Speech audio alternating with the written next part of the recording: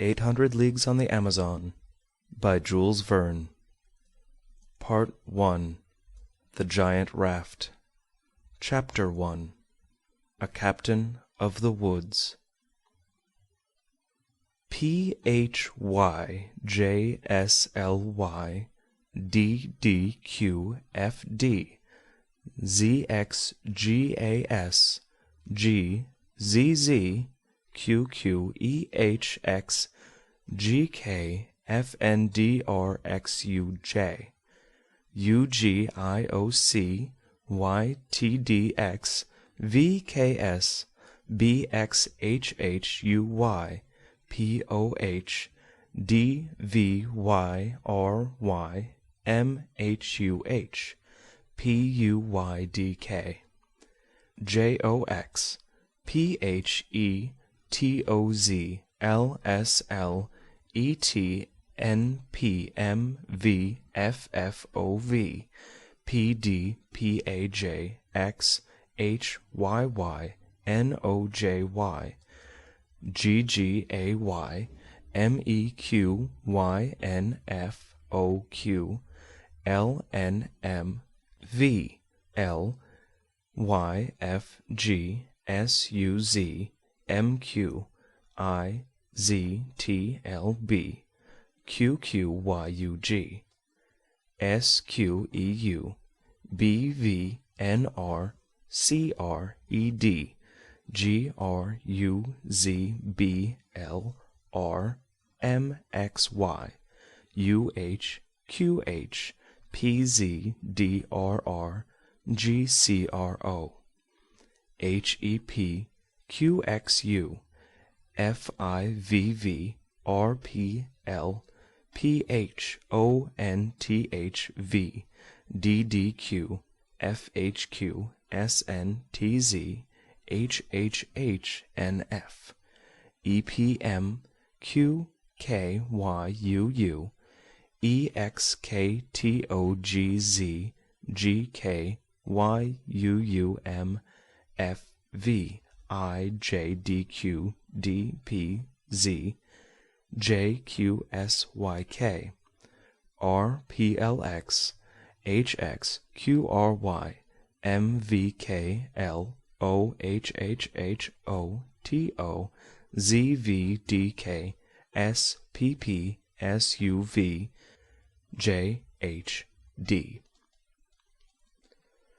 The man who held in his hand the document of which this strange assemblage of letters formed the concluding paragraph remained for some moments lost in thought.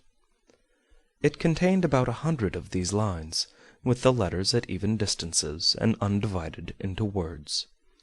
It seemed to have been written many years before, and time had already laid his tawny finger on the sheet of good stout paper which was covered with the hieroglyphics. On what principle had these letters been arranged? He who held the paper was alone able to tell. With such cipher language it is as with the locks of some of our iron safes. In either case the protection is the same. The combinations which they lead to can be counted by millions, and no calculator's life would suffice to express them. Some particular word has to be known before the lock of the safe will act, and some cipher is necessary before that cryptogram can be read. He who had just reperused the document was but a simple captain of the woods. Under the name of Capitães do Mato are known in Brazil those individuals who are engaged in the recapture of fugitive slaves. The institution dates from 1722. At that period anti-slavery ideas had entered the minds of a few philanthropists, and more than a century had to elapse before the mass of the people grasped and applied them. That freedom was a right, that the very first of the natural rights of man was to be free and to belong only to himself, would seem to be self-evident, and yet thousands of years had to pass before the glorious thought was generally accepted, and the nations of the earth had the courage to proclaim it. In 1852, the year in which our story opens, there were still slaves in Brazil, and, as a natural consequence, captains of the woods to pursue them. For certain reasons of political economy, the hour of general emancipation had been delayed, But the black had at this date the right to ransom himself. The children which were born to him were born free. The day was not far distant when the magnificent country, into which could be put 3/4 of the continent of Europe, would no longer count a single slave among its 10 millions of inhabitants. The occupation of the captains of the woods was doomed, and at the period we speak of the advantages obtainable from the capture of fugitives were rapidly diminishing. While, however, the calling continued sufficiently profitable, the captains of the woods formed a peculiar class of adventurers, principally composed of freedmen and deserters, of not very enviable reputation. The slave hunters, in fact, belonged to the dregs of society, and we shall not be far wrong in assuming that the man with the cryptogram was a fitting comrade for his fellow capitaes do mato. Torres, for that was his name, unlike the majority of his companions, was neither half-breed, Indian, nor Negro. He was a white of Brazilian origin, and had received a better education than befitted his present condition. One of those unclassed men who are found so frequently in the distant countries of the New World, at a time when the Brazilian law still excluded mulattoes and others of mixed blood from certain employments, it was evident that if such exclusion had affected him, it had done so on account of his worthless character, and not because of his birth. Torres, at the present moment, was not, however, in Brazil. He had just passed the frontier and was wandering in the forests of Peru, from which issue the waters of the upper Amazon. He was a man of about 30 years of age, on whom the fatigues of a precarious existence seemed, thanks to an exceptional temperament and an iron constitution, to have had no effect. Of middle height, broad shoulders, regular features, and decided gait, his face was tanned with the scorching air of the tropics. He had a thick black beard, and eyes lost under contracting eyebrows, giving that swift but hard glance so characteristic of insolent natures. Clothed as backwoodsmen are generally clothed, not over elaborately, his garments bore witness to long and roughish wear. On his head, stuck jauntily on one side, was a leather hat with a large brim. Trousers he had of coarse wool, which were tucked into the tops of the thick heavy boots, which formed the most substantial part of his attire, and over all, and hiding all, was a faded yellowish poncho. But if Torres was a captain of the woods, it was evident that he was not now employed in that capacity, his means of attack and defence being obviously insufficient for any one engaged in the pursuit of the blacks. No firearms, neither gun nor revolver. In his belt, only one of those weapons, more sword than hunting knife, called a mancheta, and in addition he had an enxada, which is a sort of hoe, specially employed in the pursuit of the tatus and agoutis, which abound in the forests of the upper Amazon, where there is generally little to fear from wild beasts. On the 4th of May, 1852, it happened, then, that our adventurer was deeply absorbed in the reading of the document on which his eyes were fixed, and, accustomed as he was to live in the forests of South America, he was perfectly indifferent to their splendors. Nothing could distract his attention, neither the constant cry of the howling monkeys, which Saint Hilaire has graphically compared to the axe of the woodman as he strikes the branches of the trees, nor the sharp jingle of the rings of the rattlesnake, not an aggressive reptile, it is true, but one of the most venomous, neither the bawling voice of the horned toad, the most hideous of its kind, nor even the solemn and sonorous croak of the bellowing frog, which, though it cannot equal the bull in size, can surpass him in noise. Torres heard nothing of all these sounds, which form, as it were, the complex voice of the forests of the New World. Reclining at the foot of a magnificent tree, he did not even admire the lofty boughs of that pau-ferro, or ironwood, with its sombre bark, hard as the metal which it replaces in the weapon and the utensil of the Indian savage. No. Lost in thought, the captain of the woods turned the curious paper again and again between his fingers. With the cipher of which he had the secret, he assigned to each letter its true value. He read, he verified the sense of those lines, unintelligible to all but him, and then he smiled, and a most unpleasant smile it was. Then he murmured some phrases in an undertone which none in the solitude of the Peruvian forests could hear, and which no one, had he been anywhere else, would have heard. "Yes," said he at length, "here are 100 lines very neatly written, which, for some one that I know, have an importance that is undoubted. That somebody is rich. It is a question of life or death for him, and looked at in every way it will cost him something."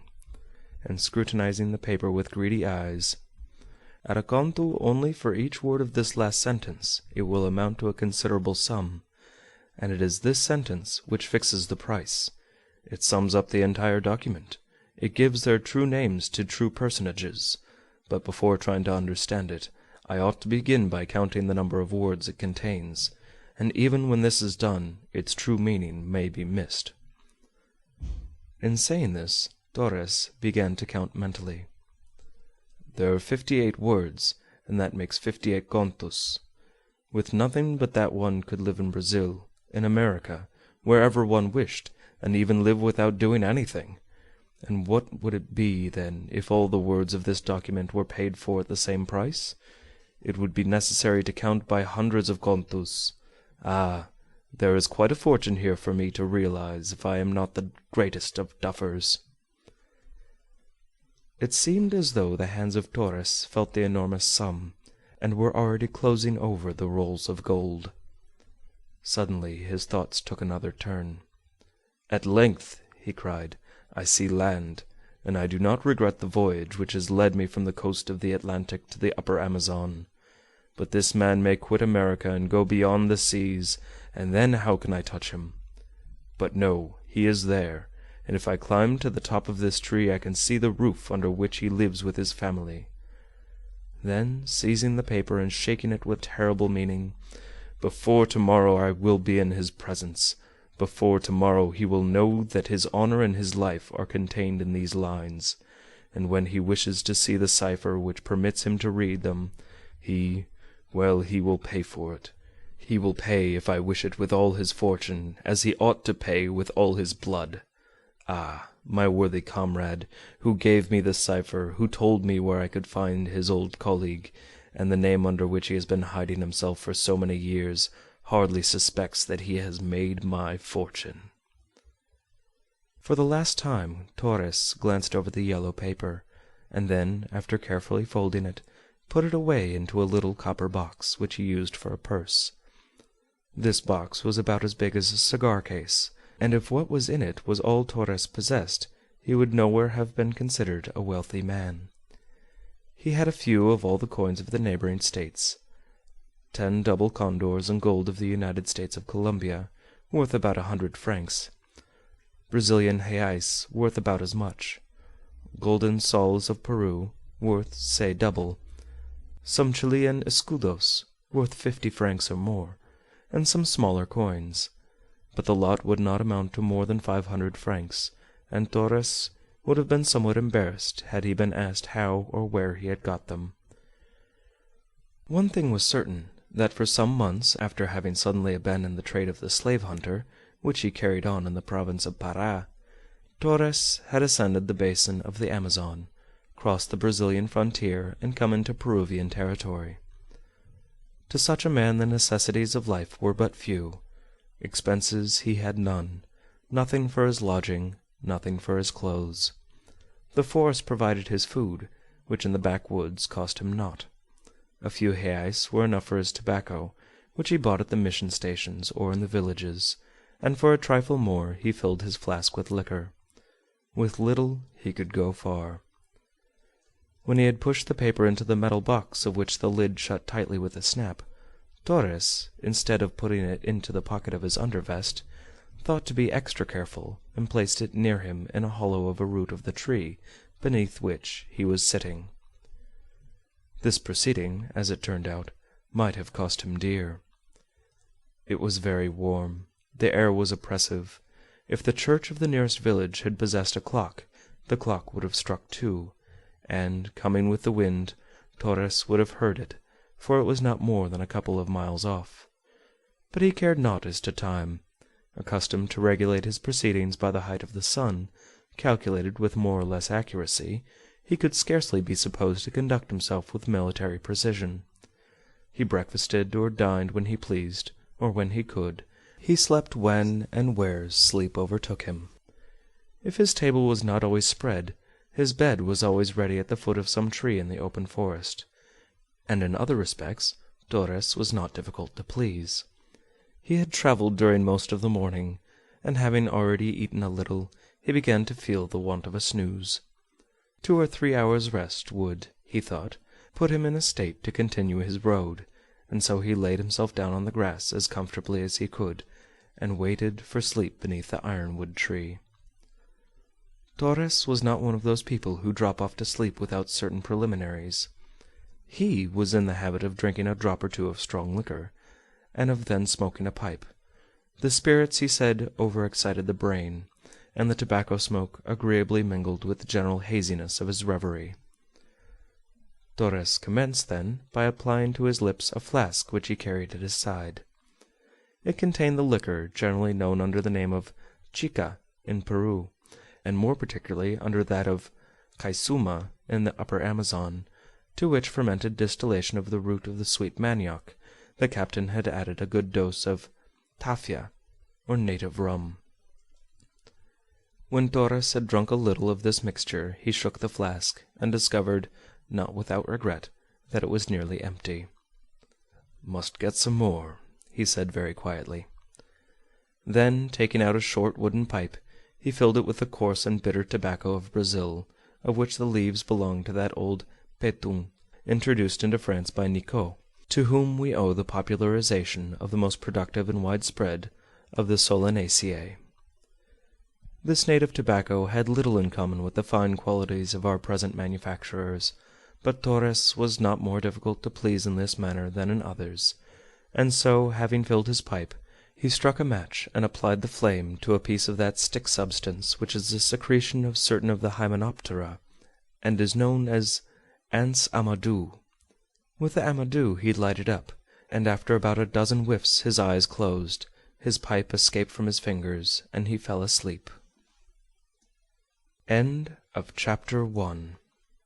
A Captain of the Woods. 800 Leagues on the Amazon by Jules Verne. Chapter 2.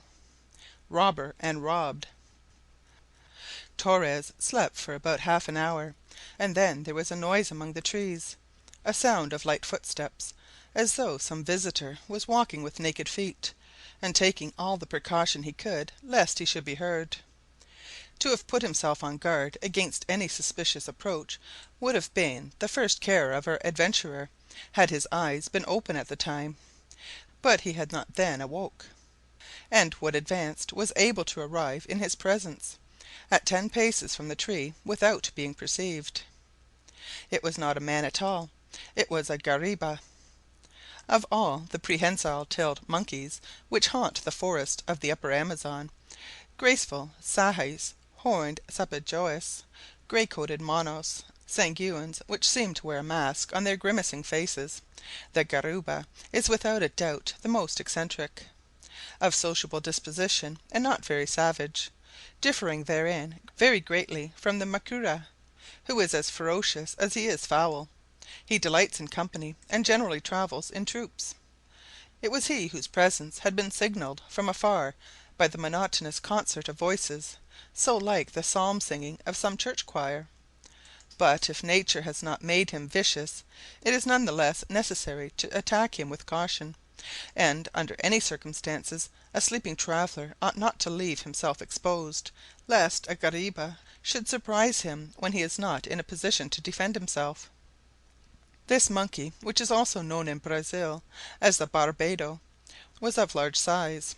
The suppleness and stoutness of his limbs proclaimed him a powerful creature, as fit to fight on the ground as to leap from branch to branch at the tops of the giants of the forest. He advanced then cautiously, and with short steps. He glanced to the right and to the left, and rapidly swung his tail. To these representatives of the monkey tribe nature has not been content to give 4 hands. She has shown herself more generous, and added a fifth, for the extremity of their caudal appendage possesses a perfect power of prehension. The guariba noiselessly approached, brandishing a sturdy cudgel, which, wielded by his muscular arm, would have proved a formidable weapon. For some minutes he had seen the man at the foot of the tree, but the sleeper did not move, and this doubtless induced him to come and look at him a little nearer.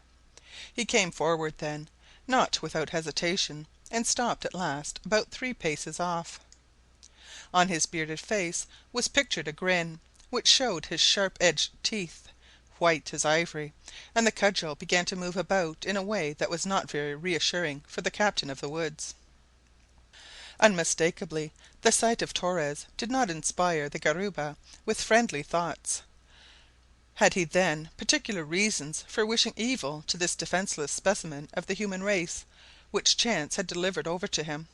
Perhaps. We know how certain animals retain the memory of the bad treatment they have received, and it is possible that against backwoodsmen in general he bore some special grudge. In fact, Indians especially make more fuss about the monkey than any other kind of game, and, no matter to what species it belongs, follow its chase with the ardor of Nimrods, not only for the pleasure of hunting it, but for the pleasure of eating it. Whatever it was, the guariba did not seem disinclined to change characters this time, and if he did not quite forget that nature had made him but a simple herbivore, and longed to devour the captain of the woods, he seemed at least to have made up his mind to get rid of one of his natural enemies. After looking at him for some minutes, the guariba began to move round the tree. He stepped slowly, holding his breath, and getting nearer and nearer. His attitude was threatening, his countenance ferocious. Nothing could have seemed easier to him than to have crushed this motionless man at a single blow, and assuredly at that moment the life of Torres hung by a thread. In truth, the guariba stopped a second time close up to the tree, placed himself at the side so as to command the head of the sleeper, and lifted his stick to give the blow. But if Torres had been imprudent in putting near him, in the crevice of the root, the little case which contained his document and his fortune, it was this imprudence which saved his life. A sunbeam shooting between the branches just glinted on the case, the polished metal of which lighted up like a looking-glass. The monkey, with the frivolity peculiar to his species, instantly had his attention distracted. His ideas, if such an animal could have ideas, took another direction. He stopped, caught hold of the case, jumped back a pace or two, and, raising it to the level of his eyes, looked at it, not without surprise, as he moved it about and used it like a mirror. He was, if anything, still more astonished when he heard the rattle of the gold pieces it contained. The music enchanted him. It was like a rattle in the hands of a child. He carried it to his mouth, and his teeth grated against the metal, but made no impression on it. Doubtless the guariba thought he had found some fruit of a new kind, a sort of huge, almost brilliant all over, and with a kernel playing freely in its shell. But if he soon discovered his mistake, he did not consider it a reason for throwing the case away. On the contrary, he grasped it more tightly in his left hand, and dropped the cudgel, which broke off a dry twig in its fall. At this noise Torres woke, and with the quickness of those who are always on the watch, with whom there is no transition from the sleeping to the waking state, was immediately on his legs. In an instant Torres had recognized with whom he had to deal. "A guariba!" he cried, and his hand seizing his manchetta, he put himself into a posture of defense. The monkey, alarmed, jumped back at once, and not so brave before a waking man as a sleeping one, performed a rapid caper, and glided under the trees. "It was time," said Torres. "The rogue would have settled me without any ceremony." Of a sudden, between the hands of the monkey, who had stopped at about 20 paces, and was watching him with violent grimaces, as if he would like to snap his fingers at him, he caught sight of his precious case. "The beggar!" he said. "If he has not killed me, he has done what is almost as bad. He has robbed me."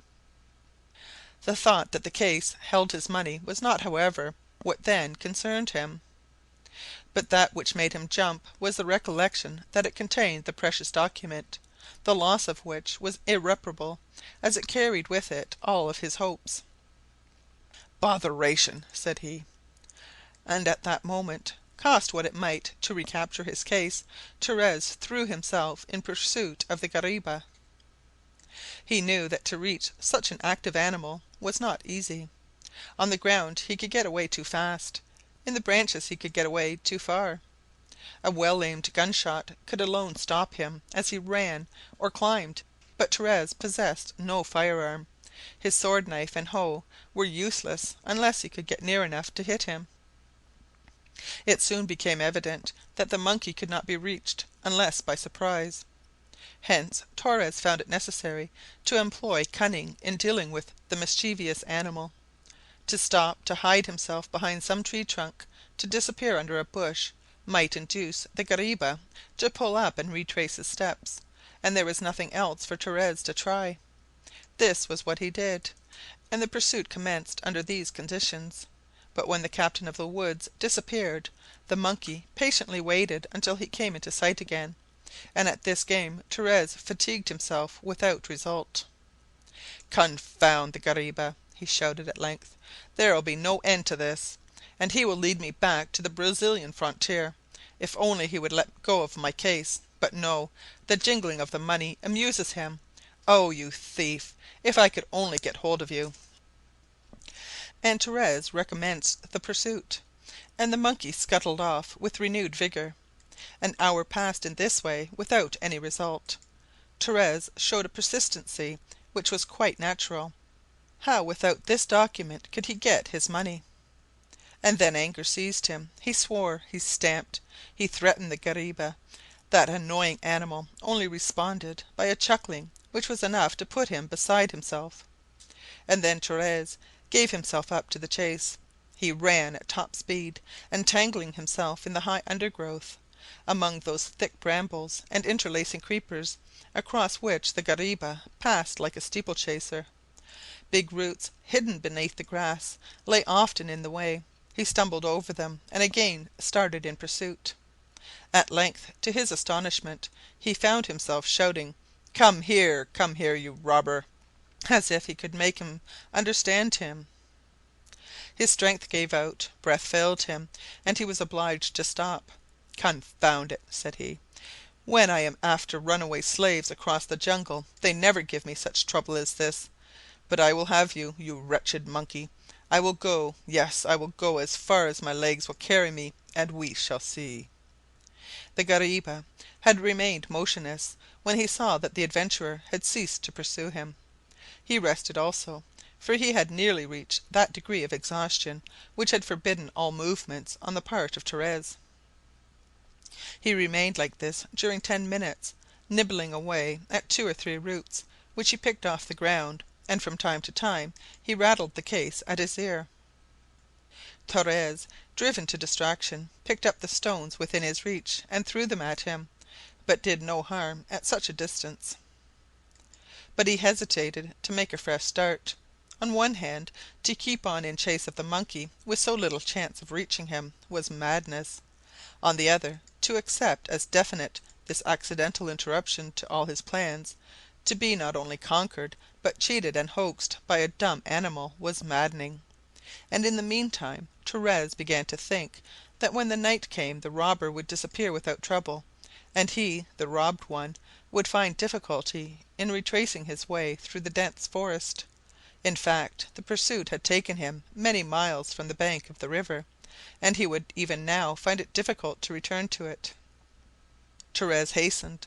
He tried to resume his thoughts with coolness, and finally, after giving vent to a last imprecation, he was about to abandon all idea of regaining possession of his case, when once more, in spite of himself, there flashed across him the thought of his document, the remembrance of all that scaffolding on which his future hopes depended, on which he had counted so much, and he resolved to make another effort.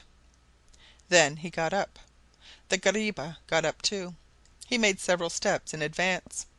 the monkey made as many in the rear, but this time, instead of plunging more deeply into the forest, he stopped at the foot of an enormous ficus, the tree of which the different kinds are so numerous all over the upper Amazon basin. To seize the trunk with his four hands, to climb with the agility of a clown who is acting the monkey, to hook on with his prehensile tail to the first branches which stretched away horizontally at 40 feet from the ground, and to hoist himself to the top of the tree, to the point where the higher branches just bent beneath its weight, was only sport to the active guariba, and the work of but a few seconds. Up there, installed at his ease, he resumed his interrupted repast, and gathered the fruits which were within his reach. Torres, like him, was much in want of something to eat and drink, but it was impossible. His pouch was flat, his flask was empty. However, instead of retracing his steps, he directed them toward the tree, although the position taken up by the monkey was still more unfavorable for him. He could not dream for one instant of climbing the ficus, which the thief would have quickly abandoned for another. And all the time the miserable case rattled at his ear. Then, in his fury, in his folly, Torres apostrophized the guariba. It would be impossible for us to tell the series of invectives in which he indulged.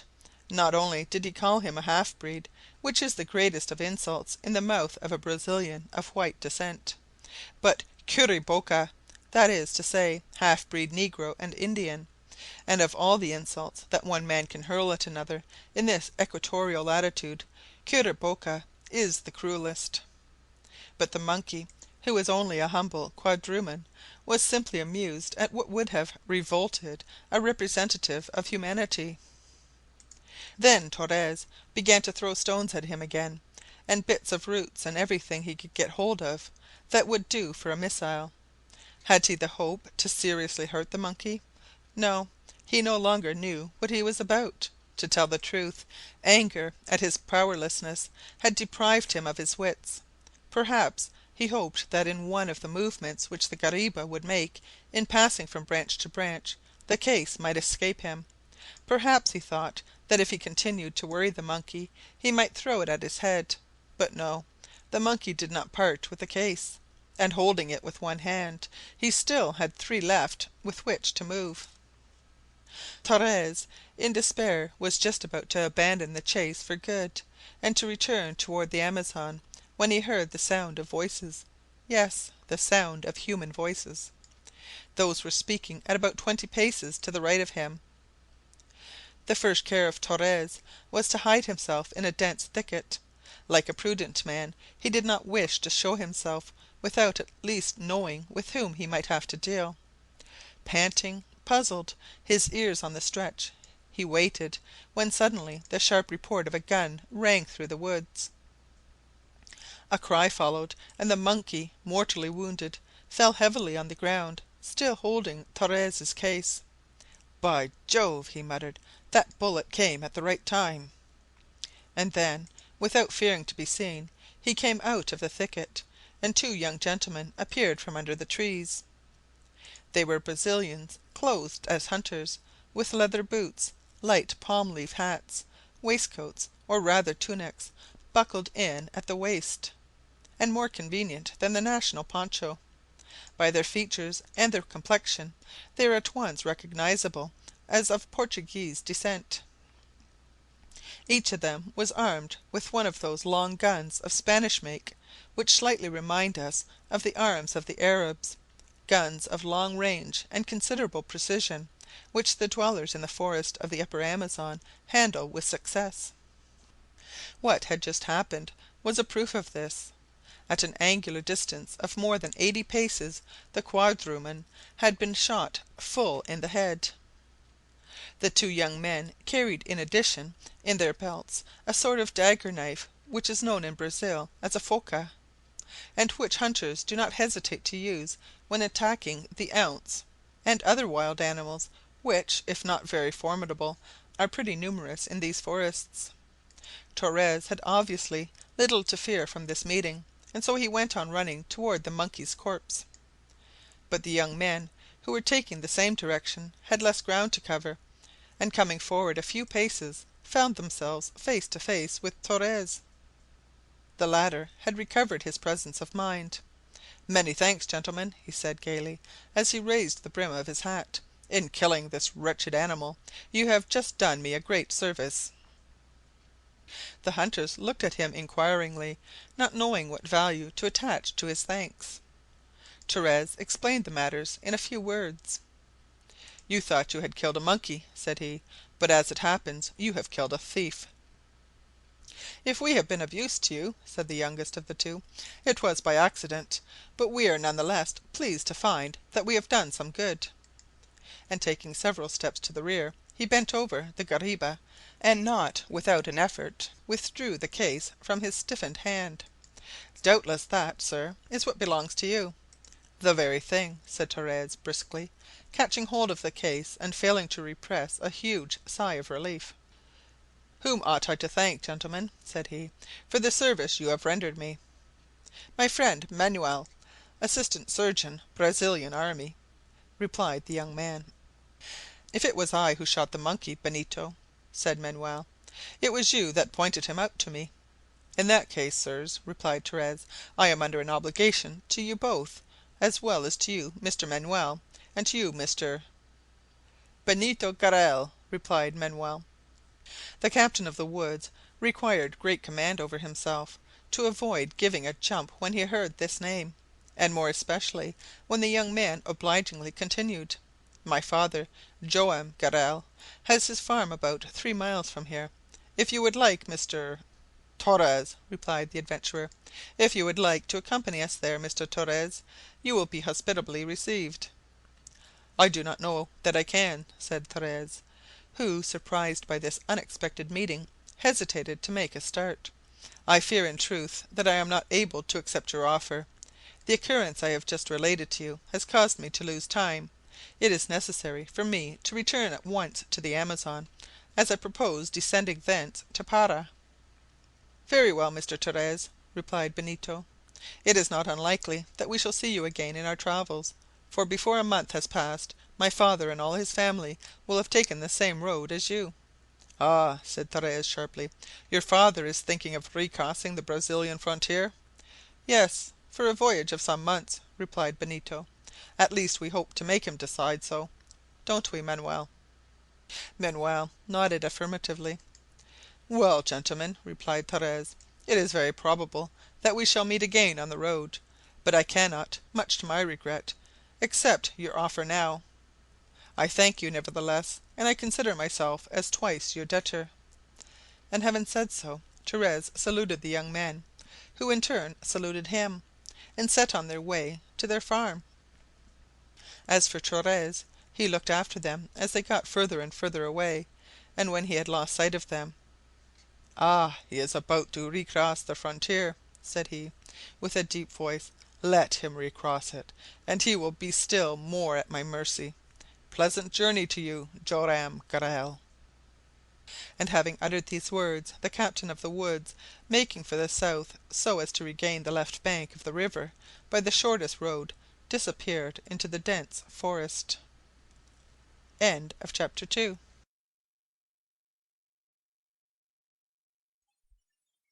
800 Leagues on the Amazon by Jules Verne. Part-01. The Giant Raft. Chapter 3. The Garral Family. The village of Iquitos is situated on the left bank of the Amazon, near the 74th meridian, on that portion of the great river which still bears the name of the Maranon, and of which the bed separates Peru from the Republic of Ecuador. It is about 55 leagues to the west of the Brazilian frontier.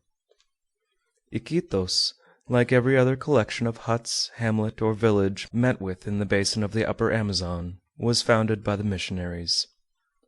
Up to the 17th year of the century, the Iquito Indians, who then formed the entire population, were settled in the interior of the province at some distance from the river. But one day the springs in their territory all dried up under the influence of a volcanic eruption, and they were obliged to come and take up their abode on the left of the Marano. The race soon altered through the alliances which were entered into with the riverine Indians, Chicunas or Omaguas, mixed descent with a few Spaniards, and today Iquitos has a population of 2 or 3 families of half-breeds. The village is most picturesquely grouped on a kind of esplanade, and runs along at about 60 feet from the river. It consists of some 40 miserable huts, whose thatched roofs only just render them worthy of the name of cottages. A stairway made of crossed trunks of trees leads up to the village, which lies hidden from the traveler's eyes until the steps have been ascended. Once at the top, he finds himself before an enclosure admitting of slight defense, and consisting of many different shrubs and arborescent plants, attached to each other by festoons of lianas, which here and there have made their way above the summits of the graceful palms and banana trees. At the time we speak of, the Indians of Iquitos went about in almost a state of nudity. The Spaniards and half-breeds alone were clothed, and much as they scorned their indigenous fellow citizens, wore only a simple shirt, light cotton trousers, and a straw hat. All lived cheerlessly enough in the village, mixing little together, and if they did meet occasionally, it was only at such times as the bell of the mission called them to the dilapidated cottage which served them for a church. But if existence in the village of Iquitos, as in most of the hamlets of the upper Amazon, was almost in a rudimentary stage, it was only necessary to journey a league further down the river to find on the same bank a wealthy settlement, with all the elements of comfortable life. This was the farm of Joam Garral, toward which our 2 young friends returned after their meeting with the captain of the woods. There, on a bend of the stream, at the junction of the river Nanay, which is here about 500 feet across, there had been established for many years this farm, homestead, or to use the expression of the country, fazenda, then in the height of its prosperity. The Nanay with its left bank bounded it to the north for about a mile, and for nearly the same distance to the east it ran along the bank of the larger river. To the west some small rivulets, tributaries of the Nanay, and some lagoons of small extent, separated it from the savannah and the fields devoted to the pasturage of the cattle. It was here that Joam Garral, in 1826, 26 years before the date when our story opens, was received by the proprietor of the fazenda. This Portuguese, whose name was Magalhães, followed the trade of timber felling, and his settlement, then recently formed, extended for about half a mile along the bank of the river. There, hospitable as he was, like all the Portuguese of the old race, Magalhães lived with his daughter Yaquita, who after the death of her mother had taken charge of his household. Magalhães was an excellent worker, inured to fatigue, but lacking education.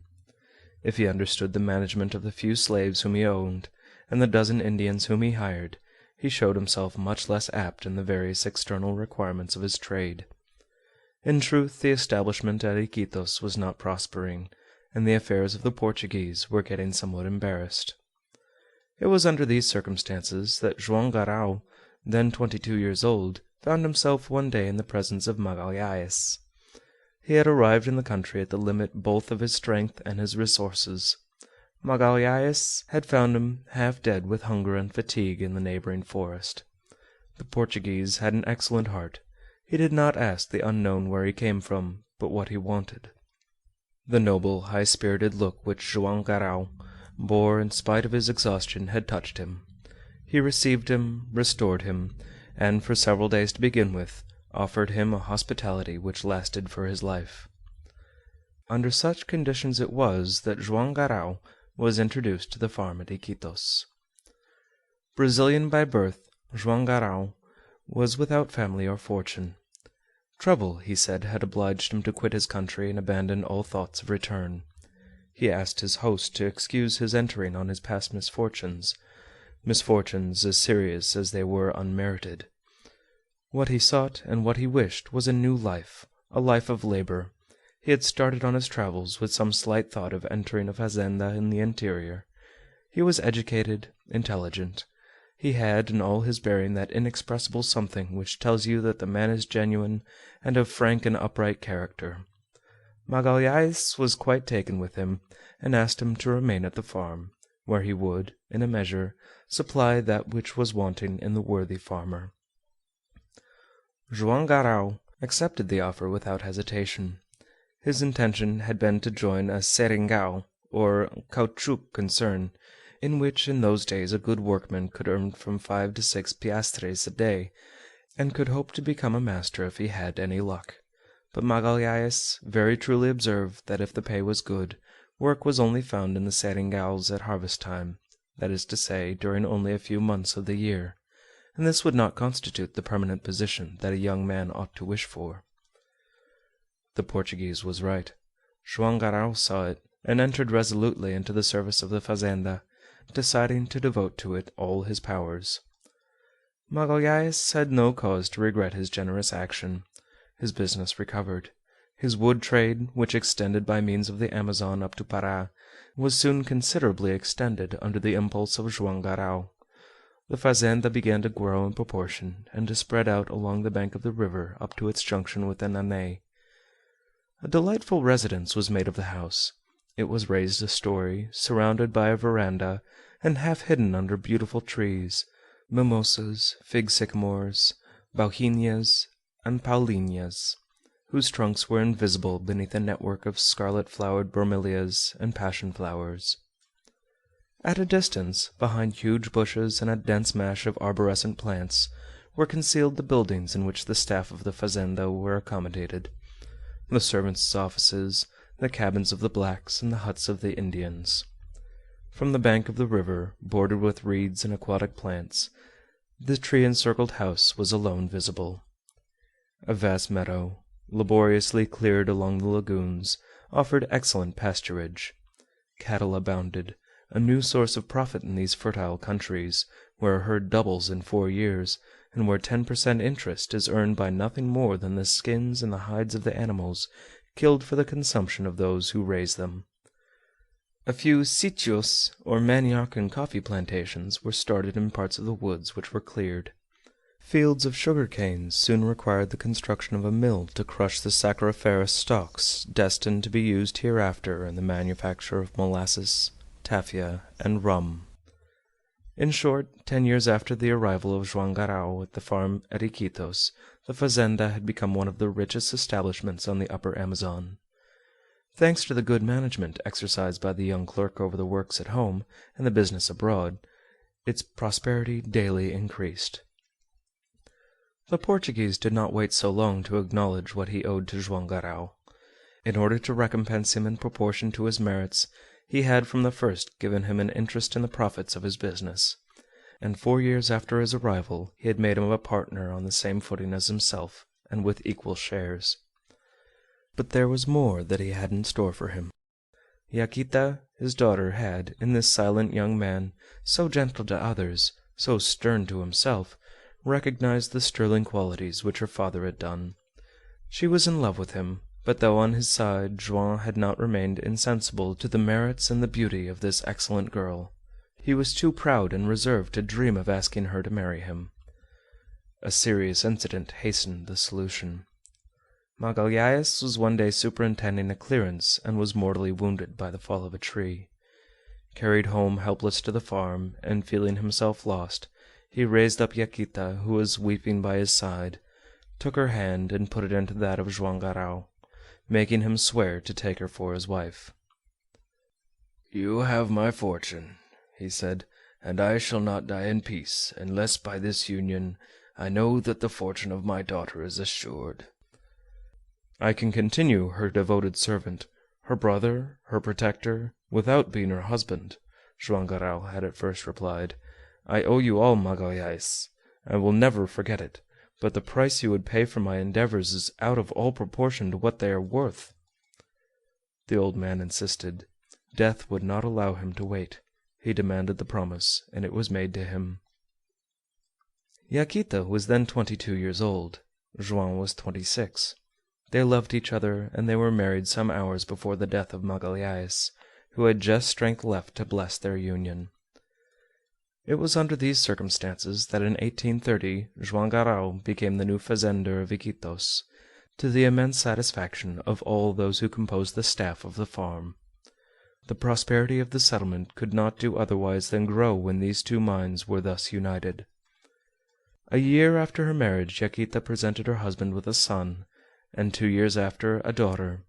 Benito and Minha, the grandchildren of the old Portuguese, became worthy of their grandfather, children worthy of Joam and Yaquita. The daughter grew to be one of the most charming of girls. She never left the fazenda. Brought up in pure and healthy surroundings, in the midst of the beauteous nature of the tropics, the education given to her by her mother and the instruction received by her from her father were ample. What more could she have learned in a convent at Manaos or Belem? Where would she have found better examples of the domestic virtues? Would her mind and feelings have been more delicately formed away from her home? If it was ordained that she was not to succeed her mother in the management of the fazenda, she was equal to any other position to which she might be called. With Benito it was another thing. His father very wisely wished him to receive as solid and complete an education as could then be obtained in the large towns of Brazil. There was nothing which the rich fazender refused his son. Benito was possessed of a cheerful disposition, an active mind, a lively intelligence, and qualities of heart equal to those of his head. At the age of 12 he was sent into Pará, to Belem, and there, under the direction of excellent professors, he acquired the elements of an education which could not but eventually make him a distinguished man. Nothing in literature, in the sciences, in the arts was a stranger to him. He studied as if the fortune of his father would not allow him to remain idle. He was not among such as imagine that riches exempt men from work. He was one of those noble characters, resolute and just, who believe that nothing should diminish our natural obligation in this respect, if we wish to be worthy of the name of men. During the first years of his residence at Belem, Benito had made the acquaintance of Manuel Valdez. This young man, the son of a merchant in Pará, was pursuing his studies in the same institution as Benito. The conformity of their characters and their tastes proved no barrier to their uniting in the closest of friendships, and they became inseparable companions. Manuel, born in 1832, was 1 year older than Benito. He had only a mother, and she lived on the modest fortune which her husband had left her. When Manuel's preliminary studies were finished, he had taken up the subject of medicine. He had a passionate taste for that noble profession, and his intention was to enter the army, toward which he felt himself attracted. At the time that we saw him with his friend Benito, Manuel Valdez had already obtained his first step, and he had come away on leave for some months to the fazenda, where he was accustomed to pass his holidays. Well built and of distinguished bearing, with a certain native pride which became him well, the young man was treated by Joam and Yaquita as another son. But if this quality of son made him the brother of Benito, the title was scarcely appreciated by him when Minha was concerned, for he soon became attached to the young girl by a bond more intimate than could exist between brother and sister. In the year of 1852, of which 4 months had already passed before the commencement of this history, Joam Garral attained the age of 48 years. In that sultry climate, which wears men away so quickly, he had known how, by sobriety, self-denial, suitable living, and constant work, to remain untouched where others had prematurely succumbed. His hair, which he wore short, and his beard, which was full, had already grown gray, and gave him the look of a Puritan. The proverbial honesty of the Brazilian merchants and fazenders showed itself in his features, of which straightforwardness was the leading characteristic. His calm temperament seemed to indicate an interior fire kept well under control. The fearlessness of his look denoted a deep-rooted strength, to which, when danger threatened, he could never appeal in vain. But notwithstanding, one could not help remarking about this quiet man of vigorous health, with whom all things had succeeded in life, a depth of sadness which even the tenderness of Yaquita had not been able to subdue. Respected by all, placed in all the conditions that would seem necessary to happiness, why was not this just man more cheerful and less reserved? Why did he seem to be happy for others and not for himself? Was this disposition attributable to some secret grief? Herein was a constant source of anxiety to his wife. Yaquita was now 44. In that tropical country where women are already old at 30, she had learned the secret of resisting the climate's destructive influences, and her features, a little sharpened but still beautiful, retained the haughty outline of the Portuguese type, in which nobility of face unites so naturally with dignity of mind. Benito and Minha responded with an affection unbounded and unceasing for the love which their parents bore them. Benito was now aged 21, and quick, brave, and sympathetic, contrasted outwardly with his friend Manuel, who was more serious and reflective. It was a great treat for Benito, after quite a year passed at Belem, so far from the fazenda, to return with his young friend to his home to see once more his father, his mother, his sister, and to find himself, enthusiastic hunter as he was, in the midst of these superb forests of the upper Amazon, some of whose secrets remained after so many centuries still unsolved by man. Minha was 20 years old, a lovely girl, brunette and with large blue eyes, eyes which seemed to open into her very soul, of middle height, good figure, and winning grace, in every way the very image of Yaquita. A little more serious than her brother, affable, good-natured, and charitable, she was beloved by all. On this subject you could fearlessly interrogate the humblest servants of the fazenda. It was unnecessary to ask her brother's friend Manuel Valdez what he thought of her. He was too much interested in the question to have replied without a certain amount of partiality. This sketch of the Garral family would not be complete, and would lack some of its features, were we not to mention the numerous staff of the fazenda. In the first place, then, it behooves us to name an old negress of some 60 years, called Cybele, free through the will of her master, a slave through her affection for him and his, and who had been the nurse of Yaquita. She was one of the family. She thee'd and thou'd both mother and daughter.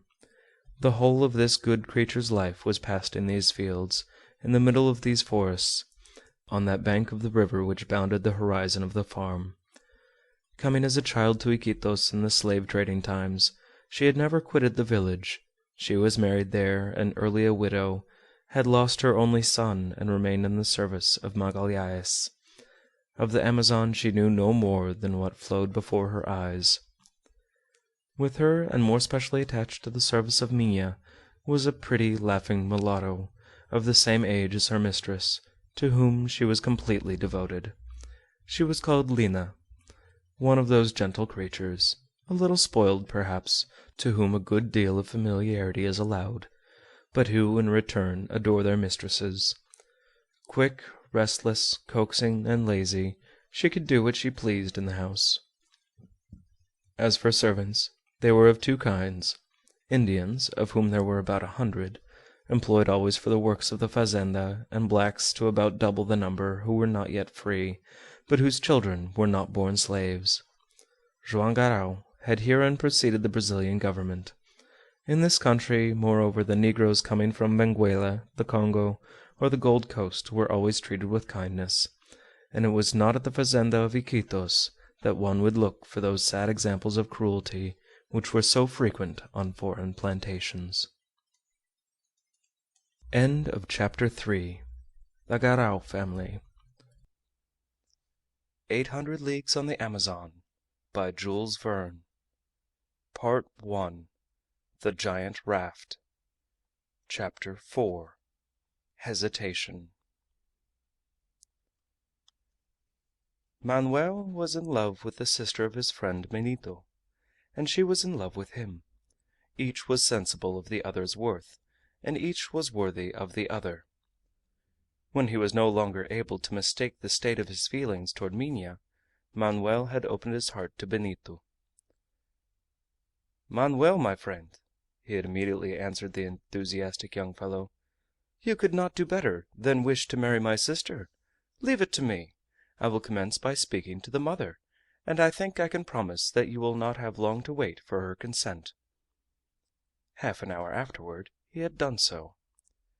Benito had nothing to tell his mother which she did not know. Yaquita had already divined the young people's secret. Before 10 minutes had elapsed, Benito was in the presence of Minha. They had but to agree. There was no need for much eloquence. At the first words, The head of the gentle girl was laid on her brother's shoulder, and the confession, "I am so happy!" was whispered from her heart. The answer almost came before the question. That was obvious. Benito did not ask for more. There could be little doubt as to Joam Garral's consent, but if Yaquita and her children did not at once speak to him about the marriage, it was because they wished at the same time to touch on a question which might be more difficult to solve. That question was, where should the wedding take place? Where should it be celebrated? In the humble cottage which served for the village church? Why not? Joam and Yaquita had there received the nuptial benediction of the Padre Passanha, who was then the curate of Iquitos parish. At that time, as now, there was no distinction in Brazil between the civil and religious acts, and the registers of the mission were sufficient testimony to a ceremony which no officer of the civil power was entrusted to attend to. Joam Garral would probably wish the marriage to take place at Iquitos, with grand ceremonies and the attendance of the whole staff of the fazenda, but if such was to be his idea, he would have to withstand a vigorous attack concerning it. "Manuel," Minha said to her betrothed, "if I was consulted in the matter, we should not be married here, but at Para. Madame Valdez is an invalid; she cannot visit Iquitos, and I should not like to become her daughter without knowing and being known by her. My mother agrees with me in thinking so. We should like to persuade my father to take us to Belem. Do you not think so?" To this proposition Manuel had replied by pressing Minha's hand. He had also had a great wish for his mother to be present at his marriage. Benito had approved the scheme without hesitation, and it was only necessary to persuade Joam Garral. And hence on this day the young men had gone out hunting in the woods, so as to leave Yaquita alone with her husband. In the afternoon these two were in the large room of the house. Joam Garral, who had just come in, was half reclining on a couch of plaited bamboos, when Yaquita, a little anxious, came and seated herself beside him. To tell Joam of the feelings which Manuel entertained toward his daughter was not what troubled her. The happiness of Minha could not but be assured by the marriage, and Joam would be glad to welcome to his arms the new son whose sterling qualities he recognized and appreciated. But to persuade her husband to leave the fazenda, Yaquita felt to be a very serious matter. In fact, since Joam Garral, then a young man, had arrived in the country, he had never left it for a day. Though the sight of the Amazon, with its waters gently flowing to the east, invited him to follow its course, though Joam every year sent rafts of wood to Manaus, to Belem, and the seacoast of Para, though he had seen each year Benito leave after his holidays to return to his studies, yet the thought seemed never to have occurred to him to go with him. The products of the farm, of the forest, and of the fields, the fazender sold on the spot. He had no wish, either with thought or look, to go beyond the horizon which bounded his Eden. From this it followed that for 25 years Joam Garral had never crossed the Brazilian frontier. His wife and daughter had never set foot on Brazilian soil. The longing to see something of that beautiful country of which Benito was often talking was not wanting, nevertheless. 2 or 3 times Yaquita had sounded her husband in the matter, but she had noticed that the thought of leaving the fazenda, if only for a few weeks, brought an increase of sadness to his face. His eyes would close, and in a tone of mild reproach he would answer, "Why leave our home? Are we not comfortable here?" And Yaquita, in the presence of the man whose active kindness and unchangeable tenderness rendered her so happy, had not the courage to persist. This time, however, there was a serious reason to make it worth while. The marriage of Minha afforded an excellent opportunity, it being so natural for them to accompany her to Belem, where she was going to live with her husband. She would there see and learn to love the mother of Manuel Valdez. How could Joam Garral hesitate in the face of so praiseworthy a desire? Why, on the other hand, did he not participate in this desire to become acquainted with her, who is to be the second mother of his child." Yaquita took her husband's hand, and with that gentle voice which had been to him all the music of his life, "Joam," she said, "I am going to talk to you about something which we ardently wish, and which will make you as happy as we are." "What is it about, Yaquita?" asked Joam. "Manuel loves your daughter, he is loved by her, and in this union they will find the happiness—" At the first words of Yaquita, Joam Garral had risen, without being able to control a sudden start. His eyes were immediately cast down, and he seemed to designedly avoid the look of his wife. "What is the matter with you?" asked she. "Minha? To get married," murmured Joam.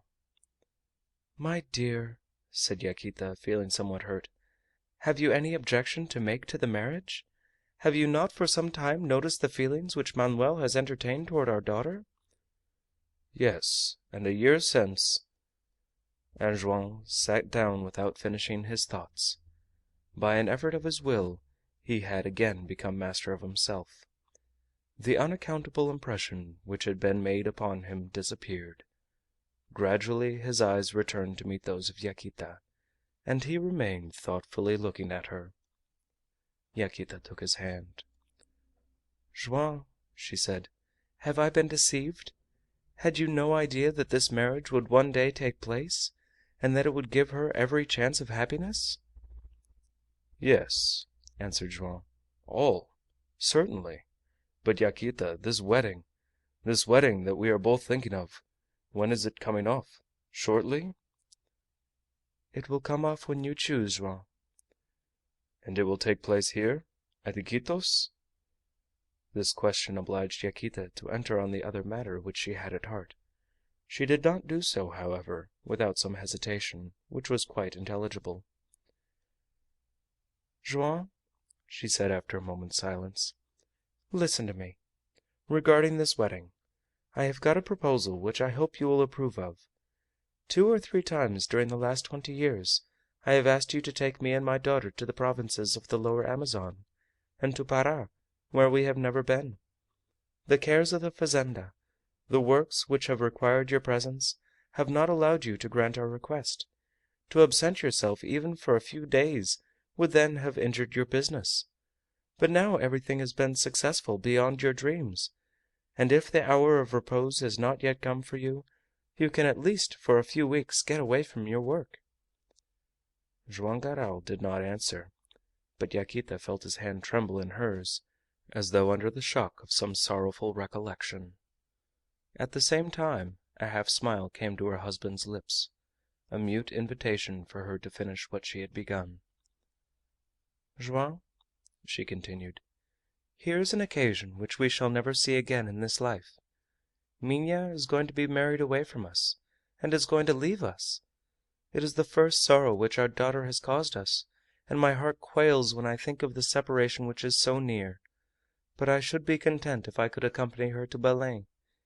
Does it not seem right to you, even in other respects, that we should know her husband's mother, who is to replace me, and to whom we are about to entrust her? Added to this, Minha does not wish to grieve Madame Valdez by getting married at a distance from her. When we were married, Joam, if your mother had been alive, would you not have liked her to be present at your wedding?" At these words of Yaquita, Joam made a movement which he could not repress. "My dear," continued Yaquita, "with Minha, with our 2 sons Benito and Manuel, with you, how I should like to see Brazil and to journey down this splendid river, even to the provinces on the seacoast through which it runs. It seems to me that the separation would be so much less cruel. As we came back we should revisit our daughter in her house with her second mother. I would not think of her as gone I knew not where. I would fancy myself much less a stranger to the doings of her life." This time Joam had fixed his eyes on his wife, and looked at her for some time without saying anything. What ailed him? Why this hesitation to grant a request which was so just in itself, to say "yes," when it would give such pleasure to all who belonged to him? His business affairs could not afford a sufficient reason. A few weeks of absence would not compromise matters to such a degree. His manager would be able to take his place without any hitch in the fazenda. And yet, all this time, he hesitated. Yaquita had taken both her husband's hands in hers and pressed them tenderly. "Joam," she said, "it is not a mere whim that I am asking you to grant. No. For a long time I have thought over the proposition I have just made to you, and if you consent it will be the realization of my most cherished desire. Our children know why I am now talking to you. Minha, Benito, Manuel all ask this favor, that we should accompany them. We would all rather have the wedding at Belem than at Iquitos. It will be better for your daughter, for her establishment, for the position which she will take at Belem, and that she should arrive with her people and appear less of a stranger in the town in which she will spend most of her life."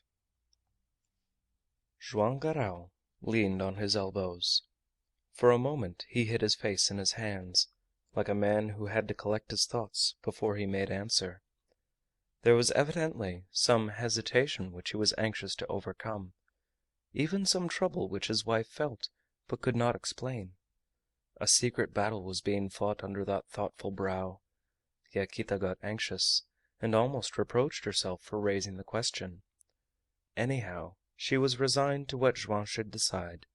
If the expedition would cost too much, she would silence her wishes.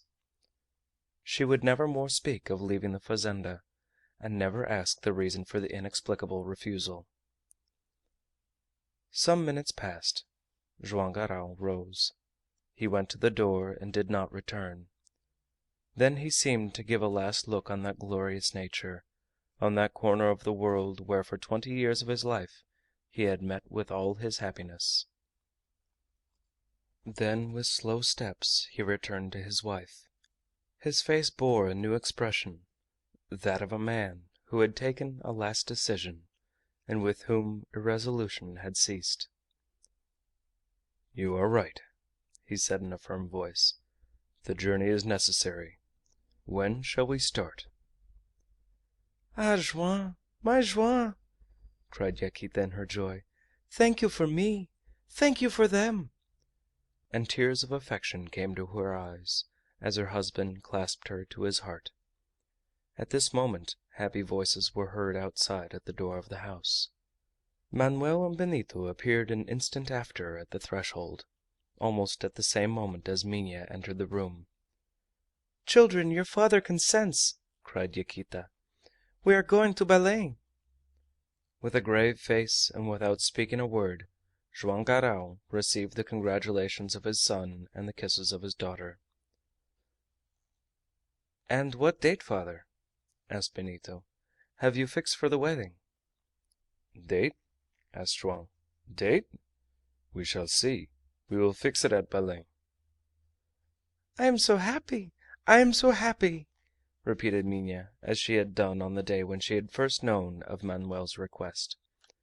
"We shall now see the Amazon in all its glory throughout its course through the provinces of Brazil.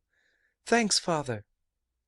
And the young enthusiast, whose imagination was already stirred, continued to her brother and to Manuel: "Let us be off to the library.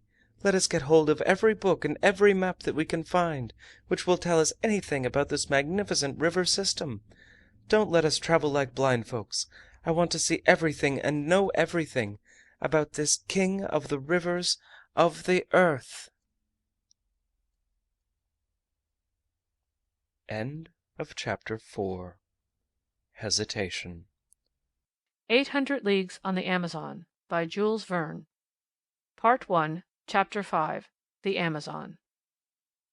"The largest river in the whole world," said Benito to Manoel Valdez on the morrow.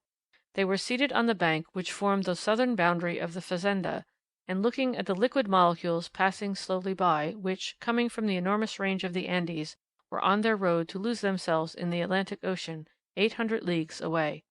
"And the river which carries to the sea the largest volume of water," replied Manoel. "A volume so considerable," added Benito, "that it freshens the sea water for an immense distance from its mouth, and the force of whose current is felt by ships at 8 leagues from the coast." a river whose course is developed over more than 30 degrees of latitude, and in a basin from which south to north does not comprise less than 25 degrees. A basin! Exclaimed Benito. Can you call it a basin? The vast plain through which it runs, the savanna which on all sides stretches out of sight, without a hill to give a gradient, without a mountain to bound the horizon? And along its whole extent, continued Manoel, like the 1,000 tentacles of some giant polyp, 200 tributaries flowing from north or south, themselves fed by smaller affluents without number, by the side of which the large rivers of Europe are but petty streamlets. And in its course 560 islands without counting islets, drifting or stationary, forming a kind of archipelago, and yielding of themselves the wealth of a kingdom, and along its flanks canals, lagoons, and lakes, such as cannot be met with even in Switzerland, Lombardy, Scotland, or Canada. A river which, fed by its myriad tributaries, discharges into the Atlantic over 250 millions of cubic meters of water every hour. A river whose course serves as the boundary of 2 republics, and sweeps majestically across the largest empire of South America, as if it were, in very truth, the Pacific Ocean itself, flowing along its own canal into the Atlantic. And what a mouth! An arm of the sea, in which one island, Marceau, has a circumference of more than 500 leagues, and whose waters the ocean does not pond back without rising in a strife which is phenomenal, a tide race, or Pororoca, to which the ebbs, the bores, and the eddies of other rivers are but tiny ripples fanned up by the breeze. A river which 3 names are scarcely enough to distinguish, and which ships of heavy tonnage, without any change in their cargoes, can ascend for more than 3,000 miles from its mouth. A river which by itself, its affluents and subsidiary streams, opens a navigable commercial route across the whole of the south of the continent, passing from the Magdalena to the Ortequaza, from the Ortequaza to the Carqueta, from the Carqueta to the Putumayo, from the Putumayo to the Amazon, 4,000 miles of waterway which only require a few canals to make the network of navigation complete. In short, the biggest and most admirable river system which we have in the world. The 2 young men were speaking in a kind of frenzy of their incomparable river. They were themselves children of this great Amazon, whose affluents, well worthy of itself, from the highways which penetrate Bolivia, Peru, Ecuador, New Granada, Venezuela, and the 4 Guianas, English, French, Dutch, and Brazilian. What nations, what races, has it seen whose origin is lost in the far distant past? It is one of the largest rivers of the globe. Its true source still baffles our explorers. Numbers of states still claim the honor of giving it birth. The Amazon was not likely to escape the inevitable fate, and Peru, Ecuador, and Colombia have for years disputed as to the honor of its glorious paternity. Today, however, there seems to be little doubt but that the Amazon rises in Peru, in the district of Huaraco, in the department of Tarma, and that it starts from the lake of Loricoca, which is situated between the 11th and 12th degree of south latitude. Those who make the river rise in Bolivia and descend from the mountains of Titicaca have to prove that the true Amazon is the Ucayali, which is formed by the junction of the Paro and the Apurimac, an assertion which is now generally rejected. At its departure from Lake Loricoca, the youthful river starts toward the northeast for a distance of 560 miles, and does not strike to the west until it has received an important tributary, the Panta. It is called the Marañon in its journey through Colombia and Peru up to the Brazilian frontier, or rather the Maranhão, for Marañon is only the French rendering of the Portuguese name. From the frontier of Brazil to Manaos, where the superb Rio Negro joins it, it takes the name of Solimões, or Solimoens, from the name of the Indian tribe Solomeo, of which survivors are still found in the neighboring provinces. And finally, from Manaos to the sea, it is the Amazonas, or River of the Amazons, a name given it by the old Spaniards, the descendants of the adventurous Orellana, whose vague but enthusiastic stories went to show that there existed a tribe of female warriors on the Rio Namunda, one of the middle-sized affluents of the great river. From its commencement, the Amazon is recognizable as destined to become a magnificent stream. There are neither rapids nor obstacles of any sort until it reaches a defile where its course is slightly narrowed between 2 picturesque and unequal precipices. No falls are met with until this point is reached, where it curves to the eastward and passes through the intermediary chain of the Andes. Hereabouts are a few waterfalls. were it not for which the river would be navigable from its mouth to its source. As it is, however, according to Humboldt, the Amazon is free for 5/6 of its length. And from its first starting there is no lack of tributaries, which are themselves fed by subsidiary streams. There is the Chinchipe coming from the northeast on its left. On its right it is joined by the Chacapoyas coming from the northeast. On the left we have the Marona and the Pastuca, and the Gualaga comes in from the right near the mission station of Laguna. On the left there comes the Sembraya and the Tigre flowing from the northeast, and on the right the Huallaga, which joins the main stream 2,800 miles from the Atlantic and can be ascended by steamboats for over 200 miles into the very heart of Peru. To the right again, near the mission of San Joaquim d'Omaguas, just where the upper basin terminates, and after flowing majestically across the pampas of Sacramento, it receives the magnificent Ucayali, the great artery which, fed by numerous affluents, descends from Lake Chucuito in the northeast of Arica. Such are the principal branches above the village of Iquitos. Down the stream the tributaries become so considerable that the beds of most European rivers would fail to contain them. By the mouths of these auxiliary waters Joam Garral and his people will pass as they journey down the Amazon.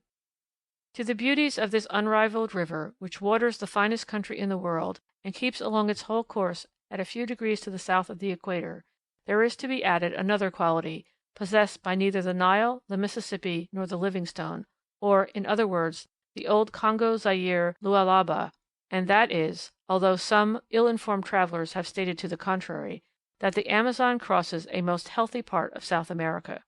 Its basin is constantly swept by westerly winds.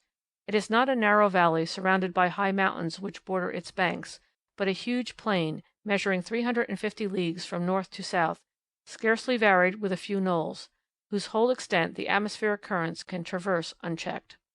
Professor Agassiz very properly protested against the pretended unhealthiness of the climate of a country which is destined to become one of the most active of the world's producers. According to him, a soft and gentle breeze is constantly observable, and produces an evaporation thanks to which the temperature is kept down, and the sun does not give out heat unchecked. The constancy of this refreshing breeze renders the climate of the river Amazon agreeable and even delightful. The Abbé Durand has likewise testified that if the temperature does not drop below 25 degrees centigrade, it never rises above 33 degrees, and this gives for the year a mean temperature of from 28 degrees to 29 degrees, with a range of only 8 degrees. After such statements we are safe in affirming that the basin of the Amazon has none of the burning heats of countries like Asia and Africa, which are crossed by the same parallels. The vast plain which serves for its valley is accessible over its whole length to the generous breezes which come from off the Atlantic, and the provinces to which the river has given its name have acknowledged right to call themselves the healthiest of a country which is one of the finest on the earth. And how can we say that the hydrographical system of the Amazon is not known? In the 16th century, Orellana, the lieutenant of one of the brothers Pizarro, descended the Rio Negro, arrived on the main river in 1540, ventured without a guide across the unknown district, and after 18 months of a navigation of which record is most marvelous, reached the mouth. In 1636 and 1637 the Portuguese Pedro Teixeira ascended the Amazon to Napo with a fleet of 47 pirogues. In 1743 La Condamine, after having measured an arc of the meridian at the equator, left his companions Bouguer and Gaudin de Audenay, embarked on the Chinchipe, descended to its junction with the Marañon, reached the mouth at Napo on the 31st of July, just in time to observe an immersion of the first satellite of Jupiter, which allowed this Humboldt of the 18th century to accurately determine the latitude and longitude of the spot, visited the villages on both banks, and on the 6th of September arrived in front of the fort of Para. This immense journey had important results. Not only was the course of the Amazon made out in scientific fashion, but it seemed almost certain that it communicated with the Orinoco. 55 years later, Humboldt and Bonpland completed the valuable work of La Condamine and drew up the map of the Marañon as far as Napo. Since this period, the Amazon itself and all its principal tributaries have been frequently visited. In 1827, Lister Maw, in 1834 and 1835, Smythe, in 1844, the French lieutenant in command of the Boulonnais, the Brazilian Valdez in 1840, the French Paul Marcoy from 1848 to 1860, the whimsical painter Biard in 1859, Professor Agassiz in 1865 and 1866. In 1867, the Brazilian engineer Franz Keller Linsanger, and lastly, in 1879, Dr. Crevaux, have explored the course of the river, ascended many of its tributaries, and ascertained the navigability of its principal affluents. But what has won the greatest honor for the Brazilian government is that on the 31st of July, 1857, after numerous frontier disputes between France and Brazil about the Guiana boundary, the course of the Amazon was declared to be free and open to all flags, and to make practice harmonize with theory, Brazil entered into negotiations with the neighboring powers for the exploration of every river road in the basin of the Amazon. Today, lines of well-found steamboats, which correspond direct with Liverpool, are plying on the river from its mouth up to Manaos. Others ascend to Iquitos, others by way of the Tapajos, the Madeira, the Rio Negro, or the Purus, make their way into the center of Peru and Bolivia. One can easily imagine the progress which commerce will one day make in this immense and wealthy area, which is without a rival in the world. But to this medal of the future there is a reverse. No progress can be accomplished without detriment to the indigenous races. In face, on the upper Amazon, many Indian tribes have already disappeared, among others the Curaçacuras and the Soromeos. On the Putumayo, if a few Yuris are still met with, the Yahas have abandoned the district to take refuge among some of the distant tributaries, and the Mayus have quitted its banks to wander in their diminished numbers among the forests of Yapura. The Tunantins is almost depopulated, and there are only a few families of wandering Indians at the mouth of the Urura. The Tefe is almost deserted, and near the sources of the Yapur there remained but the fragments of the great nation of the Yumawa. The Coari is forsaken. There are but few Muras Indians on the banks of the Purus. Of the ancient Manaos one can count but a wandering party or two. On the banks of the Rio Negro there are only a few half-breeds, Portuguese and natives, where a few years ago 24 different nations had their homes. Such is the law of progress. The Indians will disappear. Before the Anglo-Saxon race, Australians and Tasmanians have vanished. Before the conquerors of the Far West, the North American Indians have been wiped out. One day, perhaps, the Arabs will be annihilated by the colonization of the French. But we must return to 1852. The means of communication, so numerous now, did not then exist, and the journey of Joam Garral would require not less than 4 months, owing to the conditions under which it was made. Hence this observation of Benito, while the two friends were watching the river as it gently flowed at their feet.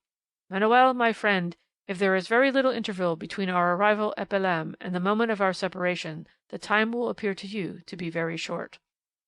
"Yes, Benito," said Manoel, "and very long as well, for Minha cannot be my wife until the end of the voyage." End of Part 1, Chapter 5.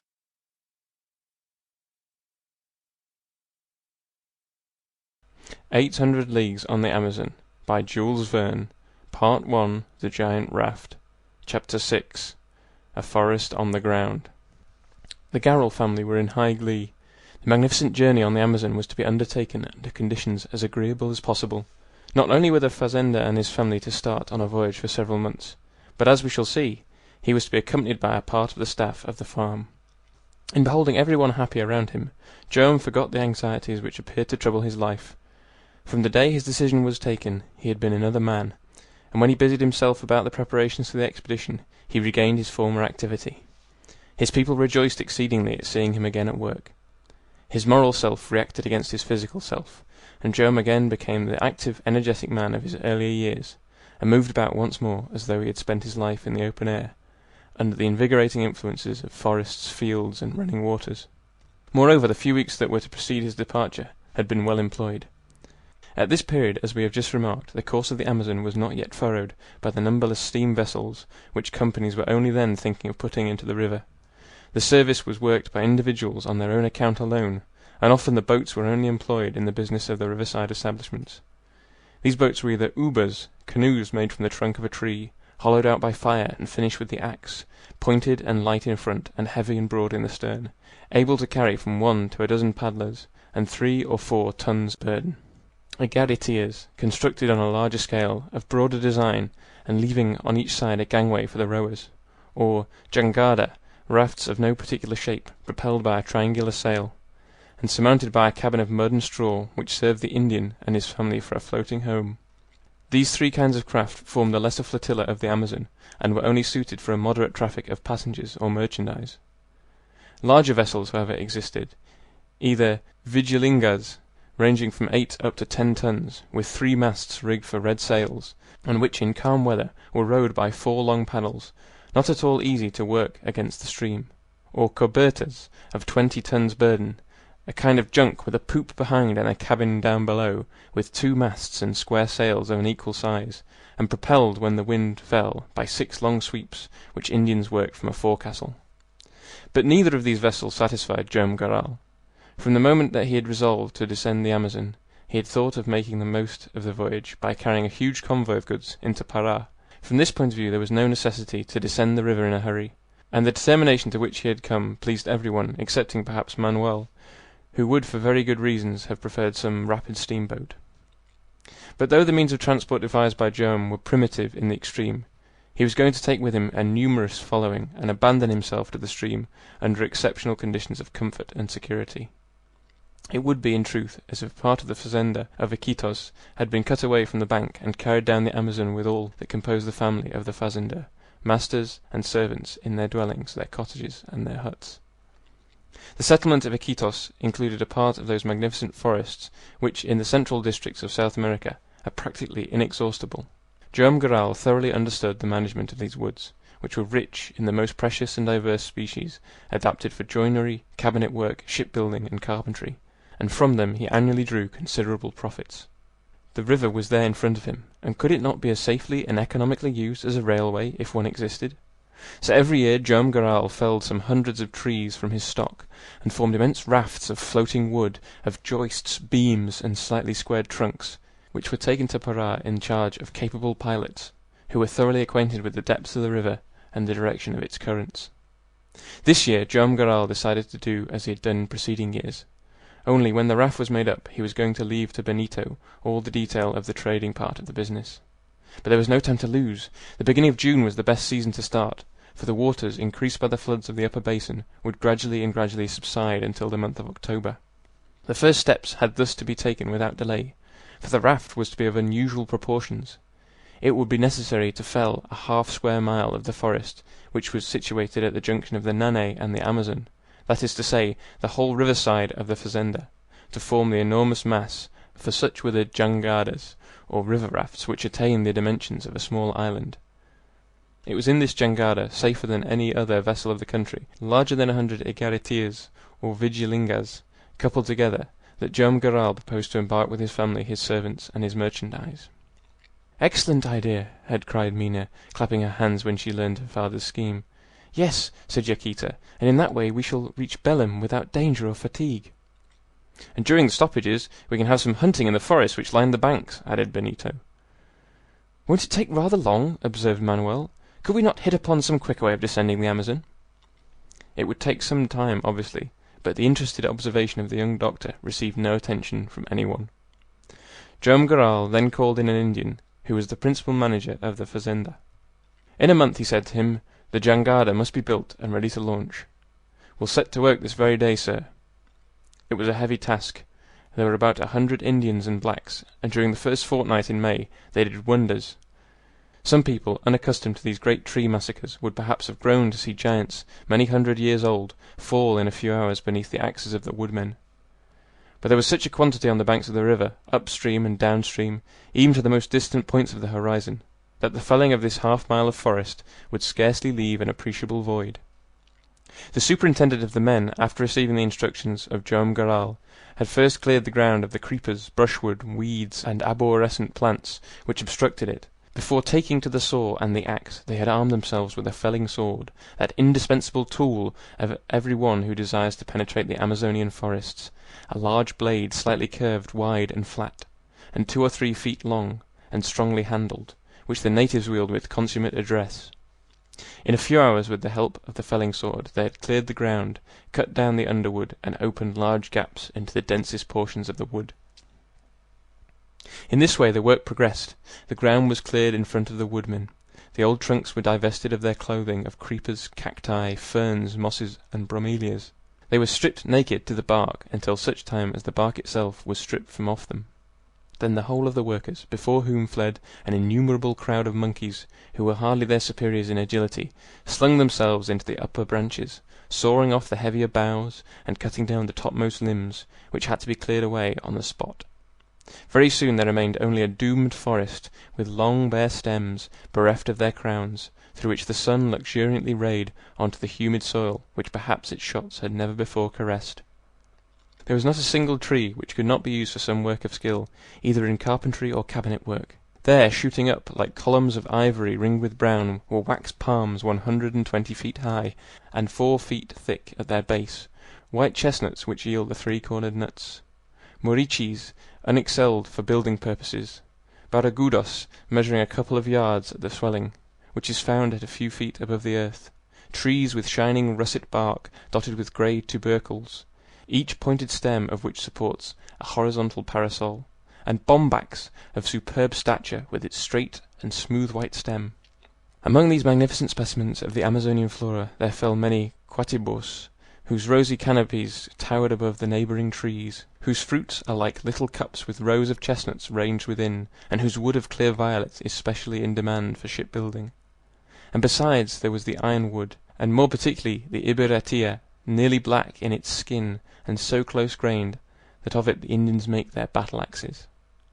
Jacarandas, more precious than mahogany, cisalpinas, only now found in the depths of the old forests which have escaped the woodsman's axe. Sapucaes, 150 feet high, buttressed by natural arches, which starting from 3 yards from their base, rejoin the tree some 30 feet up the stem, twining themselves round the trunk, like the filatures of a twisted column, whose head expands in a bouquet of vegetable fireworks, made up of the yellow, purple, and snowy white of the parasitic plants. 3 weeks after the work was begun, not one was standing of all the trees which had covered the angle of the Amazon and the Nanay. The clearance was complete. Joam Garral had not even had to bestir himself in the demolition of a forest which it would take 20 or 30 years to replace. Not a stick of young or old wood was left to mark the boundary of a future clearing, not even an angle to mark the limit of the denudation.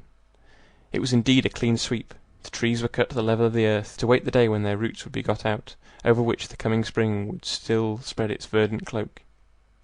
This square space, washed on its side by the waters of the river and its tributary, was destined to be cleared, ploughed, planted, and sown, and the following year fields of manioc, coffee shrubs, sugar canes, arrowroot, maize, and peanuts would occupy the ground so recently covered by the trees. The last week of the month had not arrived when the trunks, classified according to their varieties and specific gravity, were symmetrically arranged on the bank of the Amazon, at the spot where the immense jangada was to be built, which with the different habitations for the accommodation of the crew would become a veritable floating village, to wait the time when the waters of the river, swollen by the floods, would raise it and carry it for hundreds of leagues to the Atlantic coast. The whole time the work was going on, Joam Garral had been engaged in superintending it. From the clearing to the bank of the fazenda, he had formed a large mound on which the portions of the raft were disposed, and to this matter he had attended entirely himself. Yaquita was occupied with Cybele, with the preparations for the departure, though the old negress could not be made to understand why they wanted to go, or what they hoped to see. "But you will see things that you never saw before," Yaquita kept saying to her. "Will they be better than what I see now?" was Cybele's invariable reply. Mina and her favourite, for their part, took care of what more particularly concerned them. They were not preparing for a simple voyage. For them it was a permanent departure, and there were 1,000 details to look after for settling in the other country, in which the young mulatto was to live with the mistress to whom she was so devotedly attached. Mina was a trifle sorrowful, but the joyous Lina was quite unaffected at leaving Iquitos. Mina Valdez would be the same to her as Mina Garral, and to check her spirits she would have to be separated from her mistress, and that was never thought of. Benito had actively assisted his father in the work, which was on the point of completion. He commenced his apprenticeship to the trade of fazender, which would probably one day become his own, as he was about to do that of a merchant on their descent of the river. As for Manuel, he divided his time between the house, where Yaquita and her daughter were busy as possible, and the clearing, to which Benito fetched him rather oftener than he thought convenient, and on the whole the division was very unequal, as may well be imagined. End of Chapter 6. A Forest on the Ground. 800 Leagues on the Amazon by Jules Verne. Part 1. The Giant Raft. Chapter 7. Following a Liana. It was a Sunday, the 26th of May, and the young people had made up their minds to take a holiday. The weather was splendid, the heat being tempered by the refreshing breezes which blew from off the Cordilleras, and everything invited them out for an excursion into the country. Benito and Manoel had offered to accompany Minha through the thick woods which bordered the right bank of the Amazon opposite the fazenda. It was, in a manner, a farewell visit to the charming environs of Iquitos. The young men went equipped for the chase, but as sportsmen who had no intention of going far from their companions in pursuit of any game. Manoel could be trusted for that, and the girls, for Lina could not leave her mistress, went prepared for a walk, an excursion of 2 or 3 leagues being not too long to frighten them. Neither Joam Garral nor Yaquita had time to go with them. For one reason the plan of the jangada was not yet complete, and it was necessary that its construction should not be interrupted for a day, and another was that Yaquita and Cybele, well seconded as they were by the domestics of the fazenda, had not an hour to lose. Minha had accepted the offer with much pleasure, and so, after breakfast on the day we speak of, at about 11 o'clock, the 2 young men and the 2 girls met on the bank at the angle where the 2 streams joined. One of the blacks went with them. They all embarked in one of the ubas used in the service of the farm, and, having passed between the islands of Iquitos and Parianta, they reached the right bank of the Amazon. They landed at a clump of superb tree ferns, which were crowned at a height of some 30 feet with a sort of halo made of the dainty branches of green velvet and the delicate lacework of the drooping fronds. "Well, Manoel," said Minha, "it is for me to do the honors of the forest. You are only a stranger in these regions of the upper Amazon. We are at home here, and you must allow me to do my duty as mistress of the house."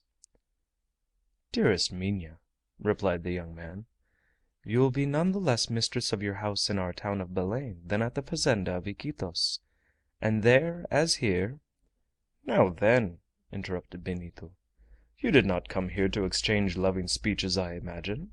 Just forget for a few hours that you are engaged." "Not for an hour, not for an instant," said Manoel. "Perhaps you will if Minha orders you?" "Minha will not order me." "Who knows?" said Lina, laughing. "Lina is right," answered Minha, who held out her hand to Manoel. "Try to forget. Forget! My brother requires it. All is broken off. As long as this walk lasts, we are not engaged. I am no more than the sister of Benito. You are only my friend." "To be sure," said Benito. "Bravo! Bravo! There are only strangers here," said the young mulatto, clapping her hands. "Strangers who see each other for the first time," added the girl, "who meet, bow to—" "Mademoiselle!" said Manoel, turning to Minha. "To whom have I the honor to speak, sir?" she said in the most serious manner possible. "To Manuel Valdez, who will be glad if your brother will introduce me." "Oh, away with your nonsense!" cried Benito. "Stupid idea that I had! Be engaged, my friends. Be it as much as you like. Be it always." "Always!" said Minha, from whom the word escaped so naturally that Lina's peals of laughter redoubled. A grateful glance from Manoel repaid Minha for the imprudence of her tongue. "Come along," said Benito, so as to get his sister out of her embarrassment. "If we walk on we shall not talk so much." "One moment, brother," she said. "You have seen how ready I am to obey you. You wish to oblige Manoel and me to forget each other, so as not to spoil your walk. Very well, and now I am going to ask a sacrifice from you so that you shall not spoil mine. Whether it pleases you or not, Benito, you must promise me to forget—" "Forget what?" "That you are a sportsman." "What? You forbid me to—" "I forbid you to fire at any of these charming birds, any of the parrots, caciques, or curucus, which are flying about so happily among the trees, and the same interdiction with regard to the smaller game with which we shall have to do to day. If any ounce, jaguar, or such thing comes too near, well—" "But," said Benito, "if not, I will take Manoel's arm, and we shall save or lose ourselves, and you will be obliged to run after us." "Would you not like me to refuse, eh?" asked Benito, looking at Manoel. "I think I should," replied the young man. "Well, then, no!" said Benito. "I do not refuse. I will obey and annoy you. Come on." And so the four, followed by the black, struck under the splendid trees whose thick foliage prevented the sun's rays from ever reaching the soil. There is nothing more magnificent than this part of the right bank of the Amazon. There, in such picturesque confusion, so many different trees shoot up that it is possible to count more than 100 different species in a square mile. A forester could easily see that no woodman had been there with his hatchet or axe, for the effects of a clearing are visible for many centuries afterward. If the new trees are even 100 years old, the general aspect still differs from what it was originally, for the lianas and other parasitic plants alter, and signs remain which no native can misunderstand. The happy group moved then into the tall herbage, across the thickets and under the bushes, chatting and laughing. In front, when the brambles were too thick, the negro, felling sword in hand, cleared the way and put thousands of birds to flight. Minha was right to intercede for the little winged world which flew about in the higher foliage, for the finest representations of tropical ornithology were there to be seen: green parrots and clamorous parakeets, which seemed to be the natural fruit of these gigantic trees, humming-birds in all their varieties, light blue and ruby red, chizoras, with long scissors-like tails, looking like detached flowers, which the wind blew from branch to branch, blackbirds with orange plumage bound with brown, golden-edged picaficos, and sabias, black as crows, all united in a deafening concert of shrieks and whistles. The long beak of the toucan stood out against the golden clusters of the kiriris, and the tree peckers, or woodpeckers of Brazil, wagged their little heads, speckled all over with their purple spots. It was truly a scene of enchantment. But all were silent and went into hiding, when above the tops of the trees there grated like a rusty weathercock the alma de gato, or soul of the cat, a kind of light fawn-colored sparrowhawk. If he proudly hooted, displaying in the air the long white plumes of his tail, he in his turn meekly took to flight when in the loftier heights there appeared the gavião, the large white-headed eagle, the terror of the whole winged population of these woods. Minha made Manoel admire the natural wonders which could not be found in their simplicity in the more civilized provinces of the East. He listened to her more with his eyes than his ears, for the cries and the songs of these thousands of birds were every now and then so penetrating that he was not able to hear what she said. The noisy laughter of Lina was alone sufficiently shrill to ring out with its joyous note above every kind of clucking, chirping, hooting, whistling, and cooing. At the end of an hour they had scarcely gone a mile. As they left the river, the trees assumed another aspect, and the animal life was no longer met with near the ground, but at from 60 to 80 feet above, where troops of monkeys chased each other along the higher branches. Here and there a few cones of the solar rays shot down into the underwood. In fact, in these tropical forests, light does not seem to be necessary for their existence. The air is enough for the vegetable growth, whether it be large or small, tree or plant, and all the heat required for the development of their sap is derived not from the surrounding atmosphere, but from the bosom of the soil itself, where it is stored up as in an enormous stove. And on the bromelias, grass plantains, orchids, cacti, and in short all the parasites which formed a little forest beneath the large one, many marvelous insects were they tempted to pluck as though they had been genuine blossoms. nestors with blue wings like shimmering watered silk, lelu butterflies reflexed with gold and striped with fringes of green, agrippina moths 10 inches long with leaves for wings, marabunda bees like living emeralds set in sockets of gold, and legions of lampyrons or pyrophorus coleopters, valagumas with breastplates of bronze, and green elytrae with yellow light pouring from their eyes, who, when the night comes, illuminate the forest with their many-colored scintillations. "What wonders!" repeated the enthusiastic girl.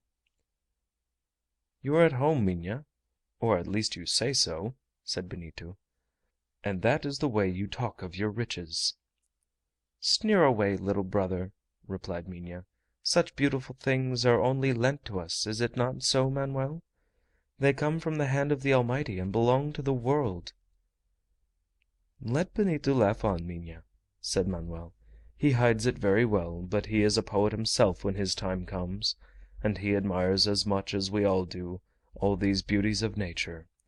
Only when his gun is on his arm, good bye to poetry."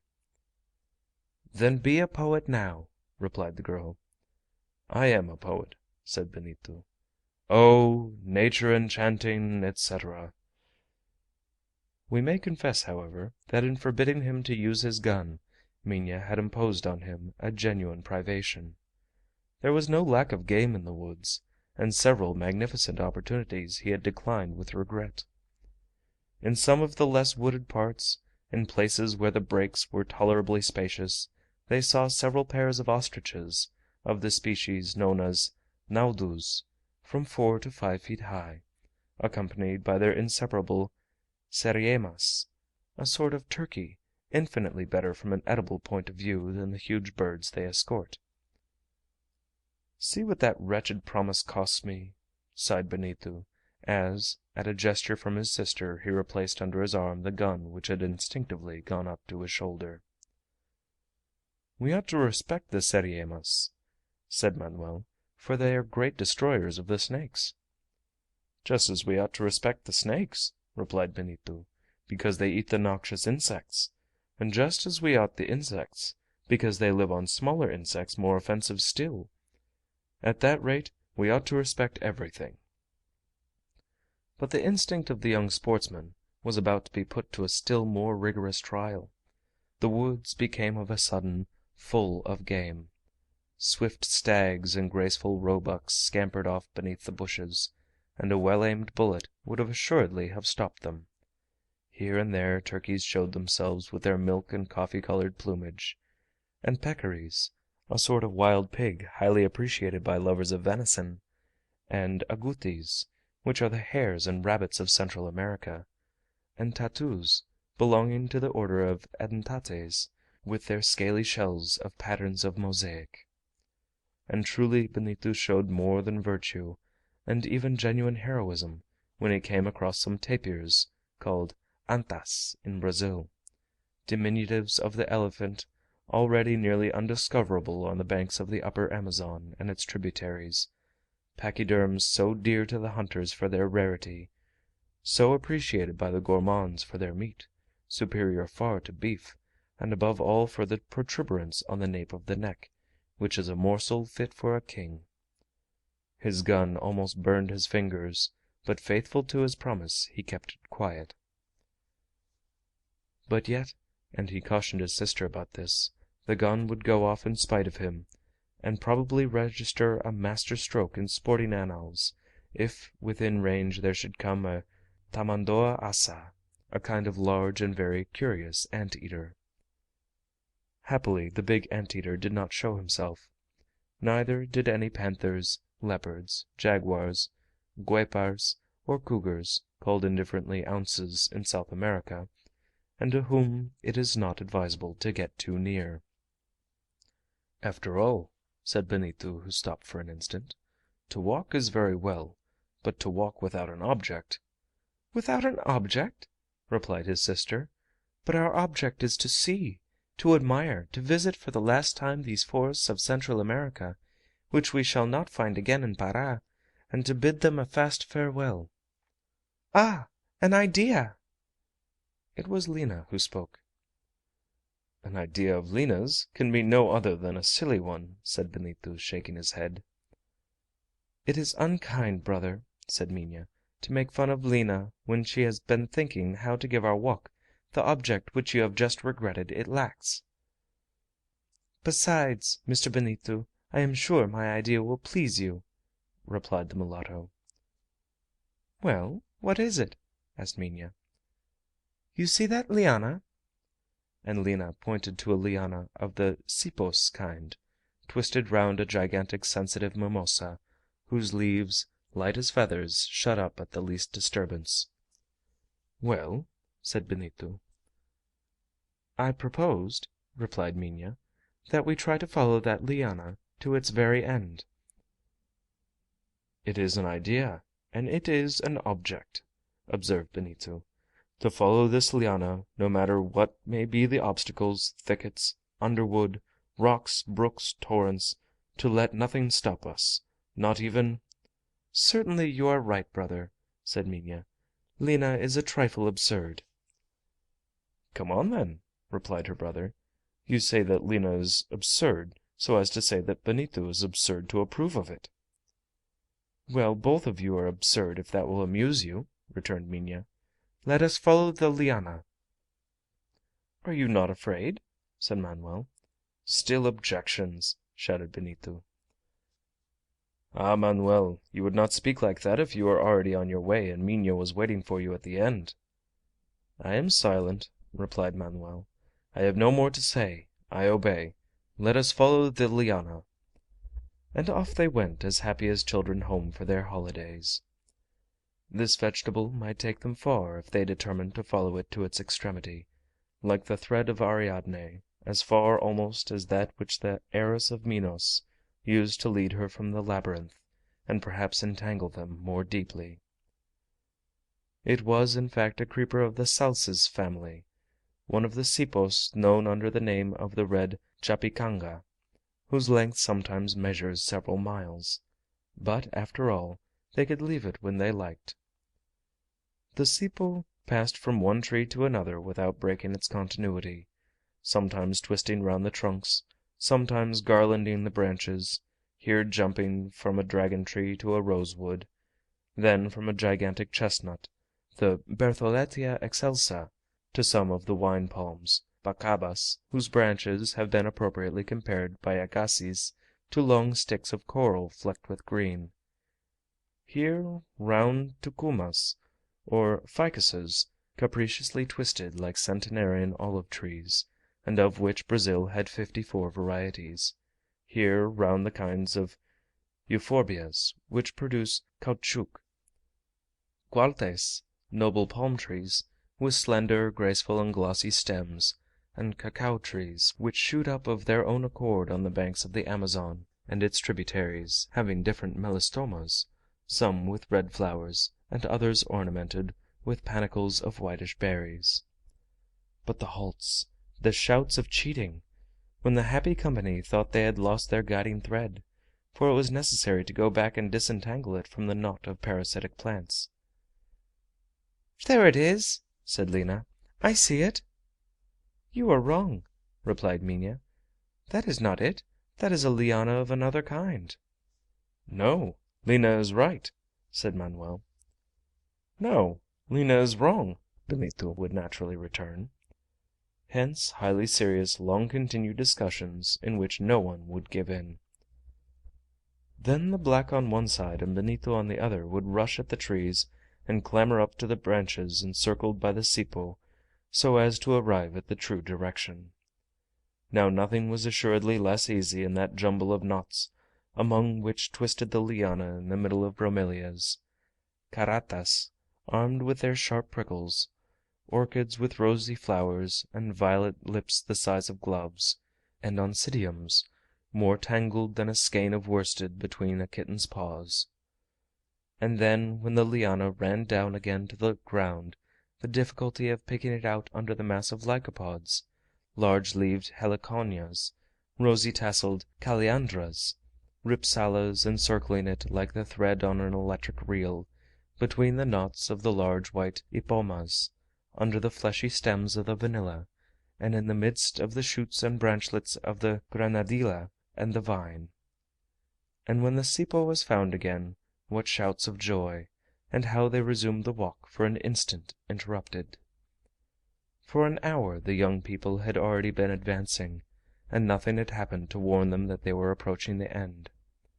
They shook the liana with vigor, but it would not give, and the birds flew away in hundreds, and the monkeys fled from tree to tree so as to point out the way. If a thicket barred the road, the felling sword cut a deep gap, and the group passed in. If it was a high rock, carpeted with verdure, over which the liana twisted like a serpent, they climbed it and passed on. A large break now appeared. There, in the more open air, which is as necessary to it as the light of the sun, the tree of the tropics par excellence, which, according to Humboldt, accompanies man in the infancy of his civilization, the great provider of the inhabitant of the torrid zones, a banana tree, was standing alone. The long festoon of the liana curled round its higher branches, moving away to the other side of the clearing, and disappeared again into the forest. "Shall we stop soon?" asked Manoel. "No, 1,000 times no!" cried Benito. "Not without having reached the end of it." "Perhaps," observed Minha, "it will soon be time to think of returning." "Oh, dearest mistress, let us go on again," replied Lina. "On forever!" added Benito, and they plunged more deeply into the forest, which, becoming clearer, allowed them to advance more easily. Besides, the cipo bore away to the north and toward the river. It became less inconvenient to follow, seeing that they approached the right bank, and it would be easy to get back afterward. A quarter of an hour later they all stopped at the foot of a ravine in front of a small tributary of the Amazon. But a bridge of lianas, made of bejucos twined together by their interlacing branches, crossed the stream. The cipo, dividing into two strings, served for a handrail, and passed from one bank to the other. Benito, all the time in front, had already stepped on the swinging floor of this vegetable bridge. Manoel wished to keep his sister back. "Stay, stay, Minha," he said. "Benito may go further if he likes, but let us remain here." "No, come on, come on, dear mistress," said Lina. "Don't be afraid, the liana is getting thinner, and we shall get the better of it and find out its end." And without hesitation the young mulatto boldly ventured toward Benito. "What children they are!" replied Minha.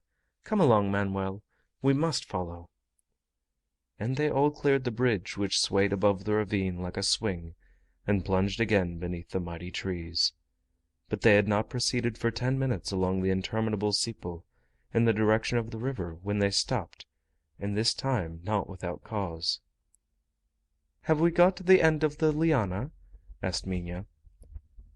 "No," replied Benito, "but we had better advance with care. Look!" And Benito pointed to the cipo, which, lost in the branches of a high ficus, was agitated by violent shakings. "What causes that?" asked Manoel. "Perhaps some animal that we had better approach with a little circumspection." And Benito, cocking his gun, motioned them to let him go on a bit, and stepped about 10 paces to the front. Manoel, the two girls, and the black remained motionless where they were. Suddenly Benito raised a shout, and they saw him rush toward a tree. They all ran as well. Sight the most unforeseen, and little adapted to gratify the eyes. A man, hanging by the neck, struggled at the end of the liana, which, supple as a cord, had formed into a slip knot, and the shakings came from the jerks into which he still agitated it in the last convulsions of his agony.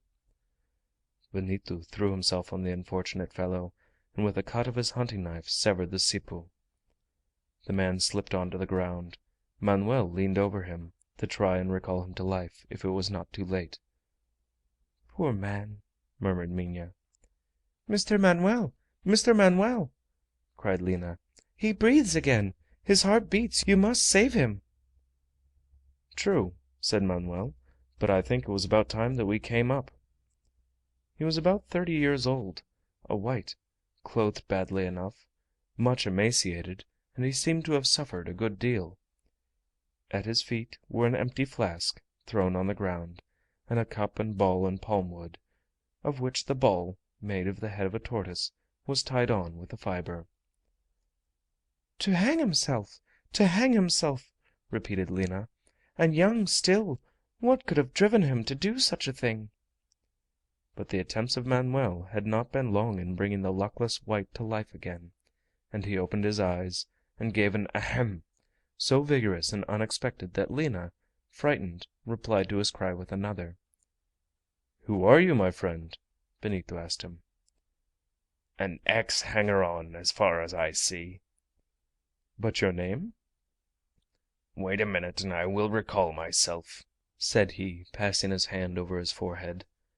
"I am known as Fragoso, at your service, and I am still able to curl and cut your hair, to shave you and to make you comfortable according to all the rules of my art. I am a barber, so to speak more truly, the most desperate of Figaros." "And what made you think of—" "What would you have, my gallant sir?" replied Fragoso with a smile. "A moment of despair, which I would have duly regretted had the regrets been in another world. But 800 leagues of country to traverse, and not a coin in my pouch, was not very comforting. I had lost courage, obviously." To conclude, Fragoso had a good and pleasing figure, and as he recovered it was evident that he was of a lively disposition. He was one of those wandering barbers who travel on the banks of the upper Amazon, going from village to village, and putting the resources of their art at the service of Negroes, Negresses, Indians, and Indian women, who appreciate them very much. But poor Fragoso, abandoned and miserable, having eaten nothing for 40 hours, astray in the forest, had for an instant lost his head, and we know the rest. "My friend," said Benito to him, "you will go back with us to the fazenda of Iquitos?" "With pleasure," replied Fragoso. "You cut me down and I belong to you. I must somehow be dependent." "Well, dear mistress, don't you think we did well to continue our walk?" asked Lina. "That I do," returned the girl. "Never mind," said Benito. "I never thought that we should finish by finding a man at the end of the Sipu." "And above all a barber in difficulties, and on the road to hang himself," replied Fragoso. The poor fellow, who was now wide awake, was told about what had passed. He warmly thanked Lina for the good idea she had had of following the liana, and they all started on the road to the fazenda, where Fragoso was received in a way that gave him neither wish nor want to try his wretched task again. End of Chapter 7. Following a Liana. 800 Leagues on the Amazon, by Jules Verne. Part-01. The Giant Raft. Chapter 8. The Jangada. The half-mile square of forest was cleared.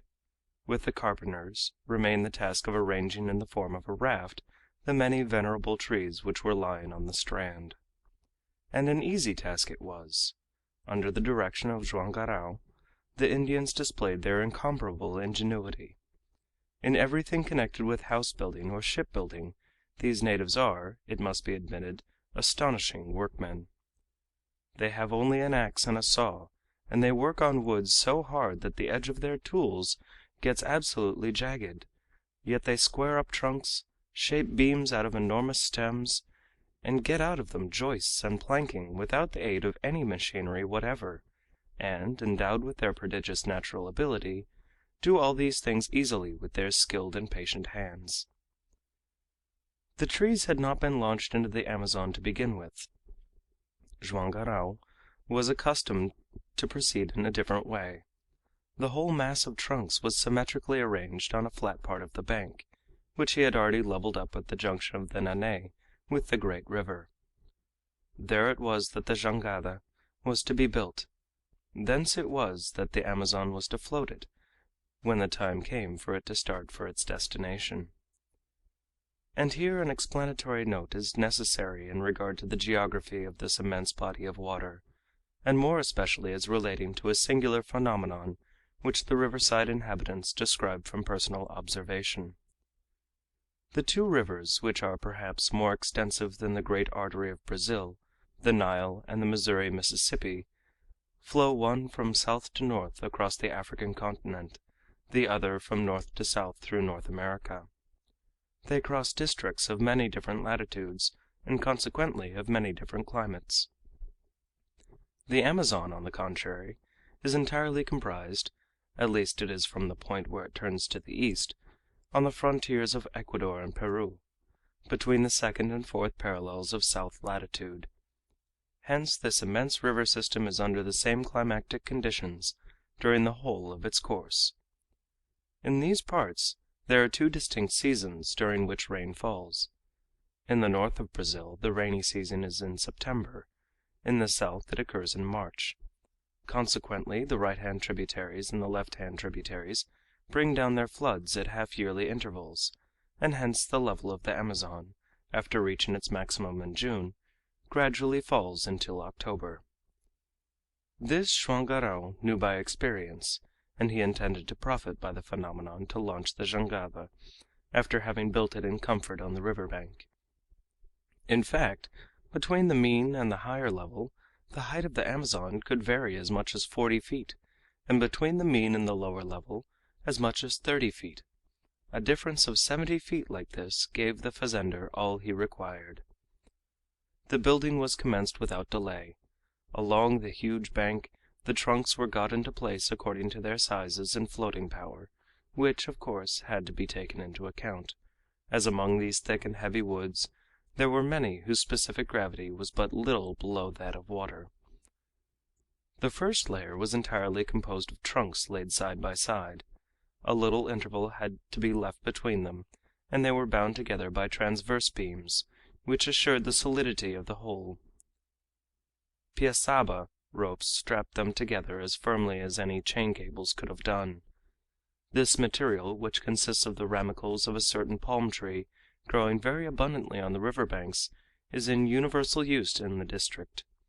Piaçaba floats, resists immersion, and is cheaply made, very good reasons for causing it to be valuable, and making it even an article of commerce with the Old World. Above this double row of trunks and beams were disposed the joists and planks which formed the floor of the jangada, and rose about 30 inches above the low water line. The bulk was enormous, as we must confess when it is considered the raft measured 1,000 feet long and 60 broad, and thus had a superficies of 60,000 square feet. They were, in fact, about to commit a whole forest to the Amazon. The work of building was conducted under the immediate direction of Joam Garral. But when that part was finished, the question of arrangement was submitted to the discussion of all, including even the gallant Fragoso. Just a word as to what he was doing in his new situation at the fazenda. The barber had never been so happy as since the day when he had been received by the hospitable family. Joam Garral had offered to take him to Para, on the road to which he was, when the liana, according to his account, had seized him by the neck and brought him up with a round turn. Fragoso had accepted the offer, thanked him from the bottom of his heart, and ever since had sought to make himself useful in 1,000 ways. He was a very intelligent fellow, what one might call a double right-hander, that is to say, he could do everything, and could do everything well. As merry as Lina, always singing, and always ready with some good-natured joke, he was not long in being liked by all.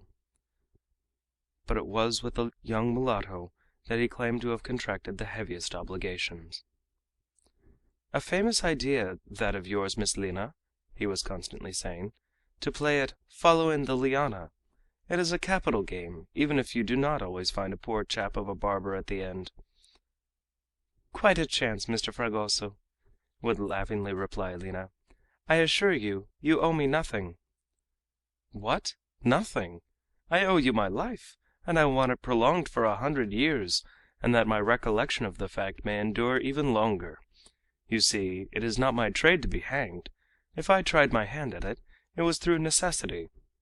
But, on consideration, I would rather die of hunger, and before quite going off, I should try a little pasturage with the brutes. As for this liana, it is a lien between us, and so you will see." The conversation generally took a joking turn, but at the bottom Fragoso was very grateful to the mulatto for having taken the initiative in his rescue, and Lina was not insensible to the attentions of the brave fellow, who was as straightforward, frank, and good-looking as she was. Their friendship gave rise to a many pleasant "Ah, ah!" on the part of Benito, old Cybele, and others. To return to the jangada, after some discussion it was decided, as the voyage was to be of some months' duration, as to make it as complete and comfortable as possible. The Garral family, comprising the father, mother, daughter, Benito, Manoel, and the servants Cybele and Lina, were to live in a separate house. In addition to these, there were to go 40 Indians, 40 blacks, Fragoso, and the pilot who was to take charge of the navigation of the raft. Though the crew was large, it was not more than sufficient for the service on board.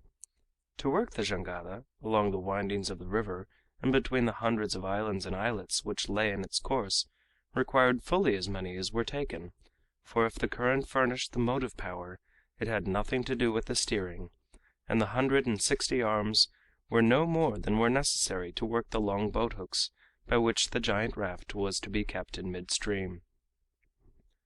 In the first place, then, in the hinder part of the jangada, they built the master's house.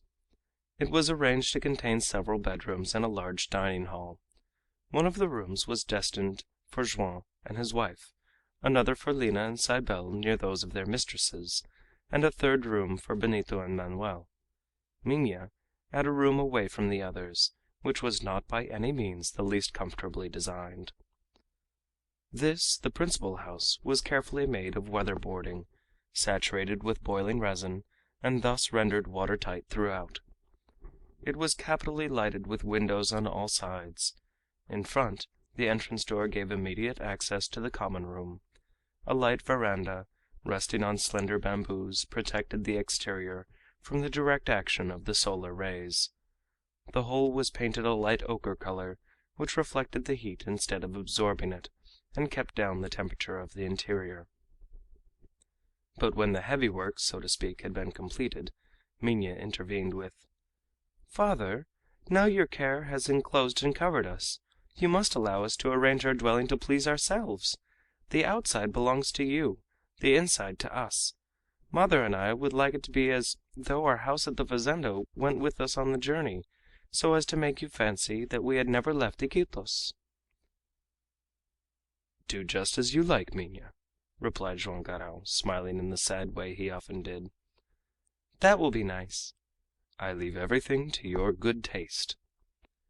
"And that will do us honor, father. It ought to, for the sake of the splendid country we are going through, which is yours, by the way, and into which you are to enter after so many years' absence." "Yes, Minha, yes," replied Joam. "It is rather as if we were returning from exile, voluntary exile. Do your best. I approve beforehand of what you do." On Minha and Lina, to whom were added of their own free will Manoel on the one side and Fragoso on the other, devolved the care of decorating the inside of the house.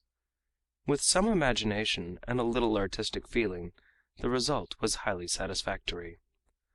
The best furniture of the fazenda naturally found its place within, as after arriving in Para they could easily return it by one of the igariteos.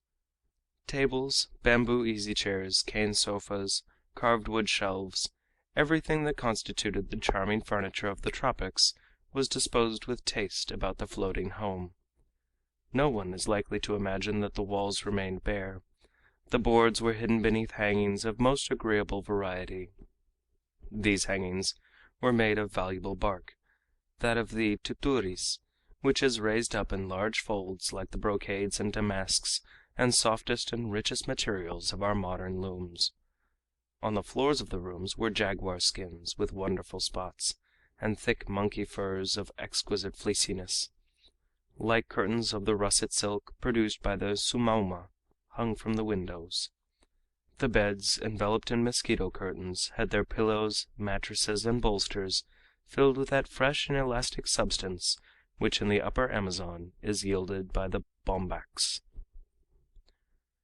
Throughout, on the shelves and side tables, were little odds and ends, brought from Rio Janeiro or Belém, those most precious to Minha being such as had come from Manoel.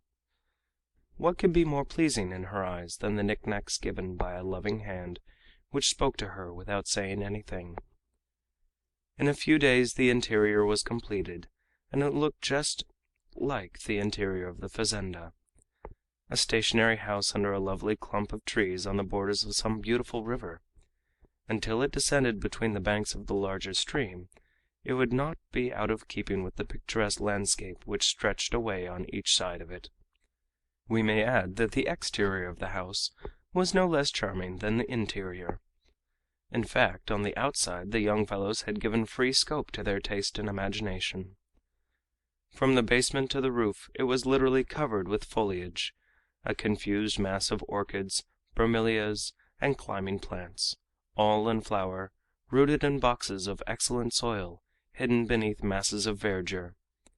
The trunk of some ficus or mimosa was never covered by a more startlingly tropical attire. What whimsical climbers, ruby red and golden yellow, with variegated clusters and tangled twigs, turned over the brackets, under the ridges, on the rafters of the roof, and across the lintels of the doors. They had brought them wholesale from the woods in the neighborhood of the fazenda. A huge liana bound all the parasites together.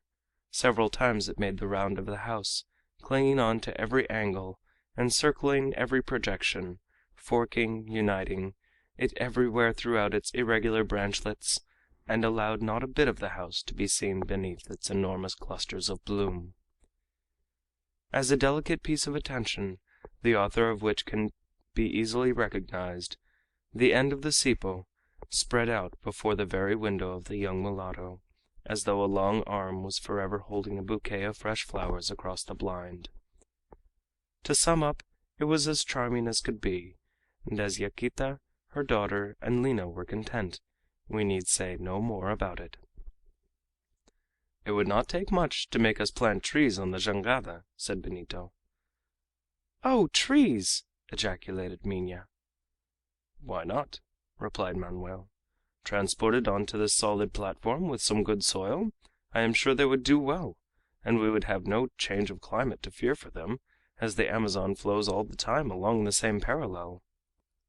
"Besides," said Benito, "every day islets of verdure torn from the banks go drifting down the river. Do they not pass along with their trees, bushes, thickets, rocks, and fields, to lose themselves in the Atlantic 800 leagues away? Why, then, should we not transform our raft into a floating garden?" "Would you like a forest, miss?" said Fragoso, who stopped at nothing. "Yes, a forest!" cried the young mulatto. "A forest with its birds and its monkeys!" "Its snakes, its jaguars," continued Benito. "Its Indians, its nomadic tribes," added Manoel, "and even its cannibals." "But where are you going to, Fragoso?" said Minha, seeing the active barber making a rush at the bank. "To look after the forest," replied Fragoso.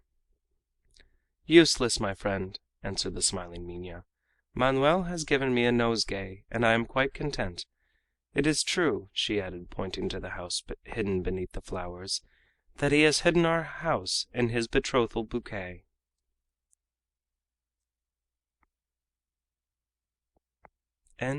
Chapter 8.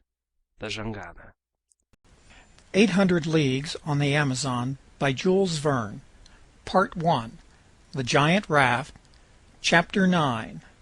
The evening of the 5th of June. While the master's house was being constructed, Joam Garral was also busied in the arrangement of the outbuildings, comprising the kitchen and the offices in which provisions of all kinds were intended to be stored. In the first place, there was an important stock of the roots of that little tree, some 6 or 10 feet in height, which yields the manioc, and which form the principal food of the inhabitants of these intertropical countries. The root, very much like a long black radish, grows in clumps like potatoes. If it is not poisonous in Africa, it is certain that in South America it contains a more noxious juice, which it is necessary to previously get rid of by pressure. When this result is obtained, the root is reduced to flour, and it is then used in many ways, even in the form of tapioca, according to the fancy of the natives. On board the jangada there was a huge pile of this useful product destined for general consumption. As for preserved meats, not forgetting a whole flock of sheep, kept in a special stable built in the front, they consisted principally of a quantity of the presunto hams of the district, which are of first-class quality, but the guns of the young fellows and of some of the Indians were reckoned on for additional supplies, excellent hunters as they were, to whom there was likely to be no lack of game on the islands and in the forest bordering on the stream. The river was expected to furnish its daily quota, prawns, which ought rather to be called crawfish, tambagas, the finest fish in the district of a flavor superior to that of salmon, to which it is often compared, pirarucas with red scales as large as sturgeons, which when salted are used in great quantities throughout Brazil, candiras, awkward to capture but good to eat, piranhas, or devilfish, striped with red bands and 30 inches long, turtles large and small, which are counted by millions and form so large a part of the food of the natives, some of every one of these things it was hoped would figure in turn on the tables of the master and his men. And so each day shooting and fishing were to be regularly indulged in. For beverages they had a good store of the best that the country produced: caisuma, machachera from the upper and lower Amazon, an agreeable liqueur of slightly acidulated taste, which is distilled from the boiled root of the sweet manioc; baijiu, from Brazil, a sort of national brandy; the chica of Peru; the masato of the ucayali, extracted from the boiled fruits of the banana tree, pressed and fermented; guarana, a kind of paste made from the double almond of the Paulineal sorbalis, a genuine tablet of chocolate so far as its color goes, which is reduced to a fine powder and with the addition of water yields an excellent drink. And this was not all. There is in these countries a species of dark violet wine which is got from the juice of the palm, and the aromatic flavor of this acai is greatly appreciated by the Brazilians, and of it there were on board a respectable number of frasques, each holding a little more than half a gallon, which would probably be emptied before they arrived at Para. The special cellar of the jangada did honor to Benito, who had been appointed its commander-in-chief. Several hundred bottles of sherry, port, Letubal, were called names dear to the earlier conquerors of South America. In addition, the young butler had stored away certain demijohns holding half a dozen gallons each of excellent tafia, a sugared brandy a trifle more pronounced in taste than the national biju.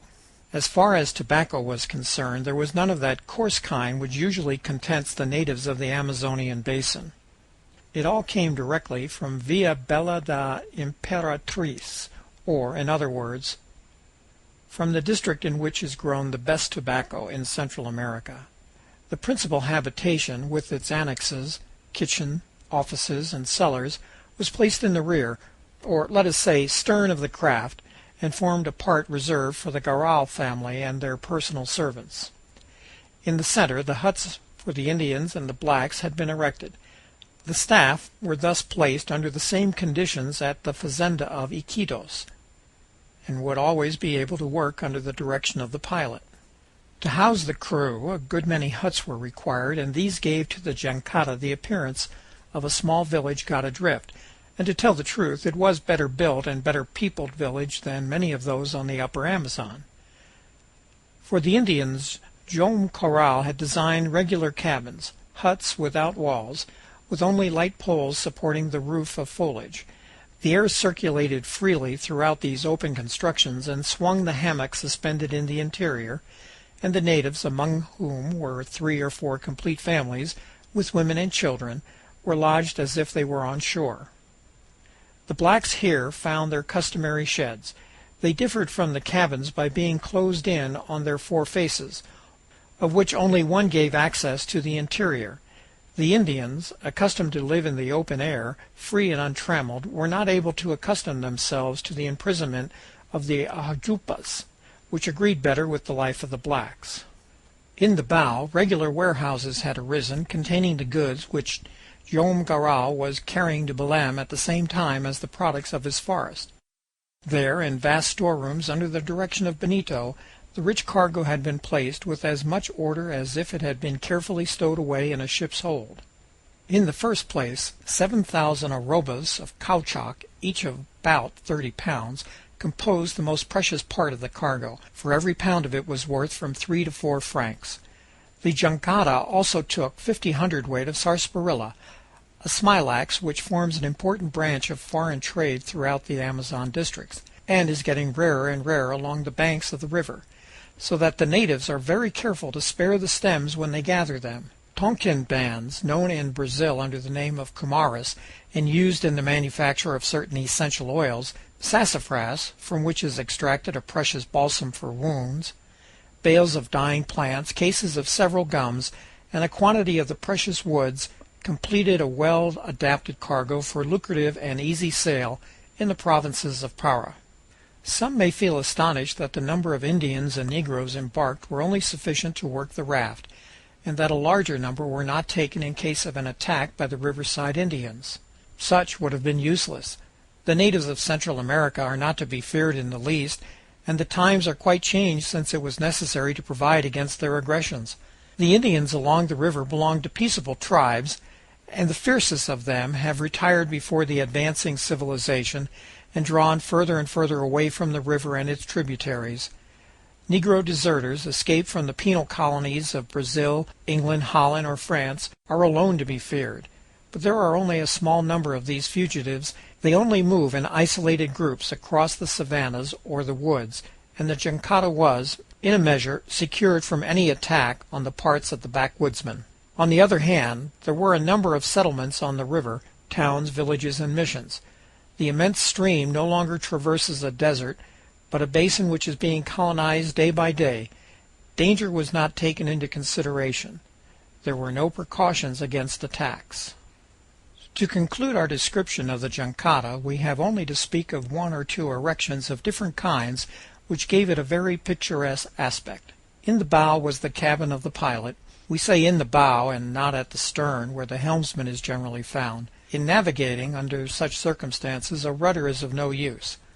Long oars have no effect on a raft of such dimensions, even when worked with 100 sturdy arms. It was from the sides, by means of long boat hooks or props thrust against the bed of the stream, that the jangada was kept in the current, and had its direction altered when going astray. By this means they could range alongside either bank if they wished for any reason to come to a halt. 3 or 4 yubas and 2 pirogues, which were the necessary riggings, were carried on board, and afforded easy communications with the banks. The pilot had to look after the channels of the river, the deviations of the current, the eddies which it was necessary to avoid, the creeks or bays which afforded favorable anchorage, and to do this he had to be in the bow. If the pilot was the material director of this immense machine, for can we not justly call it so? Another personage was its spiritual director. This was Padre Passanha, who had charge of the mission at Iquitos. A religious family like that of Joam Garral's had availed themselves enthusiastically of this occasion of taking him with them. Padre Passanha, then aged 70, was a man of great worth, full of evangelical fervor, charitable and good, and in countries where the representatives of religion are not always examples of the virtues, he stood out as the accomplished type of those great missionaries who have done so much for civilization in the interior of the most savage regions of the world. For 50 years, Padre Passanha had lived at Iquitos, in the mission of which he was the chief. He was loved by all, and worthily so. The Garral family held him in great esteem. It was he who had married the daughter of Farmer Magalhaës to the clerk, who had been received at the fazenda. He had known the children from birth, he had baptized them, educated them, and hoped to give each of them the nuptial blessing. The age of the padre did not allow of his exercising his important ministry any longer. The horn of retreat for him had sounded. He was about to be replaced at Iquitos by a younger missionary, and he was preparing to return to Para, to end his days in one of those convents which are reserved for the old servants of God. What better occasion could offer than that of descending the river with the family which was as his own? They had proposed it to him, and he had accepted, and when arrived at Belem, he was to marry the young couple, Mina and Manuel. But if Padre Passanha, during the course of the voyage, was to take his meals with the family, Joam Garral desired to build for him a dwelling apart, and heaven knows what care Yaquita and her daughter took to make him comfortable. Assuredly the good old priest had never been so lodged in his modest parsonage. The parsonage was not enough for Padre Passanha. He ought to have a chapel. The chapel then was built in the center of the jangada, and a little bell surmounted it.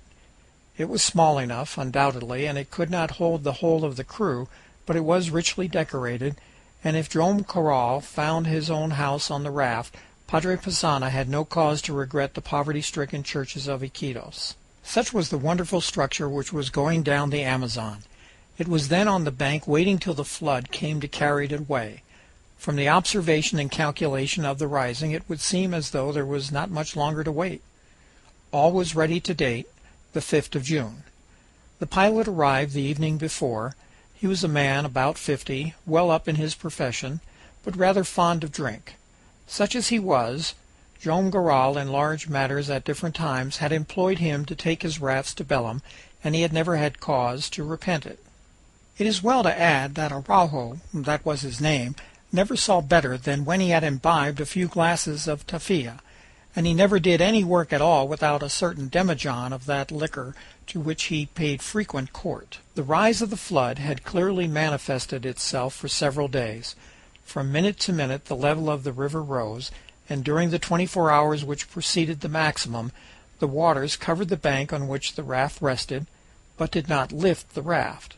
As soon as the movement was assured, and there could be no error as to the height to which the flood would rise, all those interested in the undertaking were seized with no little excitement. For if through some inexplicable cause the waters of the Amazon did not rise sufficiently to flood the jangada, it would all have to be built over again. But as the fall of the river would be very rapid, it would take long months before similar conditions recurred. On the 5th of June, toward the evening, the future passengers of the jangada were collected on a plateau which was about 100 feet above the bank, and waited for the hour with an anxiety quite intelligible. There were Yaquita, her daughter Manuel Valdez, Padre Passanha, Benito, Lina, Fragoso, Sibella, and some of the servants, Indian or Negro, of the fazenda. Fragoso could not keep himself still. He went and he came. He ran down the bank and ran up the plateau. He noted the points of the river gauge and shouted hurrah as the water crept up. "It will swim! It will swim!" he shouted. "The raft which is to take us to Belem, it will float if all the cataracts of the sky have to open to flood the Amazon." Joam Garral was on the raft with the pilot and some of the crew. It was for him to take all necessary measures at the critical moment. The jangada was moored to the bank with solid cables, so that it could not be carried away by the current when it floated off. Quite a tribe, from 150 to 200 Indians, without counting the population of the village, had come to assist at the interesting spectacle. They were all keenly on the watch, and silence reigned over the impressionable crowd. Toward 5 o'clock in the evening, the water had reached a level higher than that of the night before, by more than a foot, and the bank had already entirely disappeared beneath the liquid covering. A certain groaning arose among the planks of the enormous structure, but there was still wanting a few inches before it was quite lifted and detached from the ground. For an hour the groanings increased. The joists grated on all sides. A struggle was going on in which little by little the trunks were being dragged from their sandy bed. Toward 6:30 cries of joy arose. The jangada floated at last, and the current took it towards the middle of the river, but in obedience to the cables it quietly took up its position near the bank at the moment that Padre Passanha gave it his blessing. as if it were a vessel launched into the sea whose destinies are in the hands of the Most High. End of Chapter 9. The evening of the 5th of June.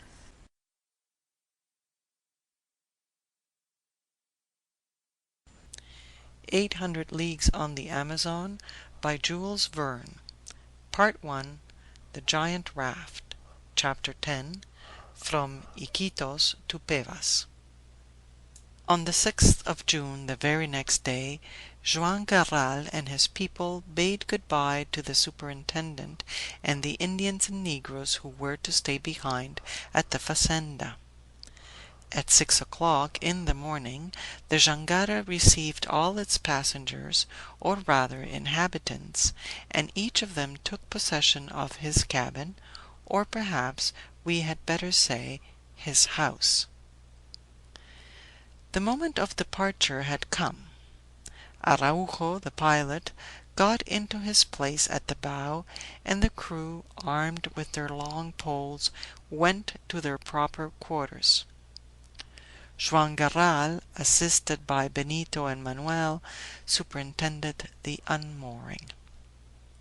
At the command of the pilot, the ropes were eased off and the poles applied to the bank, so as to give the jangada a start. The current was not long in seizing it, and coasting the left bank, the islands of Iquitos and Parianta were passed on the right. The voyage had commenced. Where would it finish? In Para? At Belem, 800 leagues from this little Peruvian village, if nothing happened to modify the route? How would it finish? That was the secret of the future. The weather was magnificent. A pleasant pampero tempered the ardor of the sun, one of those winds which in June or July come from off the Cordilleras, many hundred leagues away, after having swept across the huge plain of the Sacramento.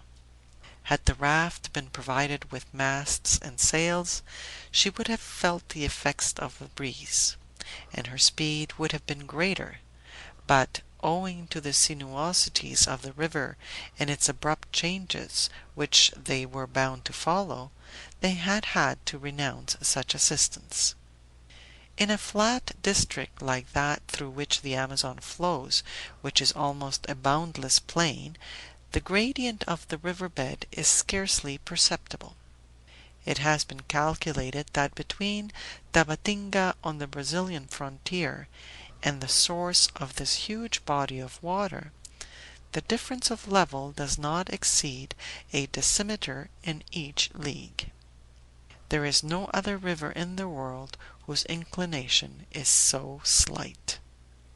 It follows from this that the average speed of the current cannot be estimated at more than 2 leagues in 24 hours, and sometimes, while the droughts are on, it is even less. However, during the period of the floods it has been known to increase to between 30 and 40 kilometers. Happily, it was under these latter conditions that the jangada was to proceed, but, cumbrous in its movements, it could not keep up to the speed of the current which ran past it. There are also to be taken into account the stoppages occasioned by the bends in the river, the numerous islands which had to be rounded, the shoals which had to be avoided, and the hours of halting which were necessarily lost when the night was too dark to advance securely, so that we cannot allow more than 25 kilometers for each 24 hours. In addition, the surface of the water is far from being completely clear. Trees still green, vegetable remains, islets of plants constantly torn from the banks, formed quite a flotilla of fragments carried on by the currents, and were so many obstacles to speedy navigation. The mouth of the Nanay was soon passed, and lost to sight behind a point on the left bank, which, with its carpet of russet grasses tinted by the sun, formed a ruddy relief to the green forests on the horizon. The jangada took the center of the stream between the numerous picturesque islands, of which there are a dozen between Iquitos and Pucallpa. Araujo, who did not forget to clear his vision and his memory by an occasional application to his demijohn, maneuvered very ably when passing through this archipelago. At his word of command, 50 poles from each side of the raft were raised in the air and struck the water with an automatic movement very curious to behold. While this was going on, Yaquita, aided by Lina and Cybele, was getting everything in order, and the Indian cooks were preparing the breakfast. As for the two young fellows and Minha, they were walking up and down in company with Padre Passanha, and from time to time the lady stopped and watered the plants which were placed about the base of the dwelling house. "Well, Padre," said Benito, "do you know a more agreeable way of traveling?" "No, my dear boy," replied the padre, "it is truly traveling with all one's belongings." "And without any fatigue," added Manoel, "we might do hundreds of thousands of miles in this way." "And," said Minha, "you do not repent having taken passage with us? Does it not seem to you as if we were afloat on an island drifted quietly away from the bed of the river with its prairies and its trees? Only " "Only?" repeated the padre. "Only we have made the island with our own hands. It belongs to us, and I prefer it to all the islands of the Amazon. I have a right to be proud of it. Yes, my daughter, and I absolve you from your pride. Besides, I am not allowed to scold you in the presence of Manoel." "But, on the other hand," replied she gaily, "you should teach Manoel to scold me when I deserve it. He is a great deal too indulgent to my little self." "Well, then, dear Minha," said Manoel, "I shall profit by that permission to remind you—" "Of what?" "That you were very busy in the library at the fazenda, and that you promised to make me very learned about everything connected with the upper Amazon. We know very little about it in Para, and here we have been passing several islands, and you have not even told me their names." "What is the good of that?" said she. "Yes, what is the good of it?" repeated Benito. "What can be the use of remembering the hundreds of names in the Tupi dialect with which these islands are dressed out? It is enough to know them. The Americans are much more practical with their Mississippi islands. They number them." "As they number the avenues and streets of their towns," replied Manoel. "Frankly, I don't care much for that numerical system. It conveys nothing to the imagination, 64th Island or 65th Island, any more than 6th Street or 3rd Avenue. Don't you agree with me, Minha?" "Yes, Manuel, though I am somewhat the same way of thinking as my brother. But even if we do not know their names, the islands of our great river are truly splendid.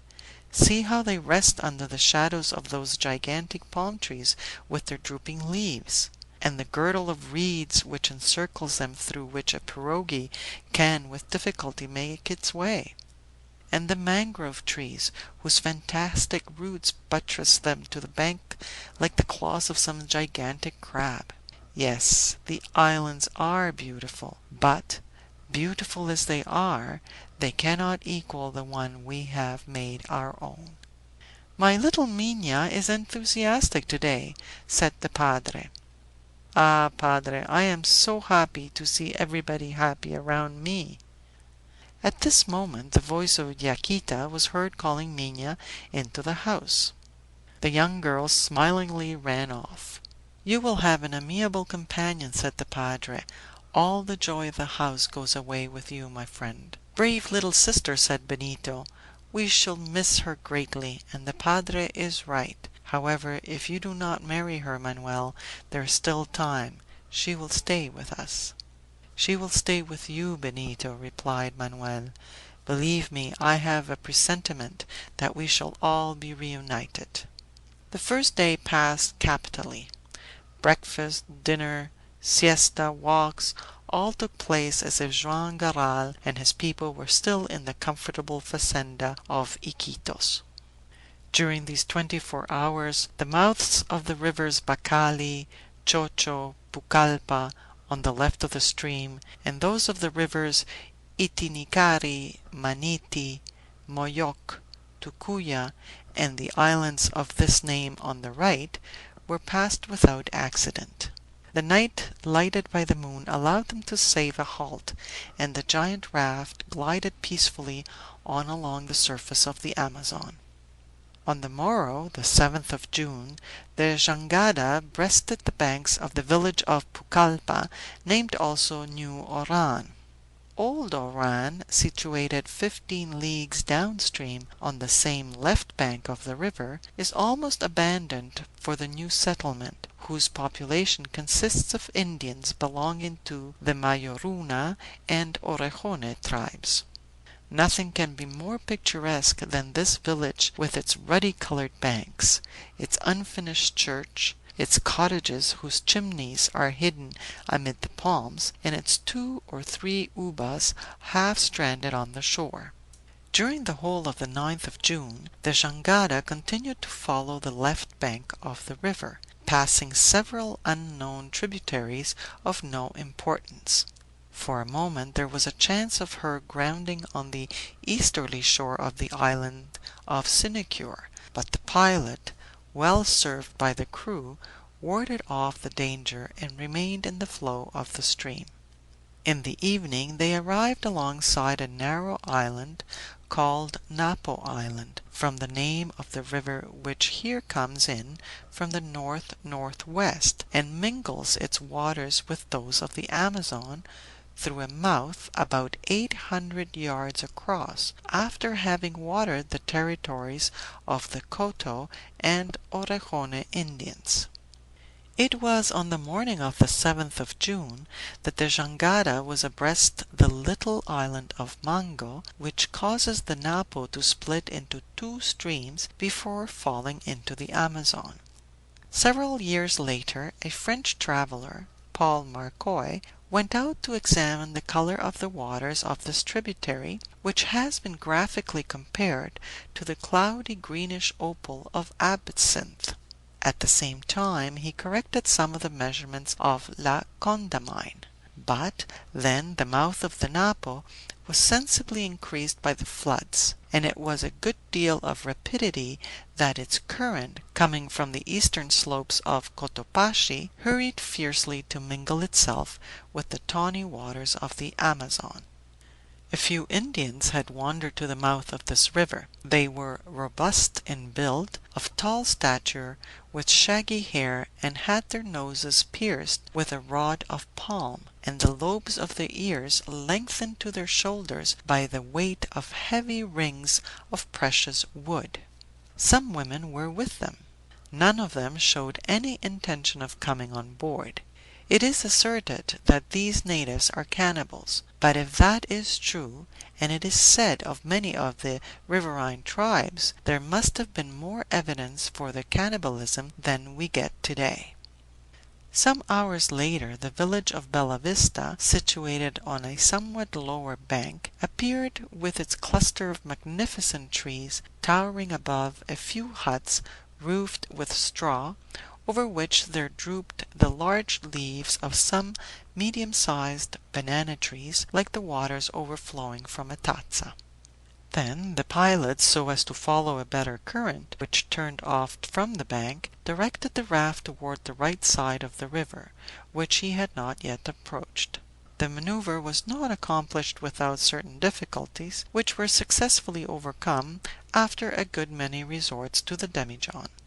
This allowed them to notice in passing some of those numerous lagoons with black waters, which are distributed along the course of the Amazon, and which often have no communication with the river. One of these, bearing the name of the Lagoon of Oran, is of fair size, and receives the water by a large strait. In the middle of the stream are scattered several islands, and 2 or 3 islets curiously grouped, and on the opposite bank Benito recognized the site of the ancient Oran, of which they could only see a few uncertain traces. During 2 days the jangada traveled sometimes under the left bank, sometimes under the right, according to the condition of the current, without giving the least sign of grounding. The passengers had already become used to this new life. Joam Garral, leaving to his son everything that referred to the commercial side of the expedition, kept himself principally to his room, thinking and writing. What he was writing about he told to nobody, not even Yaquita, and it seemed to have already assumed the importance of a veritable essay. Benito, all observation, chatted with the pilot and acted as manager.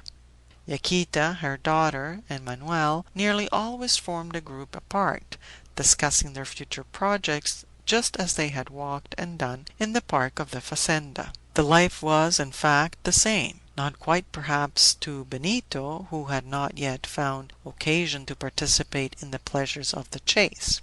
If, however, the forests of Iquitos failed him with their wild beasts, agoutis, peccaries, and cabias, the birds flew in flocks from the banks of the river and fearlessly perched on the jacanda. When they were of such quality as to figure fairly on the table, Benito shot them, and in the interest of all, his sister raised no objection. But if he came across any gray or yellow herons, or red or white ibises which haunt the sides, he spared them through love for Minha. One single species of grebe, which is uneatable, found no grace in the eyes of the young merchant. This was the cayarara, as quick to dive as to swim or fly, a bird with a disagreeable cry, but whose down bears a high price in the different markets of the Amazonian basin. At length, after having passed the village of Omaguas and the mouth of the Ambiacu, the jangada arrived at Payas on the evening of the 11th of June, and was moored to the bank. As it was to remain here for some hours before nightfall, Benito disembarked, taking with him the ever-ready Fragoso, and the 2 sportsmen started off to beat the thickets of the environs of the little place. An agouti and a cabiai, not to mention a dozen partridges, enriched the larder after this fortunate excursion. At Pevas, where there is a population of 260 inhabitants, Benito would perhaps have done some trade with the lay brothers of the mission, who are at the same time wholesale merchants, but these had just sent away some bales of sarsaparilla and arrobas of caoutchouc towards the lower Amazon, and their stores were empty. The jangada departed at daybreak and passed the little archipelago of the Latio and Cochiquinas islands after having left the village of the latter name on the night. Several mouths of smaller unnamed affluents showed themselves on the right of the river through the spaces between the islands. Many natives, with shaved heads, tattooed cheeks and foreheads, carrying plates of metal in the lobes of their ears, noses, and lower lips, appeared for an instant on the shore. They were armed with arrows and blow tubes, but made no use of them, and did not even attempt to communicate with the jangada. End of chapter 10. From Iquitos to Pevas. 800 Leagues on the Amazon by Jules Verne. Part 1. Chapter 11. From Pevas to the Frontier. During the few days which followed, nothing occurred worthy of note. The nights were so fine that the long raft went on its way with the stream without even a halt. The 2 picturesque banks of the river seemed to change like the panoramas of the theaters which unroll from one wing to another. But a kind of optical illusion it appeared as though the raft was motionless between 2 moving pathways. Benito had no shooting on the banks, for no halt was made, but game was very advantageously replaced by the results of the fishing. A great variety of excellent fish were taken, pacos, surubis, gamitanas, of exquisite flavor, and several of those large rays called duridaris, with rose-colored stomachs and black backs, armed with highly poisonous darts. There were also collected by thousands those candirus, a kind of small silurus, of which many are microscopic, and which so frequently make a pincushion of the calves of the bather when he imprudently ventures into their haunts. The rich waters of the Amazon were also frequented by many other aquatic animals, which escorted the jangada through its waves for whole hours together. There were the gigantic Priarucus, 10 and 12 feet long, cuirassed with large scales with scarlet borders, whose flesh was not much appreciated by the natives.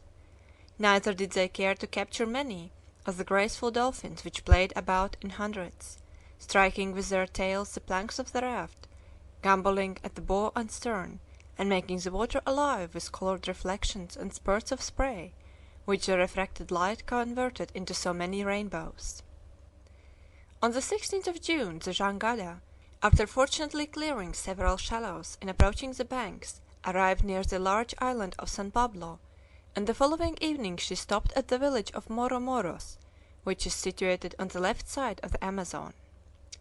24 hours afterward, passing the mouth of the Atacoari or Cocha, or rather the Furo, or canal, which communicates with the lake of Cabello Cocha on the right bank, she put in at the rising ground of the mission of Cocha. This was the country of the Marahua Indians, whose long floating hair and mouths opening in the middle of a kind of fan made of the spines of palm trees, 6 inches long, give them a cat-like look, their endeavor being, according to Paul Marcoy, to resemble the tiger, whose boldness, strength, and cunning they admire above everything. Several women came with these Marahuas smoking cigars, but holding the lighted ends in their teeth. All of them, like the king of the Amazonian forests, go about almost naked. The mission of Cocha was then in charge of a Franciscan monk, who was anxious to visit Padre Passanha. Joam Garral received him with a warm welcome and offered him a seat at the dinner table. On that day was given a dinner which did honor to the Indian cook. The traditional soup of fragrant herbs, cake, so often made to replace bread in Brazil, composed of the flour of the manioc, thoroughly impregnated with the gravy of meat and tomato jelly, poultry with rice, swimming in a sharp sauce made of vinegar and malaqueta, a dish of spiced herbs. A cold cake sprinkled with cinnamon formed enough to tempt a poor monk reduced to the ordinary meagre fare of his parish. They tried all they could to detain him, and Yaquita and her daughter did their utmost in persuasion; but the Franciscan had to visit on that evening an Indian who was lying ill at Cocha, and he heartily thanked the hospitable family and departed, not without taking a few presents, which would be well received by the neophytes in the mission. For 2 days Araujo was very busy.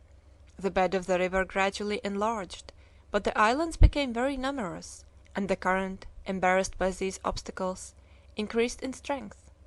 Great care was necessary in passing between the islands of Cabello, Cocha, Tarapote, and Cacao. Many stoppages had to be made, and occasionally they were obliged to pole off the jangada, which now and then threatened to run aground. Every one assisted in the work, and it was under these difficult circumstances that, on the evening of the 20th of June, they found themselves at Nuestra Senora de Loreto. Loreto is the last Peruvian town situated on the left bank of the river before arriving at the Brazilian frontier. It's only a little village composed of about 20 houses, grouped on a slightly undulating bank, formed of ochreous earth and clay. It was in 1770 that this mission was founded by the Jesuit missionaries. The Ticuma Indians who inhabit the territories on the north of the river are natives with ruddy skins, bushy hair, and striped designs on their faces, making them look like the lacquer on a Chinese table. Both men and women are simply clothed, with cotton bands bound round their thighs and stomachs. They are now not more than 200 in number, and on the banks of the Atacoari are found the last traces of a nation which was formerly so powerful under its famous chiefs. At Loreto there also live a few Peruvian soldiers and 2 or 3 Portuguese merchants, trading in cotton stuffs, salt fish, and sarsaparilla. Benito went ashore to buy if possible a few bales of this smilax, which is always so much in demand in the markets of the Amazon. Joam Garral, occupied all the time in the work which gave him a moment's rest, did not stir. Yaquita, her daughter, and Manoel also remained on board. The mosquitoes of Loreto have a deserved reputation for driving away such visitors as do not care to leave much of their blood with the redoubtable diptera. Manoel had a few appropriate words to say about these insects, and they were not of a nature to encourage an inclination to brave their stings. They say that all the new species which infest the banks of the Amazon collected the village of Loreto. I believe it, but do not wish to confirm it. There, Minha, you can take your choice between the gray mosquito, the hairy mosquito, the white-clawed mosquito, the dwarf mosquito, the trumpeter, the little fifer, the artiquis, the harlequin, the big black, and the red of the woods, or rather they may take their choice of you for a little repast, and you will come back hardly recognizable. I fancy these bloodthirsty diptera guard the Brazilian frontier considerably better than the poverty-stricken soldiers we see on the bank. But if everything is of use in nature, asked Minha, what is the use of mosquitoes? They minister to the happiness of entomologists, replied Manoel, and I should be much embarrassed to find a better explanation. What Manoel had said of the Loreto mosquitoes was only too true.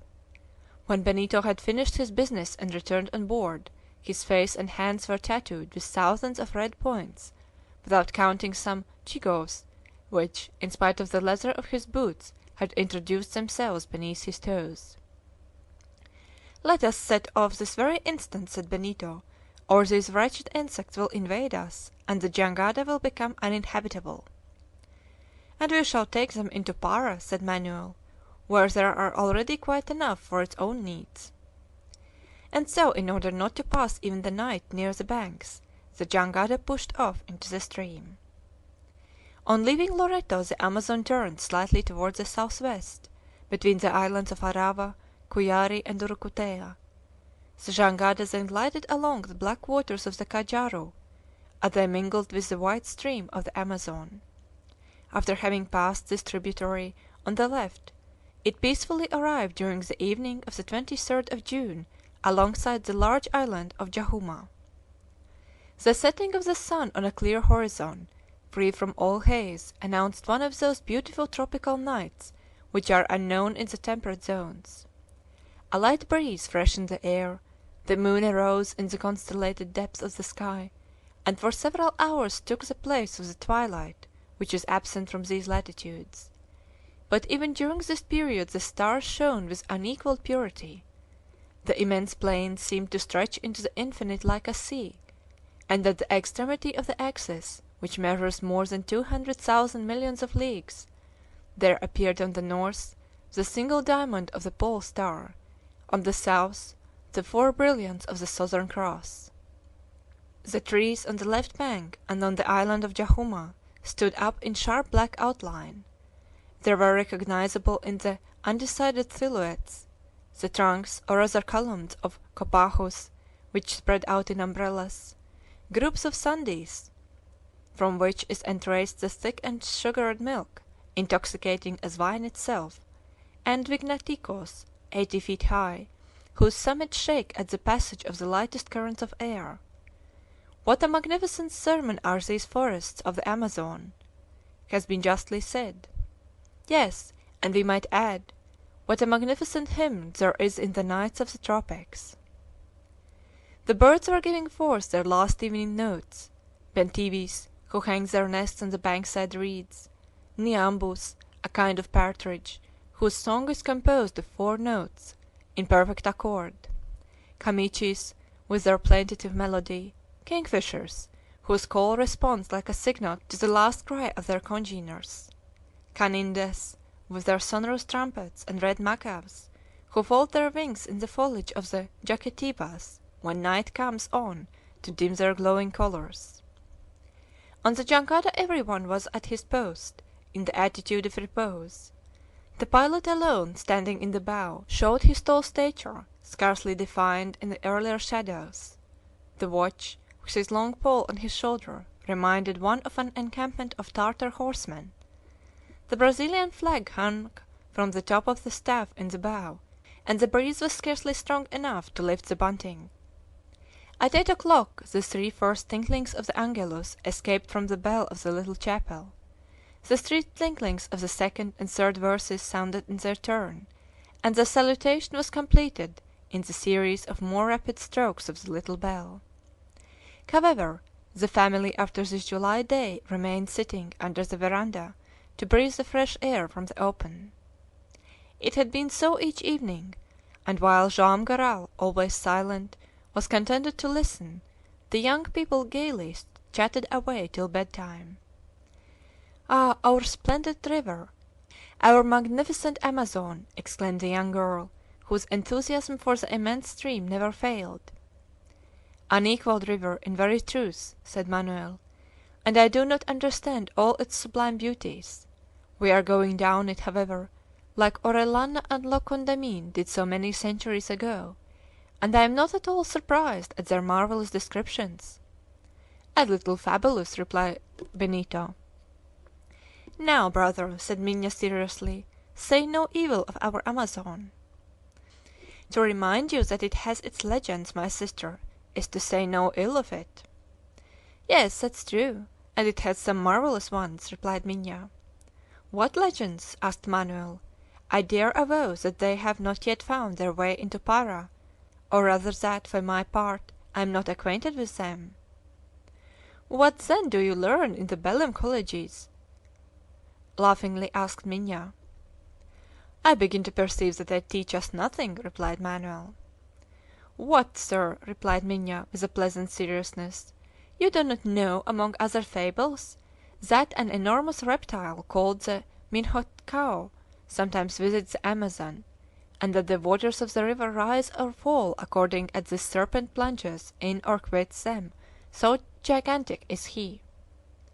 "But have you ever seen this phenomenal minhocao?" "Alas, no!" replied Lina. "What a pity!" Fragoso thought it proper to add. "And the Maid Aqua," continued the girl, "that proud and redoubtable woman, whose look fascinates and drags beneath the waters of the river the imprudent ones who gaze on her." "Oh, as for the Maid Aqua, she exists!" cried the naive Lina.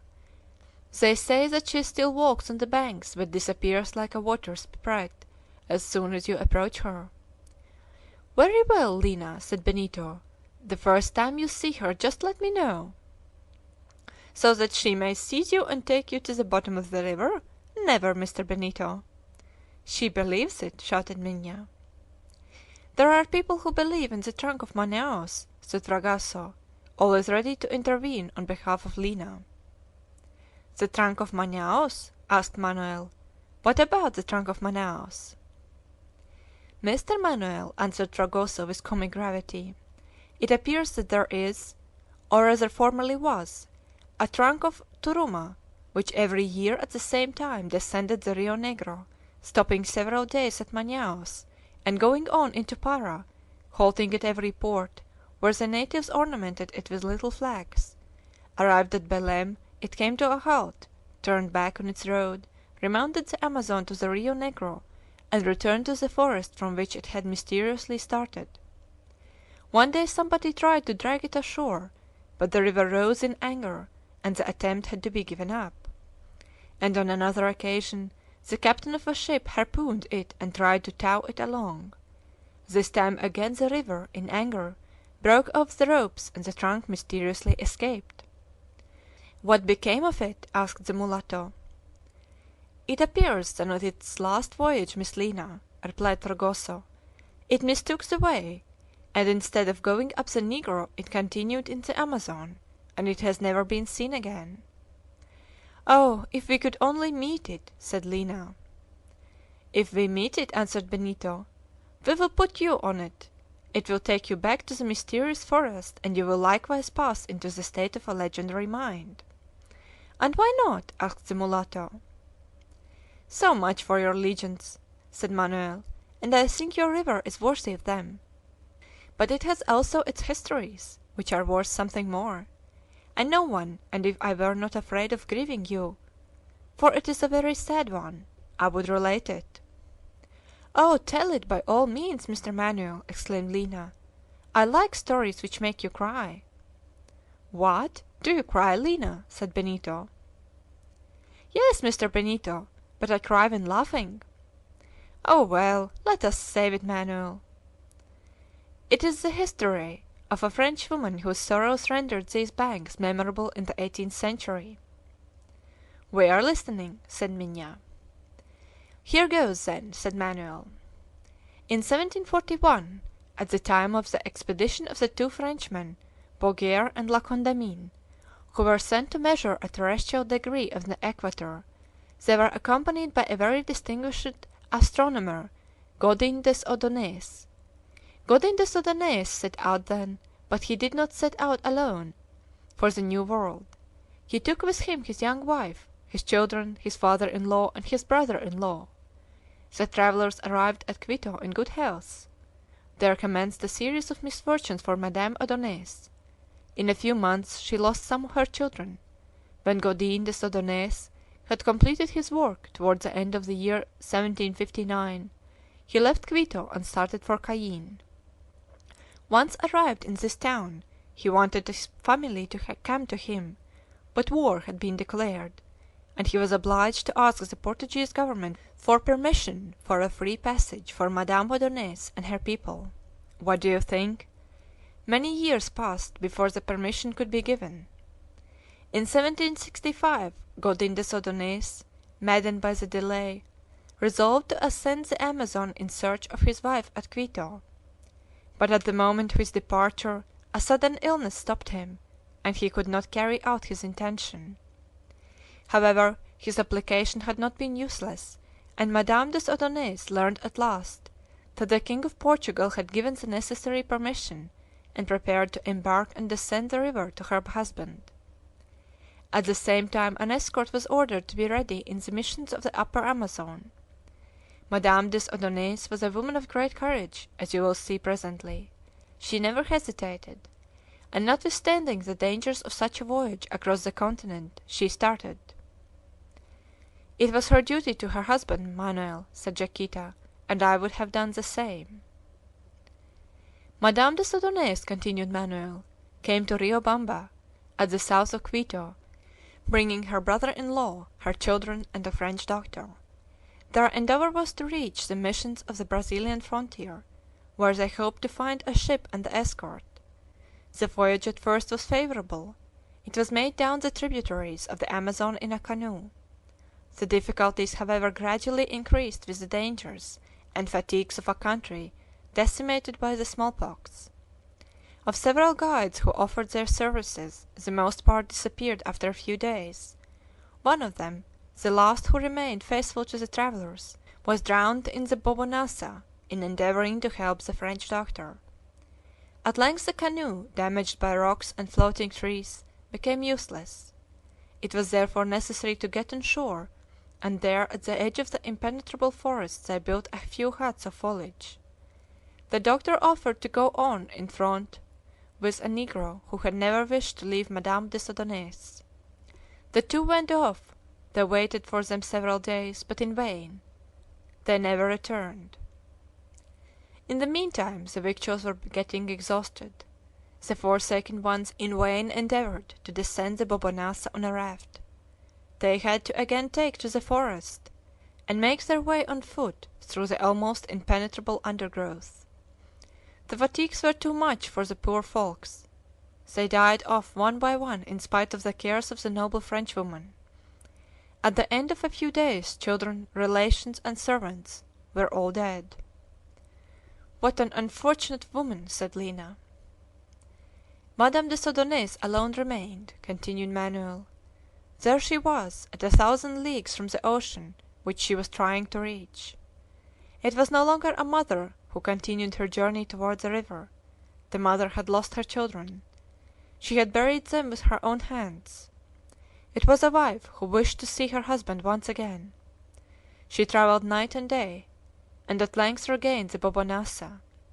She was there received by some kind hearted Indians, who took her to the mission, where the escort was waiting.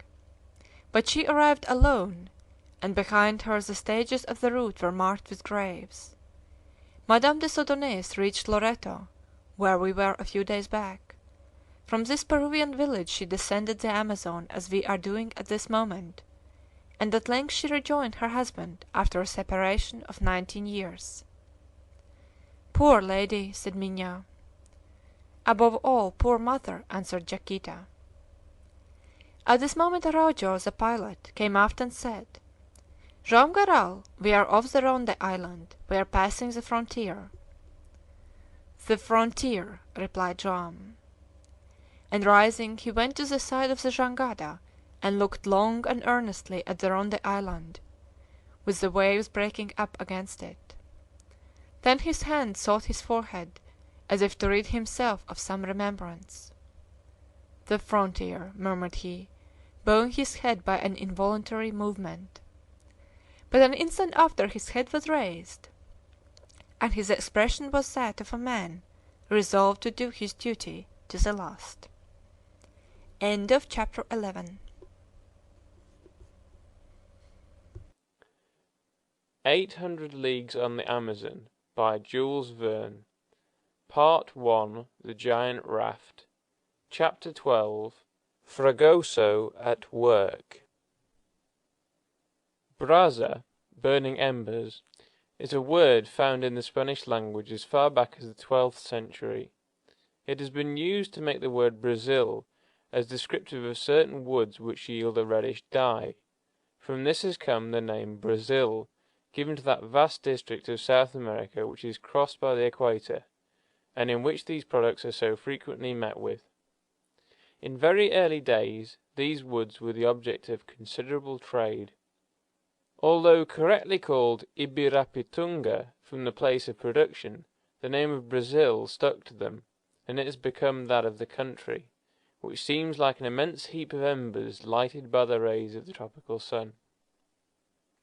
Brazil was from the first occupied by the Portuguese. About the commencement of the 16th century, Alvarez Cabral, the pilot, took possession of it, and although France and Holland partially established themselves there, it has remained Portuguese, and possesses all the qualities which distinguish that gallant little nation. It is today the largest state of South America, and has at its head the intelligent artist king, Dom Pedro. "What is your privilege in the tribe?" asked Montaigne of an Indian whom he met at Havre. "The privilege of marching first to battle," innocently answered the Indian. War, we know, was for a long time the surest and most rapid vehicle of civilization. The Brazilians did what this Indian did. They fought, they defended their conquests, they enlarged them, and we see them marching in the first rank of the civilizing advance. It was in 1824, 16 years after the foundation of the Portugo-Brazilian Empire, that Brazil proclaimed its independence by the voice of Don Juan, whom the French armies had chased from Portugal. It remained only to define the frontier between the new empire and that of its neighbour, Peru. This was no easy matter. If Brazil wished to extend the Rio Napo in the west, Peru attempted to reach 8 degrees further, as far as the Lake of Iga. But in the meantime Brazil had to interfere to hinder the kidnapping of the Indians from the Amazon, a practice which was engaged in much to the profit of the Hispano-Brazilian missions. There was no better method of checking this trade than that of fortifying the island of the Ronde, a little above Tabatinga, and there establishing a post. This afforded the solution, and from that time the frontier of the two countries passed through the middle of this island. Above, the river is Peruvian, and is called the Maraúan, as has been said. Below, it is Brazilian, and takes the name of the Amazon. It was on the evening of the 25th of June that the jangada stopped before Tabatinga, the first Brazilian town situated on the left bank, at the entrance of the river of which it bears the name, and belonging to the parish of St. Paul, established on the right, a little further downstream. Joam Garral had decided to pass 36 hours here, so as to give a little rest to the crew. They would not start, therefore, until the morning of the 27th. On this occasion Yaquita and her children, less likely perhaps than at Iquitos to be fed upon by the native mosquitoes, had announced their intention of going on ashore and visiting the town. The population of Tabatinga is estimated at 400, nearly all Indians, comprising no doubt many of those wandering families who were never settled at particular spots on the banks of the Amazon or its smaller tributaries. The post at the island of the Ronde has been abandoned for some years and transferred to Tabatinga.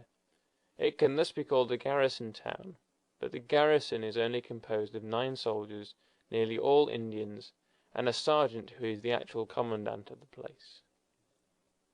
A bank about 30 feet high, in which are cut the steps of a not very solid staircase, forms here the curtain of the esplanade which carries the pygmy fort. The house of the commandant consists of a couple of huts placed in a square, and the soldiers occupy an oblong building 100 feet away, at the foot of a large tree. The collection of cabins exactly resembles all the villages and hamlets which are scattered along the banks of the river, although in them a flagstaff carrying the Brazilian colours does not rise above a sentry box, forever destitute of its sentinel, nor are 4 small mortars present to cannonade on an emergency any vessel which does not come in when ordered. As for the village proper, so called, it is situated below, at the base of the plateau. A road, which is but a ravine shaded by ficuses and moritis, leads to it in a few minutes. There, on a half-cracked hill of clay, stand a dozen houses, covered with the leaves of the boyasu palm, placed round a central space. All this is not very curious, but the environs of Tabatinga are charming, particularly at the mouth of the Javare, which is of sufficient extent to contain the archipelago of the Aramasa Islands. Hereabouts are grouped many fine trees, and among them a large number of the palms, whose supple fibres are used in the fabrication of hammocks and fishing nets, and are the cause of some trade. To conclude, the place is one of the most picturesque on the upper Amazon. Tabatinga is destined to become before long a station of some importance, and will no doubt rapidly develop, for there will stop the Brazilian steamers which ascend the river, and the Peruvian steamers which descend it. There they will transship passengers and cargoes. It does not require much for an English or American village to become in a few years the centre of considerable commerce. The river is very beautiful along this part of its course. The influence of ordinary tides is not perceptible at Tabatinga, which is more than 600 leagues from the Atlantic. But it is not so with the pororoca, that species of eddy which for 3 days in the height of the syzygies raises the waters of the Amazon, and turns them back at the rate of 17 kilometers per hour. They say that the effects of this bore are felt up to the Brazilian frontier. On the morrow, the 26th of June, the Garral family prepared to go off and visit the village. Though Joam, Benito, and Manuel had already set foot in a Brazilian town, it was otherwise with Yaquita and her daughter. For them it was, so to speak, a taking possession. It is conceivable, therefore, that Yaquita and Mina should attach some importance to the event. If, on his part, Fragoso, in his capacity of wandering barber, had already run through the different provinces of South America, Lina, like her young mistress, had never been on Brazilian soil. But before leaving the jangada, Fragoso had sought Joam Garral, and had the following conversation with him. "Mr. Garral," said he, "from the day when you received me at the fazenda of Iquitos, lodged, clothed, fed, in a word, took me in so hospitably, I have owed you." "You owe me absolutely nothing, my friend," answered Joam, "so do not insist." "Oh, do not be alarmed," exclaimed Fragoso. "I am not going to pay it off. Let me add that you took me on board the jangada and gave me the means of descending the river. But here we are on the soil of Brazil, which according to all probability I ought never to have seen again. Without that liana, it is to Lina, and to Lina alone, that you should tender your thanks," said Joam. "I know," said Fragoso, "and I will never forget what I owe her, any more than what I owe you." "They tell me, Fragoso," continued Joam, "that you are going to say good-bye and intend to remain at Tabatinga." "By no means, Mr. Garral, since you have allowed me to accompany you to Belem, where I hope at the least to be able to resume my old trade." "Well, if that is your intention, what were you going to ask me?" "I was going to ask if you saw any inconvenience in my working at my profession on our route. There is no necessity for my hand to rust, and besides, a few handfuls of reis would not be so bad at the bottom of my pocket, more particularly if I had earned them. You know, Mr. Garral, that a barber, who is also a hairdresser, and I hardly like to say a doctor, out of respect to Mr. Manoel, always finds customers in these upper Amazon villages." "Particularly among the Brazilians," answered Joam. "As for the natives—" "I beg pardon," replied Fragoso. "Particularly among the natives." "Ah, although there is no beard to trim, for nature has been very stingy toward them in that way. There are always some heads of hair to be dressed in the latest fashion. They are very fond of it, these savages, both the men and the women. I shall not be installed 10 minutes in the square at Tabatinga with my cup and ball in hand. The cup and ball I have brought on board, and which I can manage with pretty pleasantly, before a circle of braves and squaws will have formed around me. They will struggle for my favours. I could remain here for a month, and the whole tribe of the Ticunas would come to me to have their hair looked after. They won't hesitate to make the acquaintance of curling tongs, that is what they will call me, if I revisit the walls of Tabatinga. I have already had 2 tries here, and my scissors and comb have done marvels. It does not do to return too often on the same track. The Indian ladies don't have their hair curled every day, like the beauties of our Brazilian cities. No, when it is done for a year. During the 12-month, they will take every care not to endanger the edifice which I have raised. With what talent, I dare not say.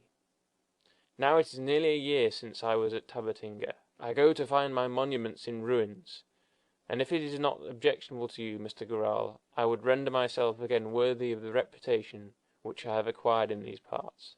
The question of race, and not that of conceit, being, you understand, the principal." "Go on then, my friend," replied Joam Garral laughingly. "But be quick. We can only remain a day at Tabatinga, and we shall start tomorrow at dawn." "I will not lose a minute," answered Fragoso. "Just time to take the tools of my profession, and I am off." "Off you go, Fragoso," said Joam, "and may the reis rain into your pocket." "Yes, and that is a proper sort of rain, and there can never be too much of it for your obedient servant." And so saying, Fragoso rapidly moved away. A moment afterward the family, with the exception of Joam, went ashore. The jangada was able to approach near enough to the bank for the landing to take place without much trouble. A staircase, in a miserable state, cut in the cliff, allowed the visitors to arrive on the crest of the plateau. Yaquita and her party were received by the commandant of the fort, a poor fellow who, however, knew the laws of hospitality, and offered them some breakfast in his cottage.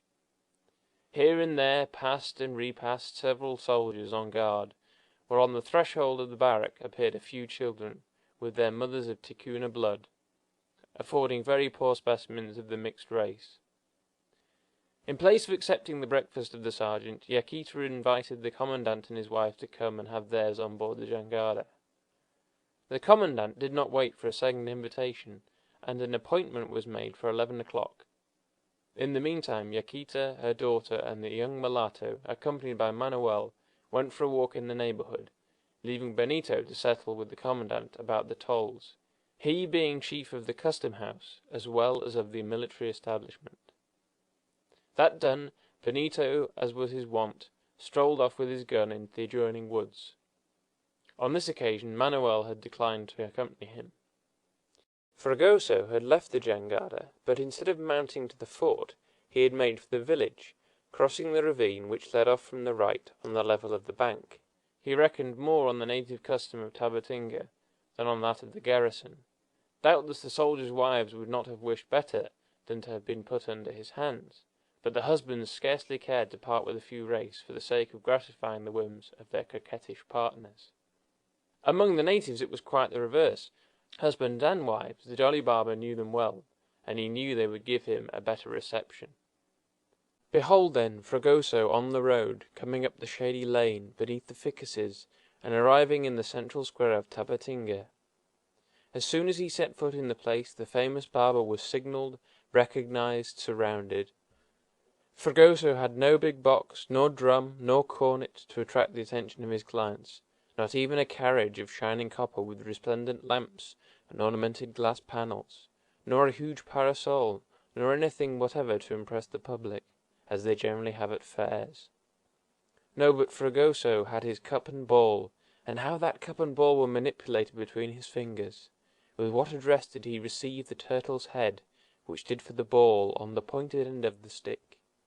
With what grace did he make the ball describe some learned curve of which the mathematicians have not yet calculated the value, even those who have determined the wondrous curve of the dog who follows his master!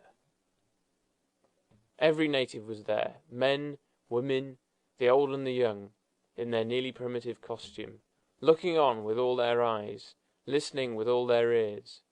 The smiling entertainer, half in Portuguese, half in Ticunian, favoured them with his customary oration in a tone of the most rollicking good humour.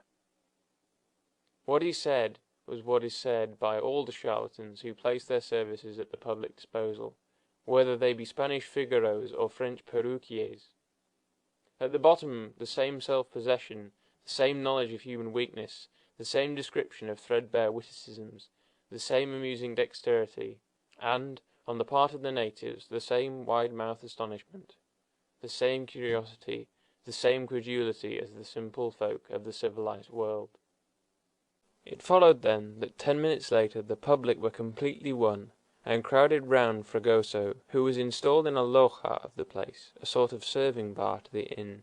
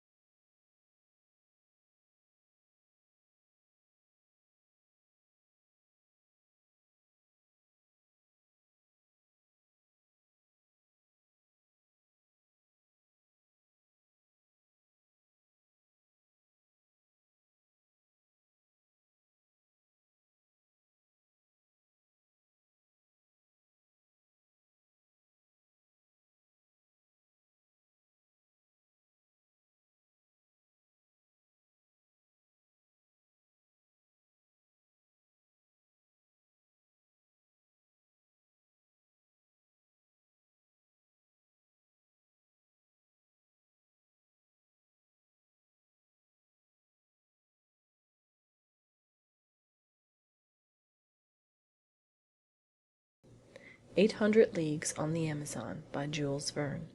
Part-01, Chapter 13. Torres.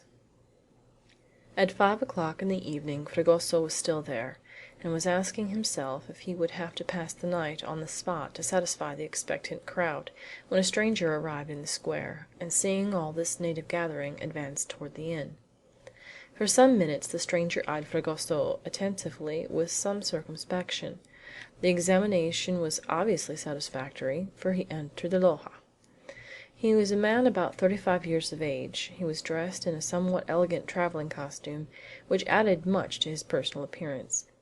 But his strong black beard, which the scissors had not touched for some time, and his hair, a trifle long, imperiously required the good offices of a barber.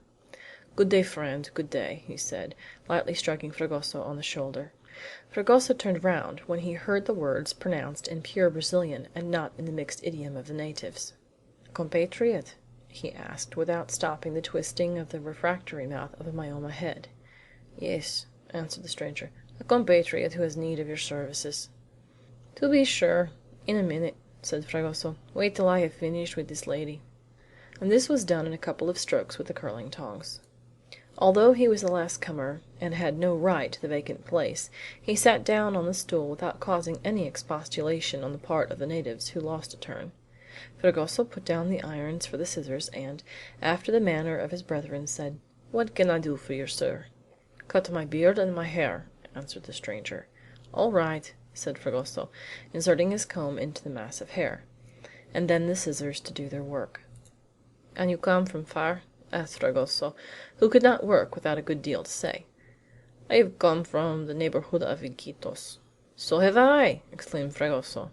"I have come down the Amazon from Iquitos to Tabatinga. May I ask your name?" "No objection at all," replied the stranger. "My name is Torres." When the hair was cut in the latest style, Fragoso began to thin his beard. But at this moment, as he was looking straight into his face, he stopped, then began again, and then, Mr. Torres," he said, "I seem to know you. We must have seen each other somewhere." "I do not think so," quickly answered Torres. "I am always wrong," replied Fragoso, and he hurried on to finish his task.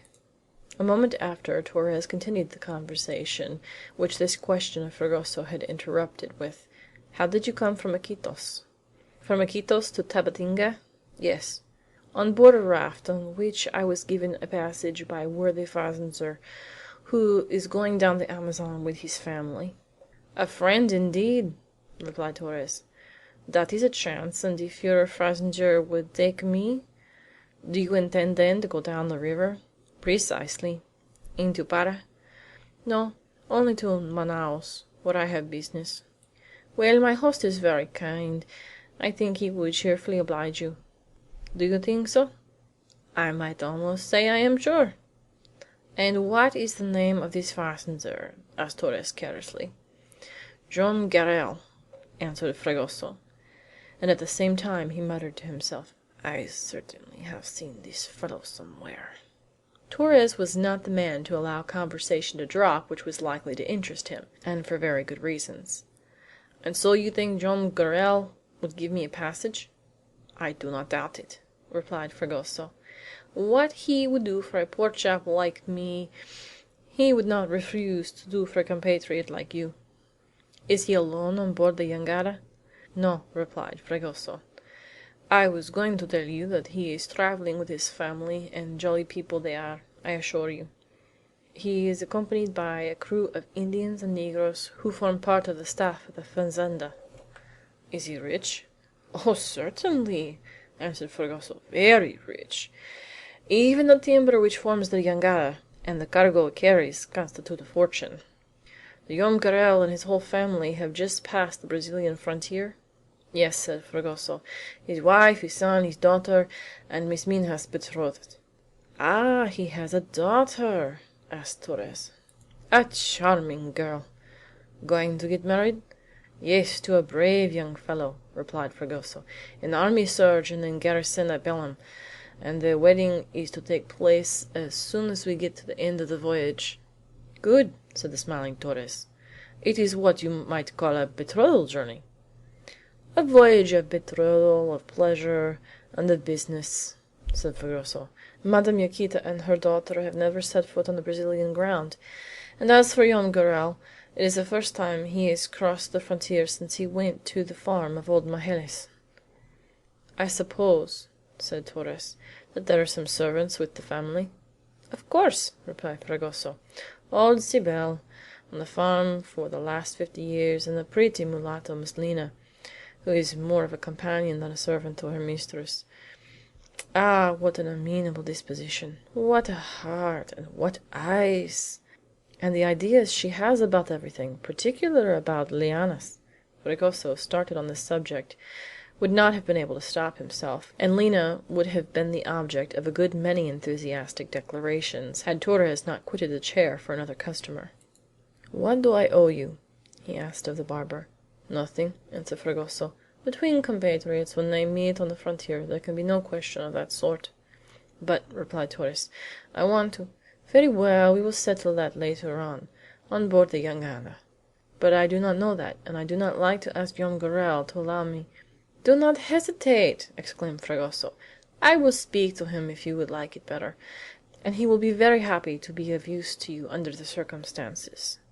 And at that instant Manoel and Benito, coming into the town after dinner, appeared at the door of the loja, wishing to see Fragoso at work. Torres turned to them and suddenly said, "There are two gentlemen I know, or rather I remember." "You remember them?" asked Fragoso, surprised. "Yes, undoubtedly. A month ago in the forest of Iquitos they got me out of a considerable difficulty." "But they are Benito Garral and Manuel Valdez." "I know. They told me their names, but I never expected to see them here."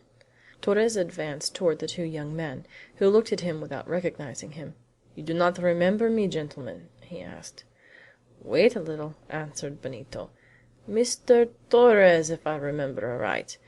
It was you who, in the forest of Iquitos, got into difficulties with Gariba?" "Quite true, gentlemen," replied Torres. "For 6 weeks I have been traveling down the Amazon, and I have just crossed the frontier at the same time as you have." "Very pleased to see you again," said Benito. "But you have not forgotten that you promised to come to Fazenda to my father?" "I have not forgotten it," answered Torres. "And you would have done better to have accepted my offer. It would have allowed you to have waited for our departure, rested from your fatigues, and descended with us into the frontier.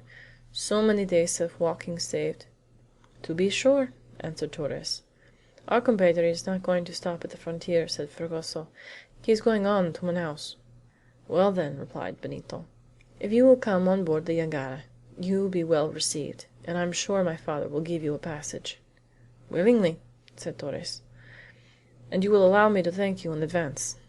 Manoel took no part in the conversation. He let Benito make the offer of his services, and attentively watched Torres, whose face he scarcely remembered. There was an entire want of frankness in the eyes, whose look changed unceasingly, as if he were afraid to fix them anywhere.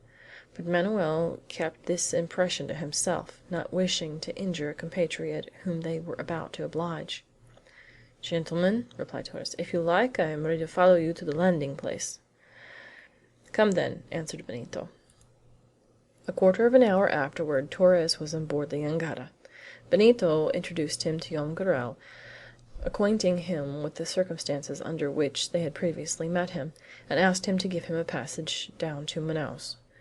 "I am happy, sir, to be able to oblige you," replied Joam. "Thank you," replied Torres, who at the moment of putting forth his hand kept it back in spite of himself.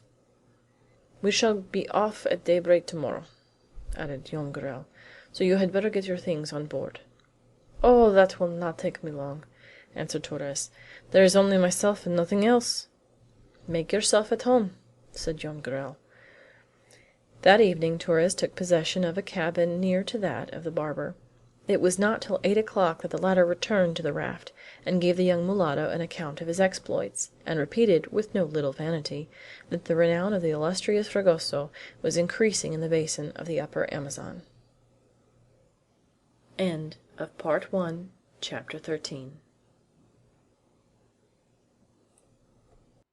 800 Leagues on the Amazon by Jules Verne. Part-01, Chapter 14, Still Descending. At daybreak on the morrow, the 27th of June, the cables were cast off and the raft continued its journey down the river. An extra passenger was on board. Whence came this Torres? No one exactly knew. Where was he going to? To Manaus, he said. Torres was careful to let no suspicion of his past life escape him, nor of the profession that he had followed till within the last 2 months, and no one would have thought that the jangada had given refuge to an old captain of the woods. Joam Garral did not wish to mar the service he was rendering by questions of too pressing a nature.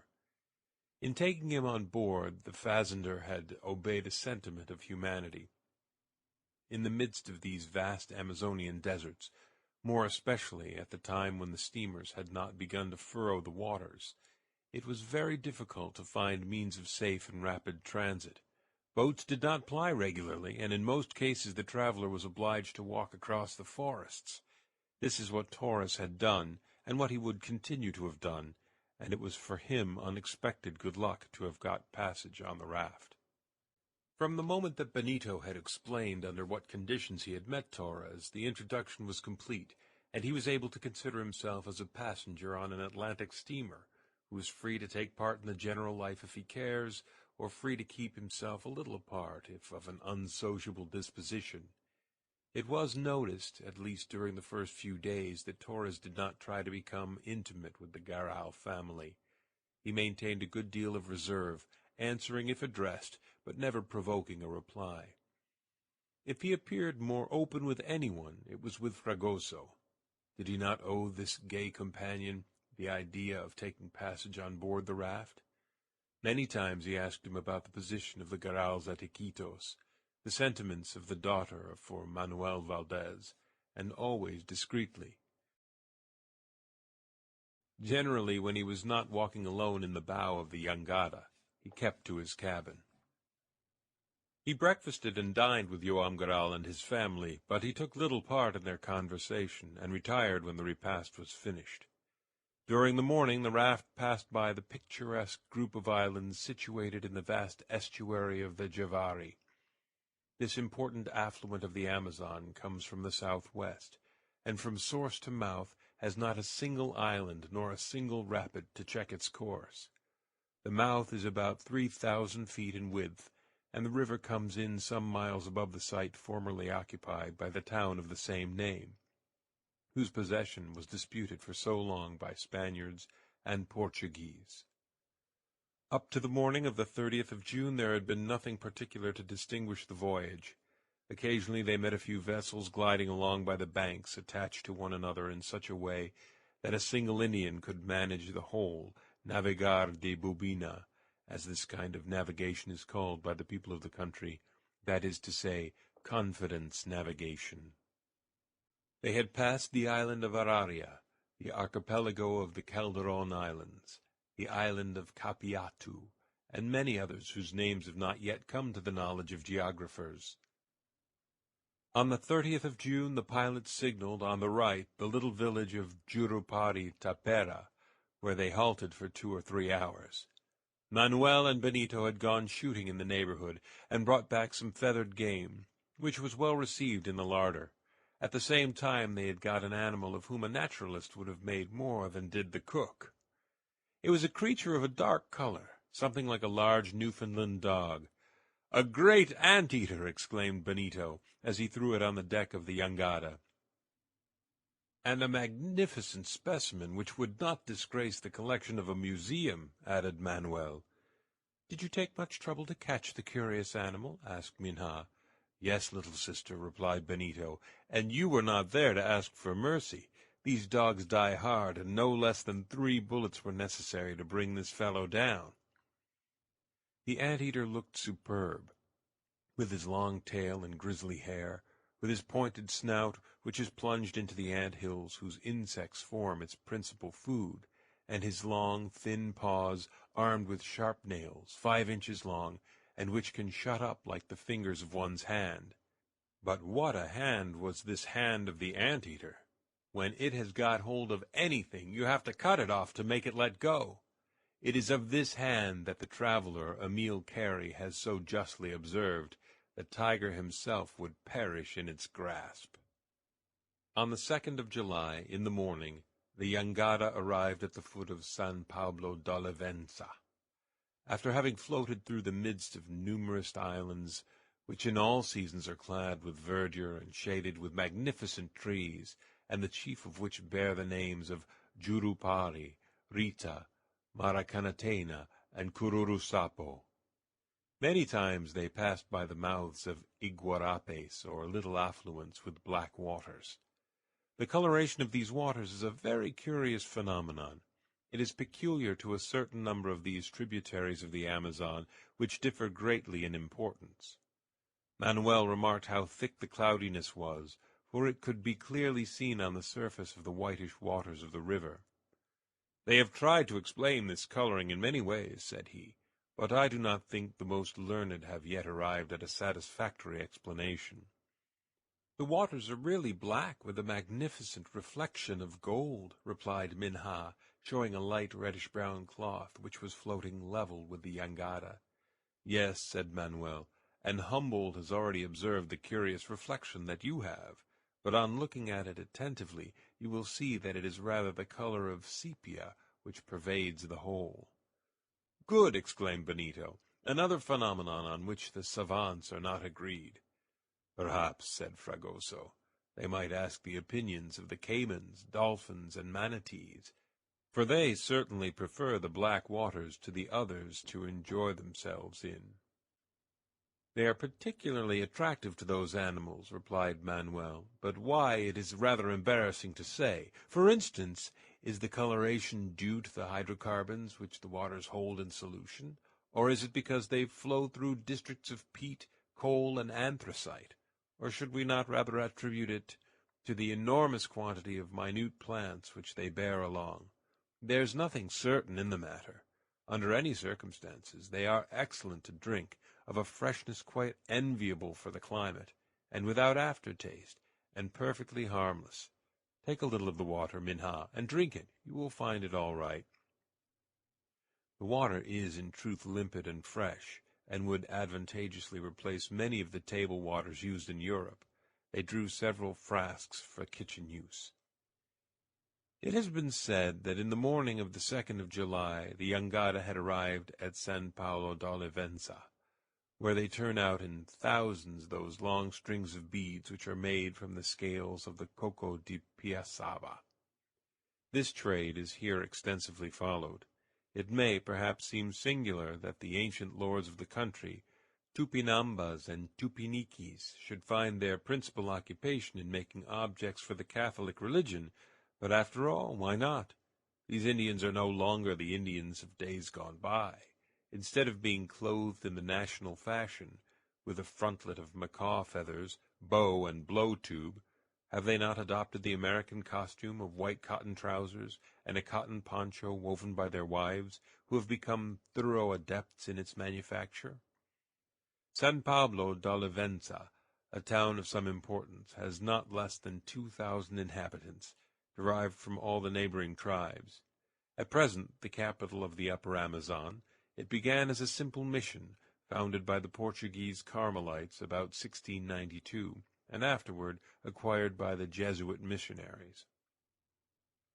From the beginning it has been the country of the Omaguas, whose name means flatheads, and is derived from the barbarous custom of the native mothers of squeezing the heads of their newborn children between two plates, so as to give them an oblong skull, which was then the fashion. Like everything else that has changed, heads have retaken their natural form, and there is not the slightest trace of the ancient deformity in the skulls of the chaplet makers. Every one, with the exception of Joam Garral, went ashore. Torres also remained on board, and showed no desire to visit San Pablo d'Olivença, which he did not, however, seem to be acquainted with. Assuredly, if the adventurer was taciturn, he was not inquisitive. Benito had no difficulty in doing a little bartering, and adding slightly to the cargo of the jangada. He and the family received an excellent reception from the principal authorities of the town, the commandant of the place, and the chief of the custom-house, whose functions did not in the least prevent them from engaging in trade. They even entrusted the young merchant with a few products of the country for him to dispose of on their account at Manaos and Belem. The town is composed of some 60 houses, arranged on the plain which hereabouts crowns the river bank. Some of the huts are covered with tiles, a very rare thing in these countries, but, on the other hand, the humble church, dedicated to St. Peter and St. Paul, has only a roof of straw, rather more appropriate for a stable of Bethlehem than for an edifice consecrated to religion in one of the most Catholic countries in the world. The commandant, his lieutenant, and the head of the police accepted an invitation to dine with the family, and they were received by Joam Garral with the respect due to their rank. During dinner, Torres showed himself more talkative than usual. He spoke about some of his excursions into the interior of Brazil, like a man who knew the country. But in speaking of these travels, Torres did not neglect to ask the commandant if he knew Manaos, if his colleague would be there at this time, and if the judge, the first magistrate of the province, was accustomed to absent himself at this period of the hot season. It seemed that in putting this series of questions, Torres looked at Joam Garral. It was marked enough for even Benito to notice it, not without surprise, and he observed that his father gave particular attention to the questions so curiously propounded by Torres. The commandant of San Pablo d'Olivença assured the adventurer that the authorities were not now absent from Manaos, and he even asked Joam Garral to convey to them his compliments. In all probability the raft would arrive before the town in 7 weeks, or a little later, say about the 20th or 25th of August. The guests of the fazender took leave of the Garral family toward the evening, and the following morning, that of the 3rd of July, the jangada recommenced its descent of the river. At noon they passed on the left of the mouth of the Yacurupa. This tributary, properly speaking, is a true canal, for it discharges its waters into the Isa, which is itself an affluent of the Amazon. A peculiar phenomenon, for the river displaces itself to feed its own tributaries. Toward 3 o'clock in the afternoon the giant raft passed the mouth of the Yandiatuba, which brings its magnificent black waters from the southwest, and discharges them into the main artery by a mouth of 400 meters in extent, after having watered the territories of the Culino Indians. A number of islands were breasted: Pemequeira, Caturia, Chico, Motachina, some inhabited, others deserted, but all covered with superb vegetation, which forms an unbroken garland of green from one end of the Amazon to the other. End of chapter 14.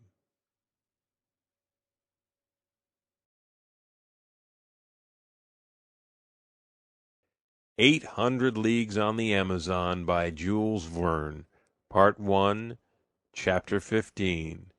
The Continued Descent. On the evening of the 5th of July, the atmosphere had been oppressive since the morning, and threatened approaching storms. Large bats of ruddy color skimmed with their huge wings the current of the Amazon. Among them could be distinguished the perros voladores, somber brown above and light-colored beneath, for which Minha, and particularly the young mulatto, felt an instinctive aversion. These were, in fact, the horrible vampires which sucked the blood of the cattle, and even attack man if he is imprudent enough to sleep out in the fields. "Oh, the dreadful creatures!" cried Lina, hiding her eyes. "They fill me with horror." "And they are really formidable," added Minha, "are they not, Manuel?" "To be sure, very formidable," answered he. "These vampires have a particular instinct which leads them to bleed you in the places where the blood most easily comes, and principally behind the ear. During the operation they continue to move their wings, and cause an agreeable freshness, which renders the sleep of the sleeper more profound. They tell of people unconsciously submitted to this hemorrhage for many hours, who have never awoke." "Talk no more of things like that, Manuel," said Yaquita, "or neither Minha or Lina will dare to sleep tonight." "Never fear," replied Manuel. "If necessary, we will watch over them as they sleep." "Silence!" said Benito. "What is the matter?" asked Manuel. "Do you not hear the very curious noise on that side?" continued Benito, pointing to the right bank. "Certainly," answered Yaquita. "What causes the noise?" asked Minha. "One would think it was shingle rolling on the beach of the islands." "Good! I know what it is," answered Benito. "Tomorrow, at daybreak, there will be a rare treat for those who like fresh turtle eggs and little turtles." He was not deceived. The noise was produced by innumerable chelonians of all sizes who were attracted to the island to lay their eggs. It is in the sand of the beach that these amphibians choose the most convenient places to deposit their eggs. The operation commences with sunset and finishes with the dawn. At this moment the chief turtle had left the bed of the river to reconnoiter for a favorable spot. The others, collected in thousands, were soon occupied in digging with their hind paddles a trench 600 feet long, a dozen wide, and 6 deep. After laying their eggs they cover them with a bed of sand, which they beat down with their carapaces as if they were rammers. This egg-laying operation is a grand affair for the riverine Indians of the Amazon and its tributaries. They watch for the arrival of the chelonians, and proceed to the extraction of the eggs to the sound of the drum, and the harvest is divided into 3 parts, one to the watchers, another to the Indians, a third to the state, represented by the captains of the shore, who, in their capacity of police, have to superintend the collection of the dues. To certain beaches which the decrease of the waters has left uncovered, and which have the privilege of attracting the greater number of turtles, there has been given the name of royal beaches. When the harvest is gathered, it is a holiday for the Indians, who give themselves up to games, dancing, and drinking. It is also a holiday for the alligators of the river, who hold high revelry on the remains of the amphibians. Turtles or turtle eggs are an object of very considerable trade throughout the Amazonian basin. It is these chelonians whom they turn, that is to say, put on their backs, when they come from laying their eggs, and whom they preserve alive, keeping them in palisaded pools like fish pools, or attaching them to a stake by a cord just long enough to allow them to go and come on the land or under the water. In this way they always have the meat of these animals fresh. They proceed differently with the little turtles which are just hatched. There is no need to pack them or tie them up. Their shell is still soft, their flesh extremely tender, and after they have cooked them, they eat them just like oysters. In this form large quantities are consumed. However, this is not the most general use to which the chelonian eggs are put in the provinces of the Amazones and Para. The manufacture of manteigna di tartaruga, or turtle butter, which will bear comparison to the best products of Normandy or Brittany, does not take less every year than from 250 to 300 millions of eggs. But the turtles are innumerable all along the river, and they deposit their eggs on the sands of the beach in incalculable quantities.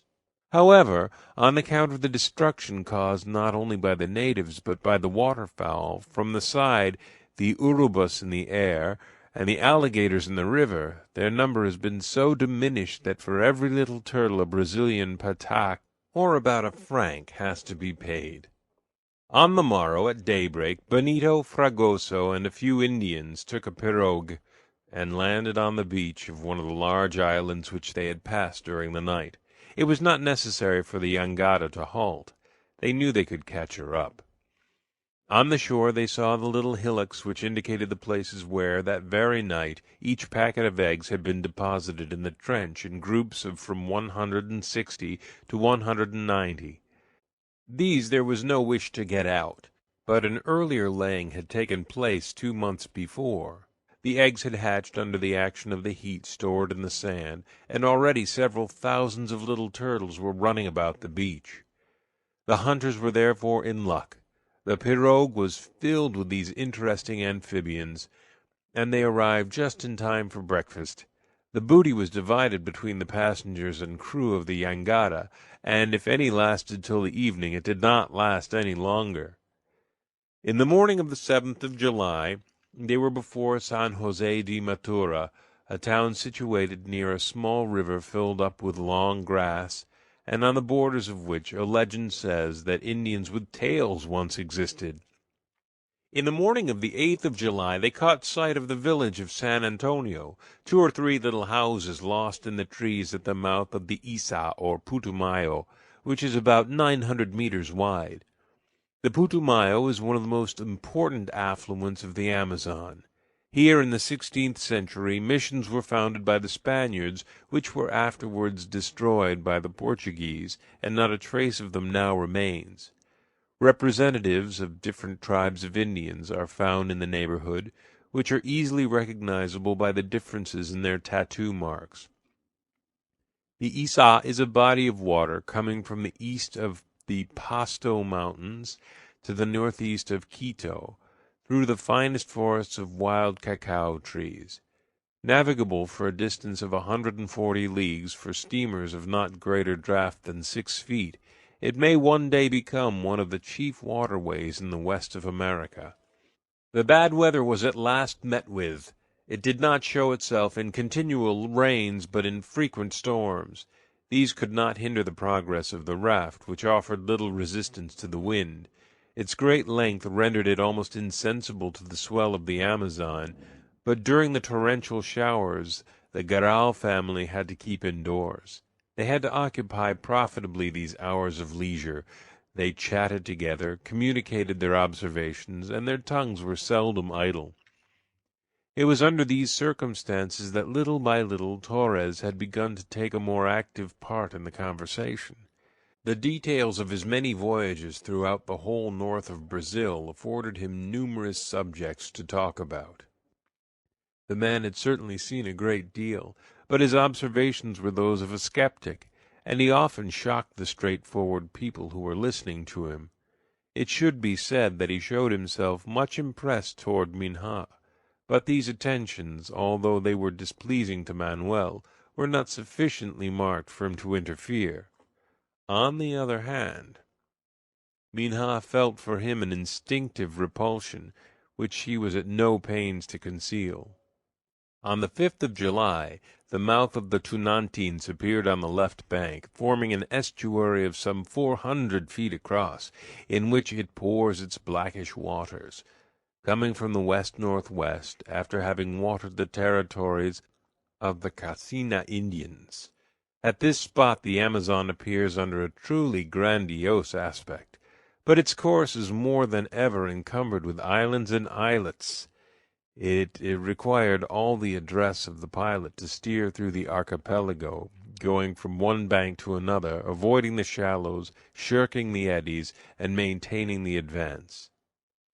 They might have taken the Ahuati Parana, a sort of natural canal which goes off a little below the mouth of the Tunantins, and re-enters the principal stream 120 miles further on by the Rio Japura.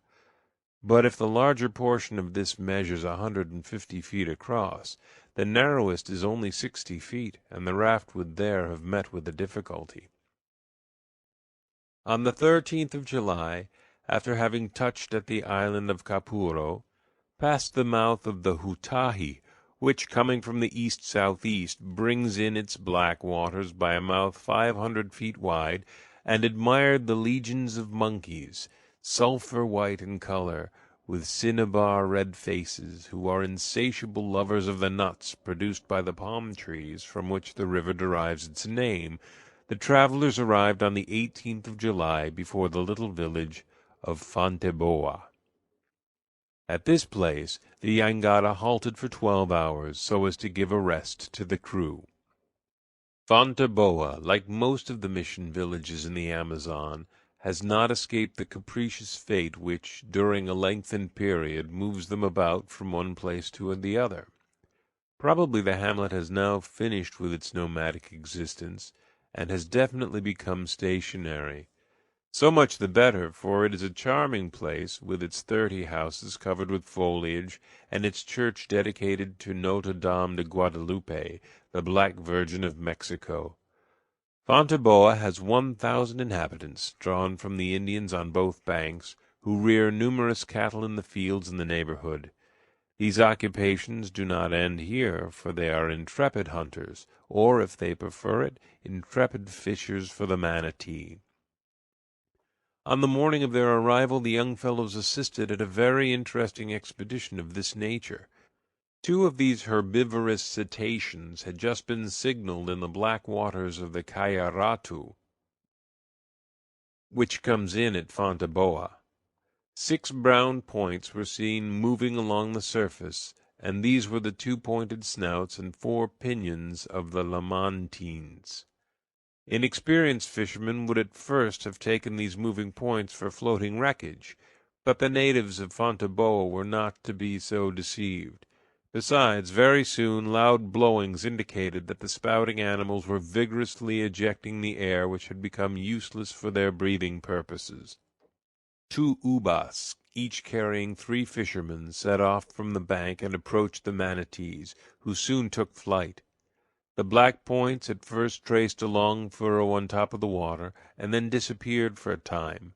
The fishermen continued their cautious advance. One of them, armed with a very primitive harpoon, a long nail at the end of a stick, kept himself in the bow of the boat, while the other 2 noiselessly paddled on. They waited till the necessity of breathing would bring the manatees up again. In 10 minutes or thereabouts the animals would certainly appear in a circle more or less confined. In fact, this time had scarcely elapsed before the black points emerged at a little distance, and 2 jets of air mingled with vapor were noiselessly shot forth. The ubas approached. The harpoons were thrown at the same instant. One missed its mark, but the other struck one of the cetaceans near his tail. It was only necessary to stun the animal, who rarely defends himself when touched by the iron of the harpoon. In a few pulls the cord brought him alongside the uba, and he was towed to the beach at the foot of the village. It was not a manatee of any size, for it only measured about 3 feet long. These poor cetaceans have been so hunted that they have become very rare in the Amazon and its affluents, and so little time is left them to grow that the giants of the species do not now exceed 7 feet. What are these after manatees 12 and 15 feet long, which still abound in the rivers and lakes of Africa? But it would be difficult to hinder their destruction. The flesh of the manatee is excellent, superior even to that of pork, and the oil furnished by its lard, which is 3 inches thick, is a product of great value. When the meat is smoke dried, it keeps for a long time, and is capital food. If to this is added that the animal is easily caught, it is not to be wondered at that the species is on its way to complete destruction. On the 19th of July, at sunrise, the jangada left Fonteboa, and entered between the 2 completely deserted banks of the river, and breasted some islands shaded with the grand forests of cacao trees.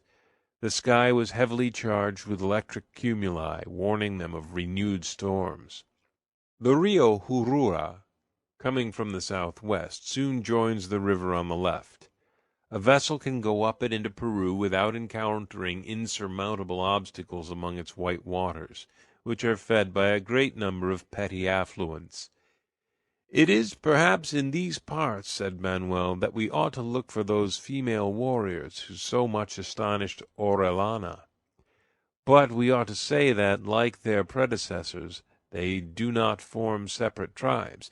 They are simply the wives who accompany their husbands to the fight, and who, among the Juruas, have a great reputation for bravery."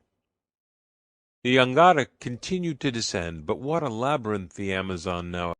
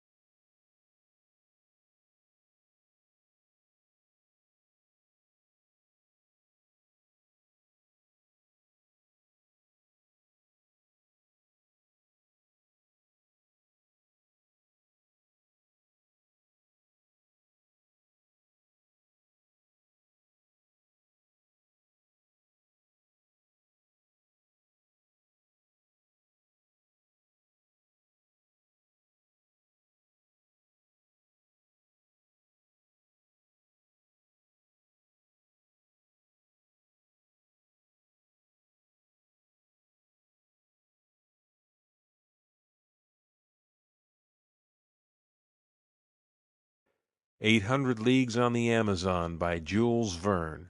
Part 1, Chapter 16. Iga.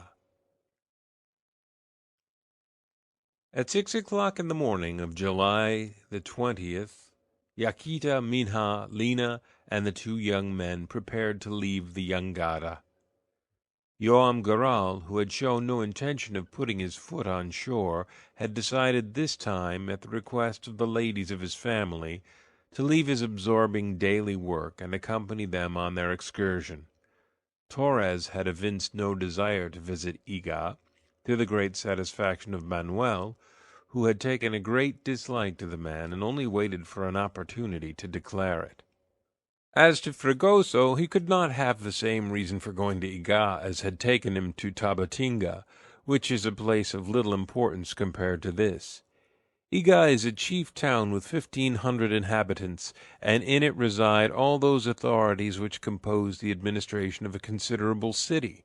Considerable for the country, that is to say, the military commandant, the chief of police, the judges, the schoolmaster, and troops under the command of officers of all ranks. With so many functionaries living in a town, with their wives and children, it is easy to see that hairdressers would be in demand. Such was the case, and Fragoso would not have paid his expenses. Doubtless, however, the jolly fellow, who could do no business in Iga, had thought to be of the party if Lina went with her mistress, but, just as they were leaving the raft, he resolved to remain at the request of Lina herself. "Mr. Fragoso," she said to him after taking him aside. "Miss Lina," answered Fragoso, "I do not think that your friend Torres intends to go with us to Iga." "Certainly not. He is going to stay on board, Miss Lina. But you would oblige me by not calling him my friend." "But you undertook to ask a passage for him before he had shown any intention of doing so." "Yes, and on that occasion, if you would like to know what I think, I made a fool of myself." "Quite so. And if you would like to know what I think, I do not like the man at all, Mr. Fragoso." "Neither do I, Miss Lina, and I have all the time an idea that I have seen him somewhere before. But the remembrance is too vague. The impression, however, is far from being a pleasant one." "Where and when could you have met him? Cannot you call it to mind? It might be useful to know who he is, and what he has been." "No, I try all I can. How long was it ago? In what country? Under what circumstances? And I cannot hit upon it." "Mr. Fragoso!" "Miss Lina! Stay on board and keep watch on Torres during our absence." "What? Not go with you to Iga and remain a whole day without seeing you?" "I ask you to do so." "Is it an order?" "It is an entreaty." "I will remain." "Mr. Fragoso." "Miss Lina." "I thank you." "Thank me, then, with a good shake of the hand," replied Fragoso. "That is worth something." Lina held out her hand, and Fragoso kept it for a few moments while he looked into her face. And that is the reason why he did not take his place in the pirogue, and became, without appearing to be, the guard upon Torres. Did the latter notice the feelings of aversion with which he was regarded? Perhaps, but doubtless he had his reasons for taking no account of them. A distance of 4 leagues separated the mooring place from the town of Iga. 8 leagues there and back, in a pirogue containing 6 persons, besides 2 negroes as rowers, would take some hours, not to mention the fatigue caused by the high temperature, though the sky was veiled with clouds. Fortunately, a lovely breeze blew from the northwest, and if it held, would be favorable for crossing Lake Tefe. They could go to Iga and return rapidly without having to tack. So the lateen sail was hoisted on the mast of the pirogue, Benito took the tiller, and off they went, after a last gesture from Lina to Fragoso to keep his eyes open. The southern shore of the lake had to be followed to get to Iga. After 2 hours the pirogue arrived at the port of this ancient mission founded by the Carmelites, which became a town in 1759, and which General Gama placed forever under Brazilian rule. The passengers landed on a flat beach, on which were to be found not only boats from the interior, but a few of those little schooners which are used in the coasting trade on the Atlantic seaboard. When the two girls entered Iga, they were at first much astonished. "What a large town!" said Minha. "What houses! What people!" replied Lina, whose eyes seemed to have expanded so that she might see better. "Rather," said Benito laughingly, "more than 1,500 inhabitants, 200 houses at the very least, some of them with a first floor, and 2 or 3 streets, genuine streets!" "My dear Manuel," said Minha, "do protect us against my brother. He is making fun of us, and only because he has already been in the finest towns in Amazones and Para." "Quite so. And he is also poking fun at his mother," added Yaquita, "for I confess I never saw anything equal to this. Then, mother and sister, you must take great care that you do not fall into a trance when you get to Manaus, and vanish altogether when you reach Belem." "Never fear," answered Manuel. "The ladies will have been gently prepared for these grand wonders by visiting the principal cities of the upper Amazon." "Now, Manuel," said Minha, "you are talking just like my brother. Are you making fun of us too?" "No, Minha, I assure you." "Laugh on, gentlemen," said Lina, "and let us look around, my dear mistress, for it is very fine." "Very fine. A collection of houses built of mud, whitewashed, and principally covered with thatch or palm leaves. A few built of stone or wood, with verandas, doors, and shutters painted a bright green, standing in the middle of a small orchard of orange trees in flower. But there were 2 or 3 public buildings, a barrack, and a church dedicated to Saint Teresa, which was a cathedral by the side of the modest chapel at Iquitos. On looking toward the lake, a beautiful panorama unfolded itself, bordered by a frame of cocoanut trees and acacias, which ended at the edge of the liquid level, and showed beyond the picturesque village of Nogueira, with its few small houses lost in the mass of the old olive trees on the beach.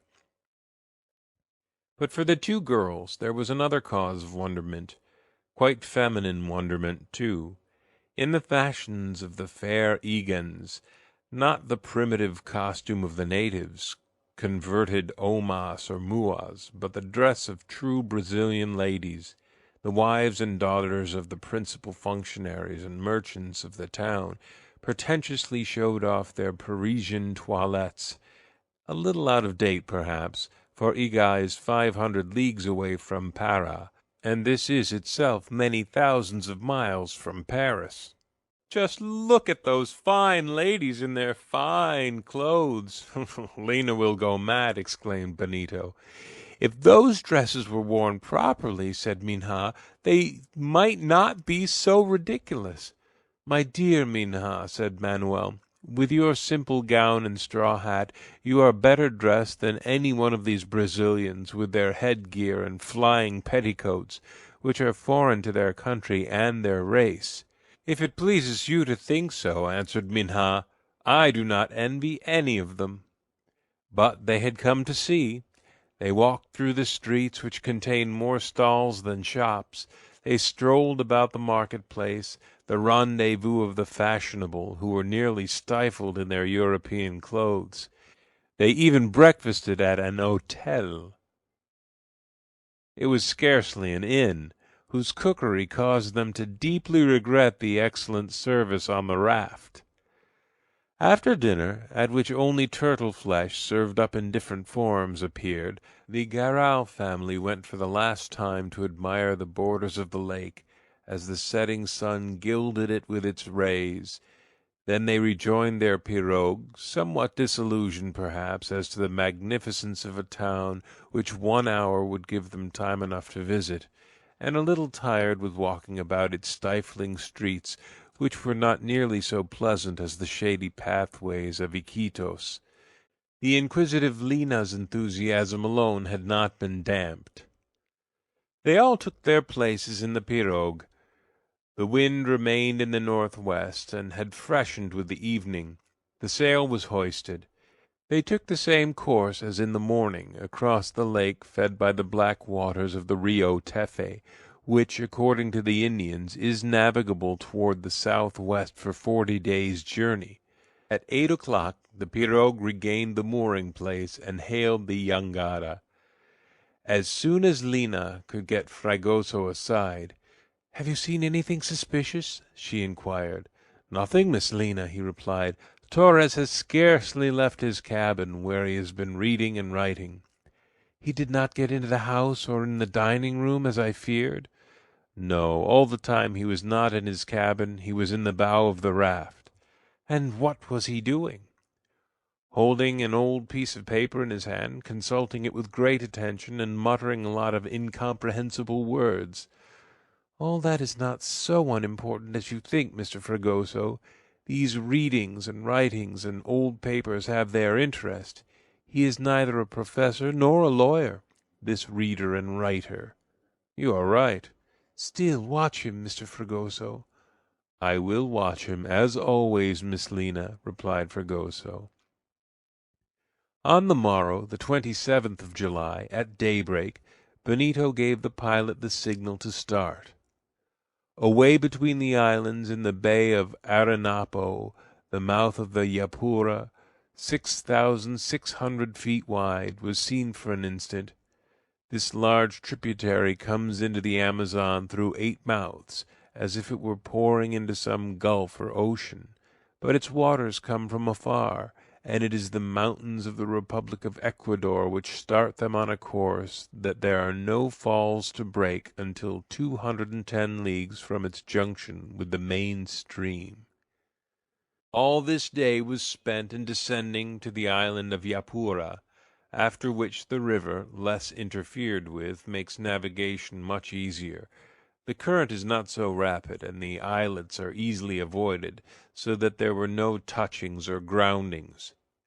The next day the jangada coasted along by vast beaches formed by undulating high domes, which served as the barriers of immense pasture grounds, in which the whole of the cattle in Europe could be raised and fed. These sand banks are considered to be the richest turtle grounds in the basin of the upper Amazon. On the evening of the 29th of July they were securely moored off the island of Catua, so as to pass the night, which promised to be dark.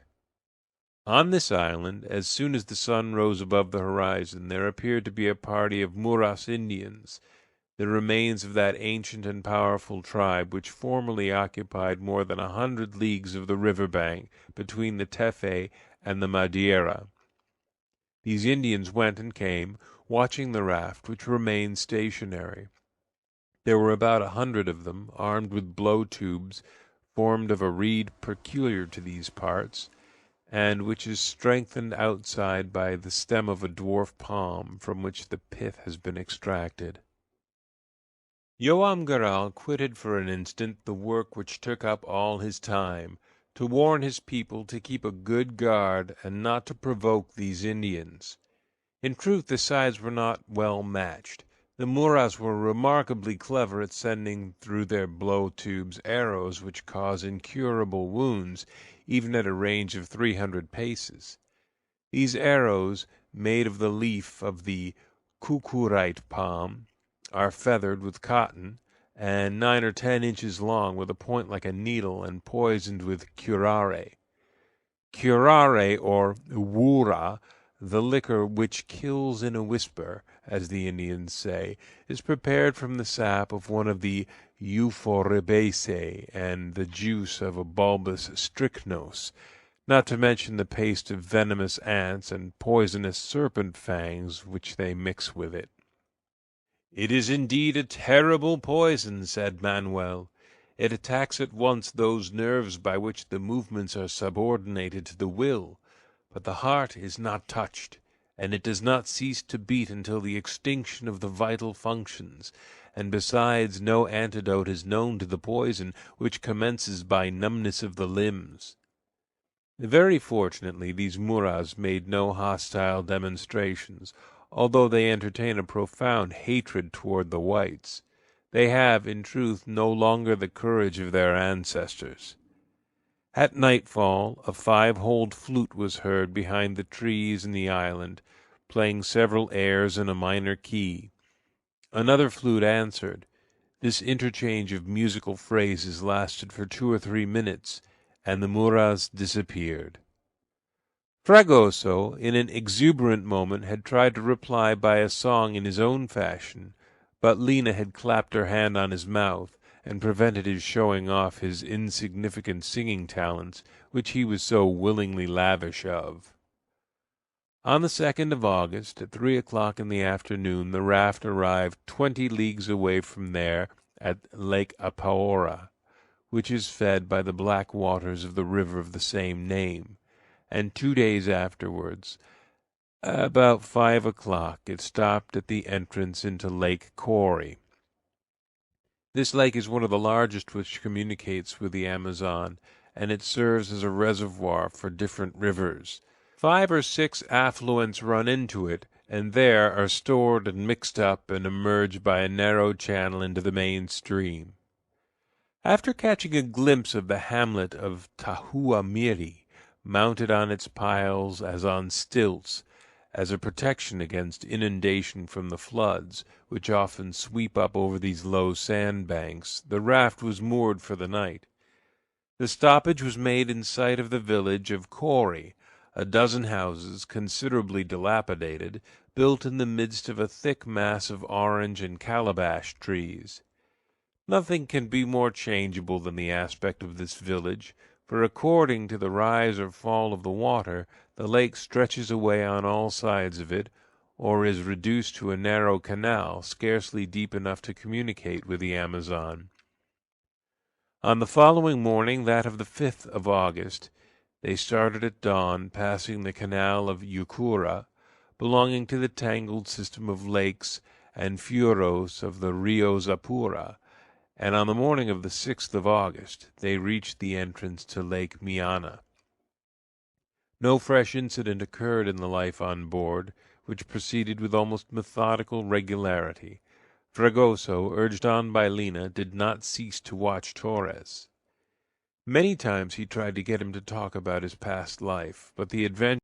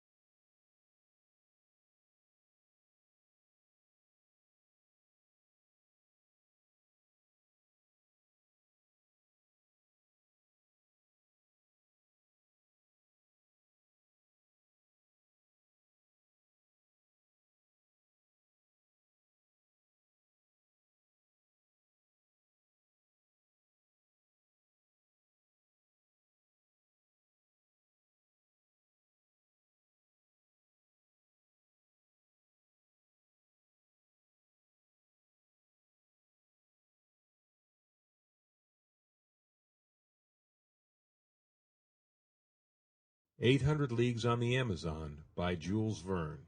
Part-01, Chapter 17, An Attack.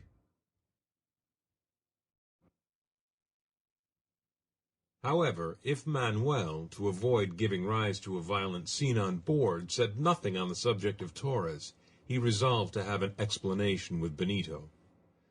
"Benito," he began, after taking him to the bow of the jangada, "I have something to say to you." Benito, generally so good-humored, stopped as he looked at Manuel, and a cloud came over his countenance. "I know why," he said. "It is about Torres." "Yes, Benito. And I also wish to speak to you." "You have then noticed his attention to Minha?" said Manuel, turning pale. "Ah, it is not a feeling of jealousy, though, that exasperates you against such a man," said Benito quickly. "No," replied Manuel, "decidedly not. Heaven forbid I should do such an injury to the girl who is to become my wife. No, Benito, she holds the adventurer in horror. I'm not thinking anything of that sort. But it distresses me to see this adventurer constantly obtruding himself by his presence and conversation on your mother and sister, and seeking to introduce himself into that intimacy with your family which is already mine." "Manuel," gravely answered Benito, "I share your aversion for this dubious individual, and had I consulted my feelings I would already have driven Torres off the raft. But I dare not." "You dare not?" said Manuel, seizing the hand of his friend. "You dare not?" "Listen to me, Manuel," continued Benito. "You have observed Torres well, have you not? You have remarked his attentions to my sister? Nothing can be truer, but while you have been noticing that, have you not seen that this annoying man never keeps his eyes off my father, no matter if he is near to him or far from him, and that he seems to have some spiteful secret intention in watching him with such unaccountable persistency?" "What are you talking about, Benito? Have you any reason to think that Torres bears some grudge against Joam Garral?" "No, I think nothing," replied Benito. "It is only a presentiment. But look well at Torres, study his face with care, and you will see what an evil grin he has whenever my father comes into his sight." "Well, then," exclaimed Manuel, "if it is so, Benito, the more reason for clearing him out." "More reason, or less reason," replied Benito. "Manuel, I fear—" "What? I know not, but to force my father to get rid of Torres would perhaps be imprudent. I repeat it, I am afraid, though no positive fact enables me to explain my fear to myself." And Benito seemed to shudder with anger as he said these words. "Then," said Manuel, "you think we had better wait?" "Yes, wait, before doing anything, but above all things let us be on our guard." "After all," answered Manuel, "in 20 days we shall be at Manaos. There Torres must stop. There he will leave us, and we shall be relieved of his presence for good. Till then we must keep our eyes on him." "You understand me, Manuel?" asked Benito. "I understand you, my friend, my brother," replied Manuel, "although I do not share and cannot share your fears. What connection can possibly exist between your father and this adventurer? Evidently your father has never seen him." "I do not say that my father knows Torres," said Benito, "but assuredly it seems to me that Torres knows my father." "What was the fellow doing in the neighborhood of the fazenda when we met him in the forest of Iquitos? Why did he then refuse the hospitality which we offered, so as to afterward manage to force himself on us as our traveling companion? We arrive at Tabatinga, and there he is, as if he was waiting for us. The probability is that these meetings were in pursuance of a preconceived plan. When I see the shifty, dogged look of Torres, all this crowds on my mind. I do not know. I'm losing myself in things that defy explanation.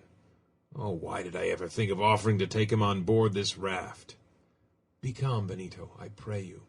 "Manuel," continued Benito, who seemed to be powerless to contain himself, "think you that if it only concerned me, this man who inspires us all with such aversion and disgust, I should not hesitate to throw him overboard? But when it concerns my father, I fear lest in giving way to my impressions I may be injuring my object. Something tells me that with this scheming fellow there may be danger in doing anything until he has given us the right and the duty to do it. In short, on the jangada, he is in our power, and if we both keep good watch over my father, we can spoil his game, no matter how sure it may be, and force him to unmask and betray himself. Then wait a little longer." The arrival of Torres in the bow of the raft broke off the conversation. Torres looked slyly at the two young men, but said not a word. Benito was not deceived when he said that the adventurer's eyes were never off Joam Garral, as long as he fancied he was unobserved. No, he was not deceived when he said that Torres's face grew evil when he looked at his father. By what mysterious bond could these two men, one nobleness itself, that was self-evident, be connected with each other? Such being the state of affairs, it was certainly difficult for Torres, constantly watched as he was by the two young men, by Fragoso and Lina, to make a single movement without having instantly to repress it. Perhaps he understood the position. If he did not show it, for his manner changed not in the least. Satisfied with their mutual explanation, Manuel and Benito promised to keep him in sight without doing anything to awaken his suspicions. During the following days, the jangada passed on the right the mouths of the rivers Camara, Aru, and Yuripari, whose waters, instead of flowing into the Amazon, run off to the south to feed the Rio de Purus, and return by it into the main river. At 5 o'clock on the evening of the 10th of August, they put into the island of Cocos. There they passed a seringal. This name is applied to a caoutchouc plantation, the caoutchouc being extracted from Seringueira tree, whose scientific name is Sinfonia elastica. It is said that by negligence or bad management, the number of these trees is decreasing in the basin of the Amazon, but the forests of Seringueira trees are still very considerable on the banks of the Madeira, Purus, and other tributaries.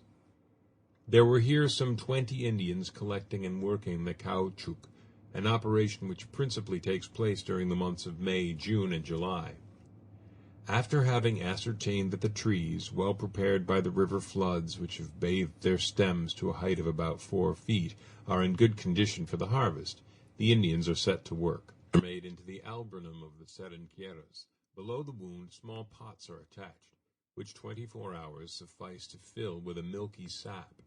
It can also be collected by means of a hollow bamboo and a receptacle placed on the ground at the foot of the tree. The sap being obtained, the Indians, to prevent the separation of its peculiar resins, fumigated over a fire of the nuts of the acai palm. By spreading out the sap on a wooden scoop and shaking it in the smoke, its coagulation is almost immediately obtained. It assumes a grayish-yellow tinge and solidifies. The layers formed in succession are detached from the scoop, exposed to the sun, hardened, and assume the brownish color with which we are familiar. The manufacture is then complete. Benito, finding a capital opportunity, bought from the Indians all the caoutchouc stored in their cabins, which, by the way, are mostly built on piles. The price he gave them was sufficiently remunerative, and they were highly satisfied. 4 days later, on the 14th of August, the jangada passed the mouths of the Purus. This is another of the large affluents of the Amazon, and seems to possess a navigable course, even for large ships, of over 500 leagues. It rises in the southwest, and measures nearly 5,000 feet across at its junction with the main river. After winding beneath the shade of ficuses, tahuaris, nipa palms, and cecropias, it enters the Amazon by 5 mouths. Hereabouts, Araujo the pilot managed with great ease. The course of the river was but slightly obstructed with islands, and besides, from one bank to another, its width is about 2 leagues. The current, too, took along the jangada more steadily, and on the 18th of August it stopped at the village of Pasquero to pass the night. The sun was already low on the horizon, and with the rapidity peculiar to these low latitudes, was about to set vertically like an enormous meteor. Joam Garral and his wife Lina and old Cybele were in front of the house. Torres, after having an instant turned toward Joam as if he would speak to him, and prevented perhaps by the arrival of Padre Passanha, who had come to bid the family good night, had gone back to his cabin. The Indians and the negroes were at their quarters along the sides. Araujo, seated at the bow, was watching the current which extended straight away in front of him. Manuel and Benito, with their eyes open, but chatting and smoking with apparent indifference, walked about the central part of the craft, awaiting the hour of repose. All at once Manuel stopped Benito with his hand, and said, "What a queer smell, am I wrong? Do you not notice it?" "One would say that it was the odor of burning musk," replied Benito. "There ought to be some alligators asleep on the neighboring beach." "Well, nature has done wisely in allowing them so to betray themselves." "Yes," said Benito, "it is fortunate, for they are sufficiently formidable creatures." Often at the close of the day these saurians love to stretch themselves on the shore, and install themselves comfortably there to pass the night. Crouched at the opening of a hole, into which they have crept back, they sleep with the mouth open, the upper jaw perpendicularly erect, so as to lie in wait for their prey. To these amphibians it is but sport to launch themselves in its pursuit, either by swimming through the waters propelled by their tails, or running along the bank with a speed no man can equal. It is on these huge beaches that the caimans are born, live, and die, not without affording extraordinary examples of longevity. Not only can the old ones, the centenarians, be recognized by the greenish moss which carpets their carcass and is scattered over their protuberances, but by their natural ferocity, which increases with age. As Benito said, they are formidable creatures, and it is fortunate that their attacks can be guarded against. Suddenly cries were heard in the bow. "Caimans! Caimans!" Manuel and Benito came forward and looked. 3 large saurians, from 15 to 20 feet long, had managed to clamber onto the platform of the raft. "Bring the guns! Bring the guns!" shouted Benito, making signs to the Indians and the blacks to get behind. "Into the house!" said Manuel. "Make haste!" And in truth, they could not attack them at once. The best thing they could do was to get into shelter without delay. It was done in an instant. The Garral family took refuge in the house, where the 2 young men joined them. The Indians and the negroes ran into their huts and cabins, as they were shutting the door. "And Minha?" said Manuel. "She's not there," replied Lina, who had just run to her mistress's room. "Good heavens, where is she?" exclaimed her mother, and they all shouted at once, "Minha! Minha!" No reply. "There she is, on the bow of the jangada," said Benito. "Minha!" shouted Manuel. The 2 young men, and Fragoso and Joam Garral, thinking no more of danger, rushed out of the house, guns in hand. Scarcely were they outside when 2 of the alligators made a half-turn and ran toward them. A dose of buckshot to the head, close to the eye, from Benito stopped one of the monsters, who, mortally wounded, writhed in frightful convulsions and fell on his side. But the second still lived and came on, and there was no way of avoiding him.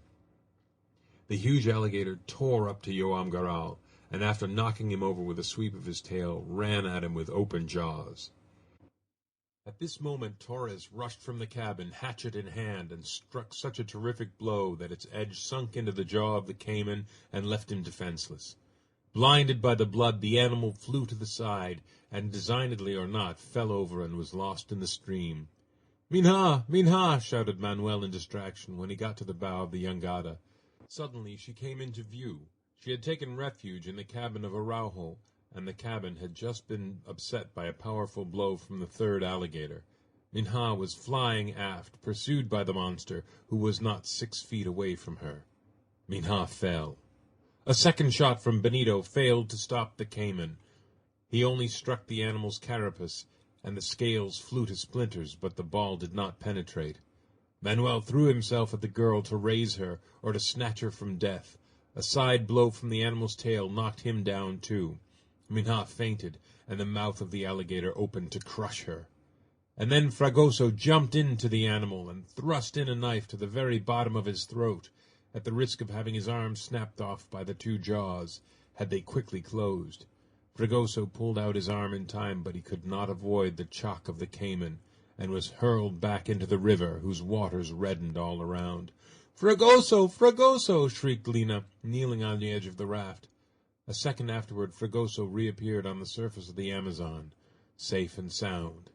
But at the peril of his life he had saved the young girl, who soon came to, and as all hands were held out to him, Manuel's, Yaquita's, Minha's, and Lina's, and he did not know what to say, he ended by squeezing the hands of the young mulatto. However, though Fragoso had saved Minha, it was assuredly to the intervention of Torres that Joam Garral owed his safety. It was not, therefore, the fazender's life that the adventurer wanted. In the face of this fact, so much had to be admitted. Manuel said this to Benito in an undertone. "That is true," replied Benito, embarrassed. "You are right, and in a sense it is one cruel care the less. Nevertheless, Manuel, my suspicions still exist. It is not always a man's worst enemy who wishes him dead." Joam Garral walked up to Torres. "Thank you, Torres," he said, holding out his hand. The adventurer took a step or two backward without replying. "Torres," continued Joam, "I am sorry that we are arriving at the end of our voyage, and that in a few days we must part. I owe you—" "Joam Garral," answered Torres, "you owe me nothing. Your life is precious to me above all things. But if you will allow me, I have been thinking, in place of stopping at Manaos, I will go on to Belem. Will you take me there?" Joam Garral replied by an affirmative nod. In hearing this demand, Benito, in an unguarded moment, was about to intervene, but Manuel stopped him, and the young man checked himself, though not without a violent effort. End of chapter 17. An Attack. 800 Leagues on the Amazon by Jules Verne. Part 1. Chapter 18. The Arrival Dinner.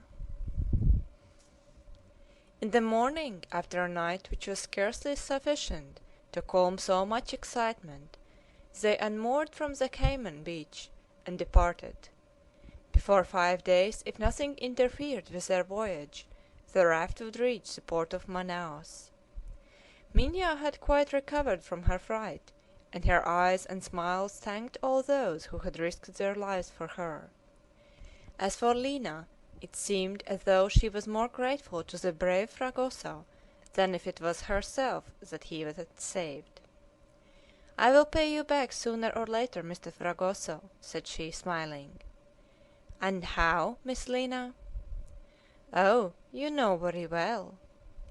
"Then if I know it, let it be soon and not late," replied the good-natured fellow. And from this day it began to be whispered about that the charming Lina was engaged to Fragoso, that their marriage would take place at the same time as that of Minha and Manuel, and that the young couple would remain at Belem with the others. "Capital, capital!"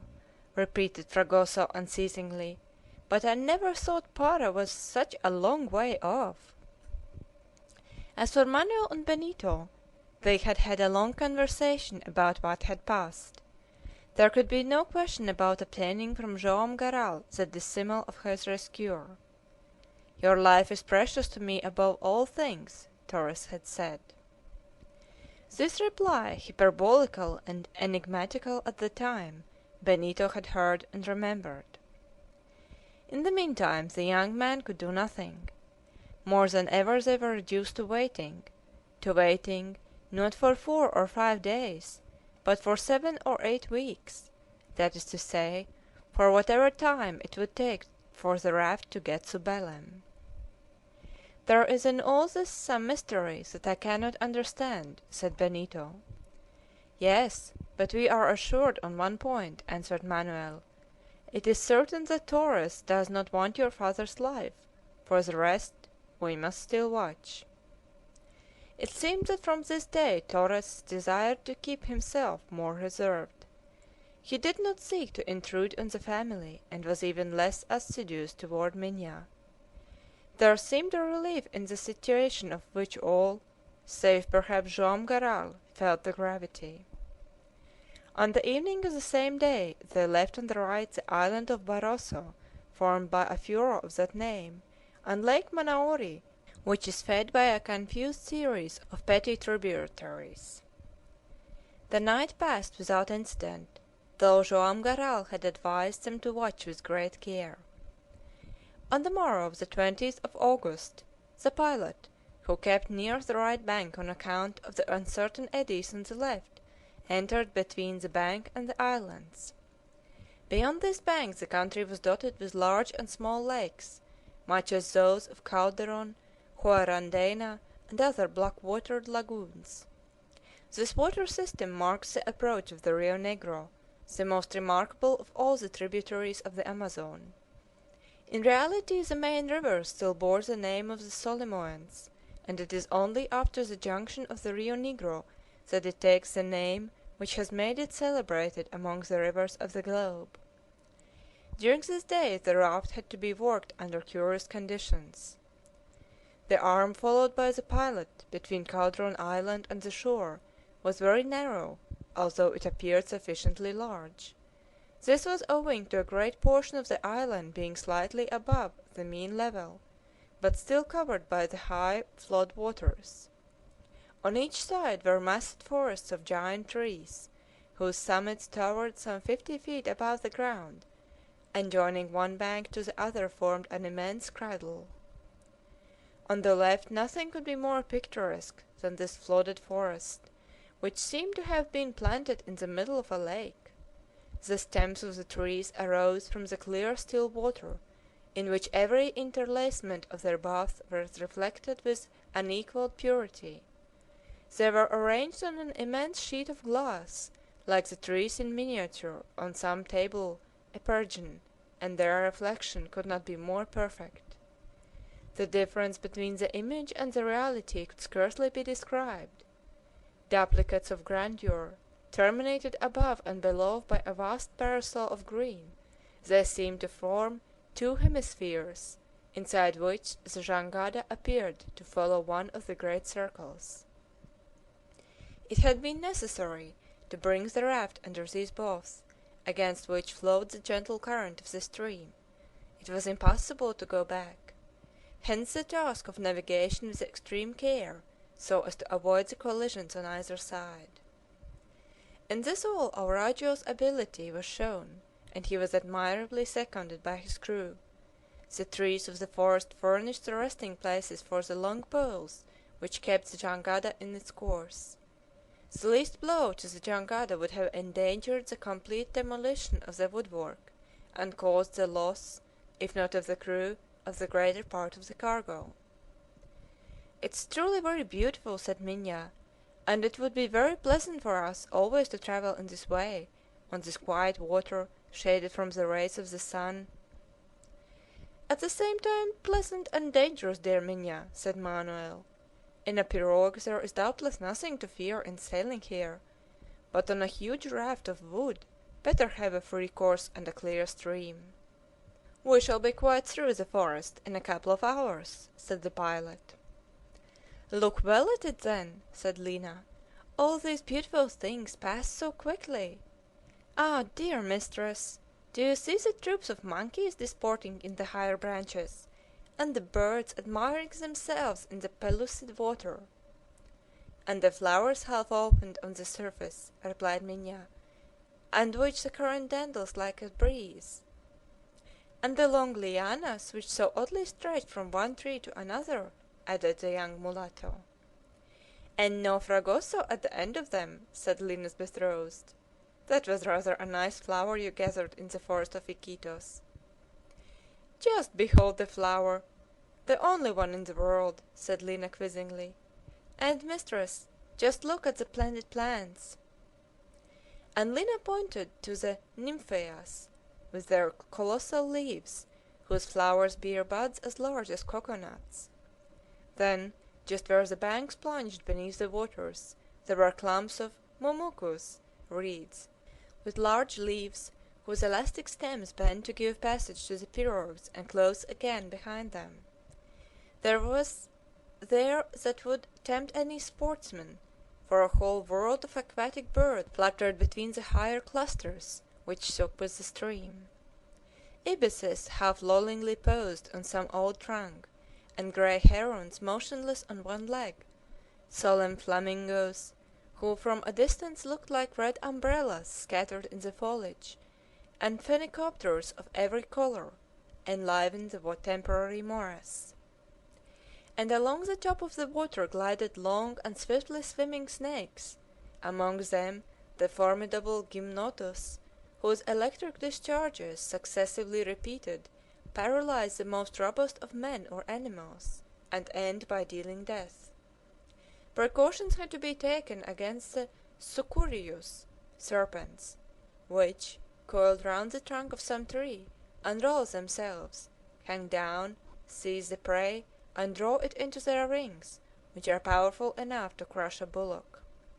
Have there not been met with in these Amazonian forests reptiles, from 30 to 35 feet long? And even, according to M. Carey, do not some exist whose length reaches 47 feet, and whose girth is that of a hogshead? Had one of these sucurius, indeed, got onto the raft, he would have proved as formidable as an alligator. Very fortunately the travellers had to contend with neither gymnotus nor sucurio, and the passage across the submerged forest, which lasted about 2 hours, was effected without accident. 3 days passed. They neared Manaos. 24 hours more and the raft would be off the mouth of the Rio Negro, before the capital of the province of Amazones. In fact, on the 23rd of August, at 5 o'clock in the evening, they stopped at the southern point of Mouras Island, on the right bank of the stream. They only had to cross obliquely for a few miles to arrive at the port, but the pilot Araujo very properly would not risk it on that day, as night was coming on. The 3 miles which remained would take 3 hours to travel, and to keep to the course of the river it was necessary, above all things, to have a clear outlook. This evening the dinner, which promised to be the last of this first part of the voyage, was not served without a certain amount of ceremony. Half the journey on the Amazon had been accomplished, and the task was worthy of a jovial repast. It was fitting to drink to the health of Amazones a few glasses of that generous liquor which comes from the coasts of Oporto and Setúbal. Besides, this was, in a way, the betrothal dinner of Fragoso and the charming Lina. That of Manuel and Minha had taken place at the fazenda of Iquitos several weeks before. After the young master and mistress, it was the turn of the faithful couple who were attached to them by so many bonds of gratitude. So Lina, who was to remain in the service of Minha, and Fragoso, who was about to enter into that of Manuel Valdez, sat at the common table, and even had the places of honor reserved for them. Torres, naturally, was present at the dinner, which was worthy of the larder and kitchen of the jangada. The adventurer, seated opposite to Joam Garral, who was always taciturn, listened to all that was said, but took no part in the conversation. Benito quietly and attentively watched him. The eyes of Torres, with a peculiar expression, constantly sought his father. One would have called them the eyes of some wild beast, trying to fasten his prey before he sprang on it. Manuel talked mostly with Minha. Between whiles his eyes wandered to Torres, but he acted his part more successfully than Benito in a situation which, if it did not finish at Manaos, would certainly end at Belem.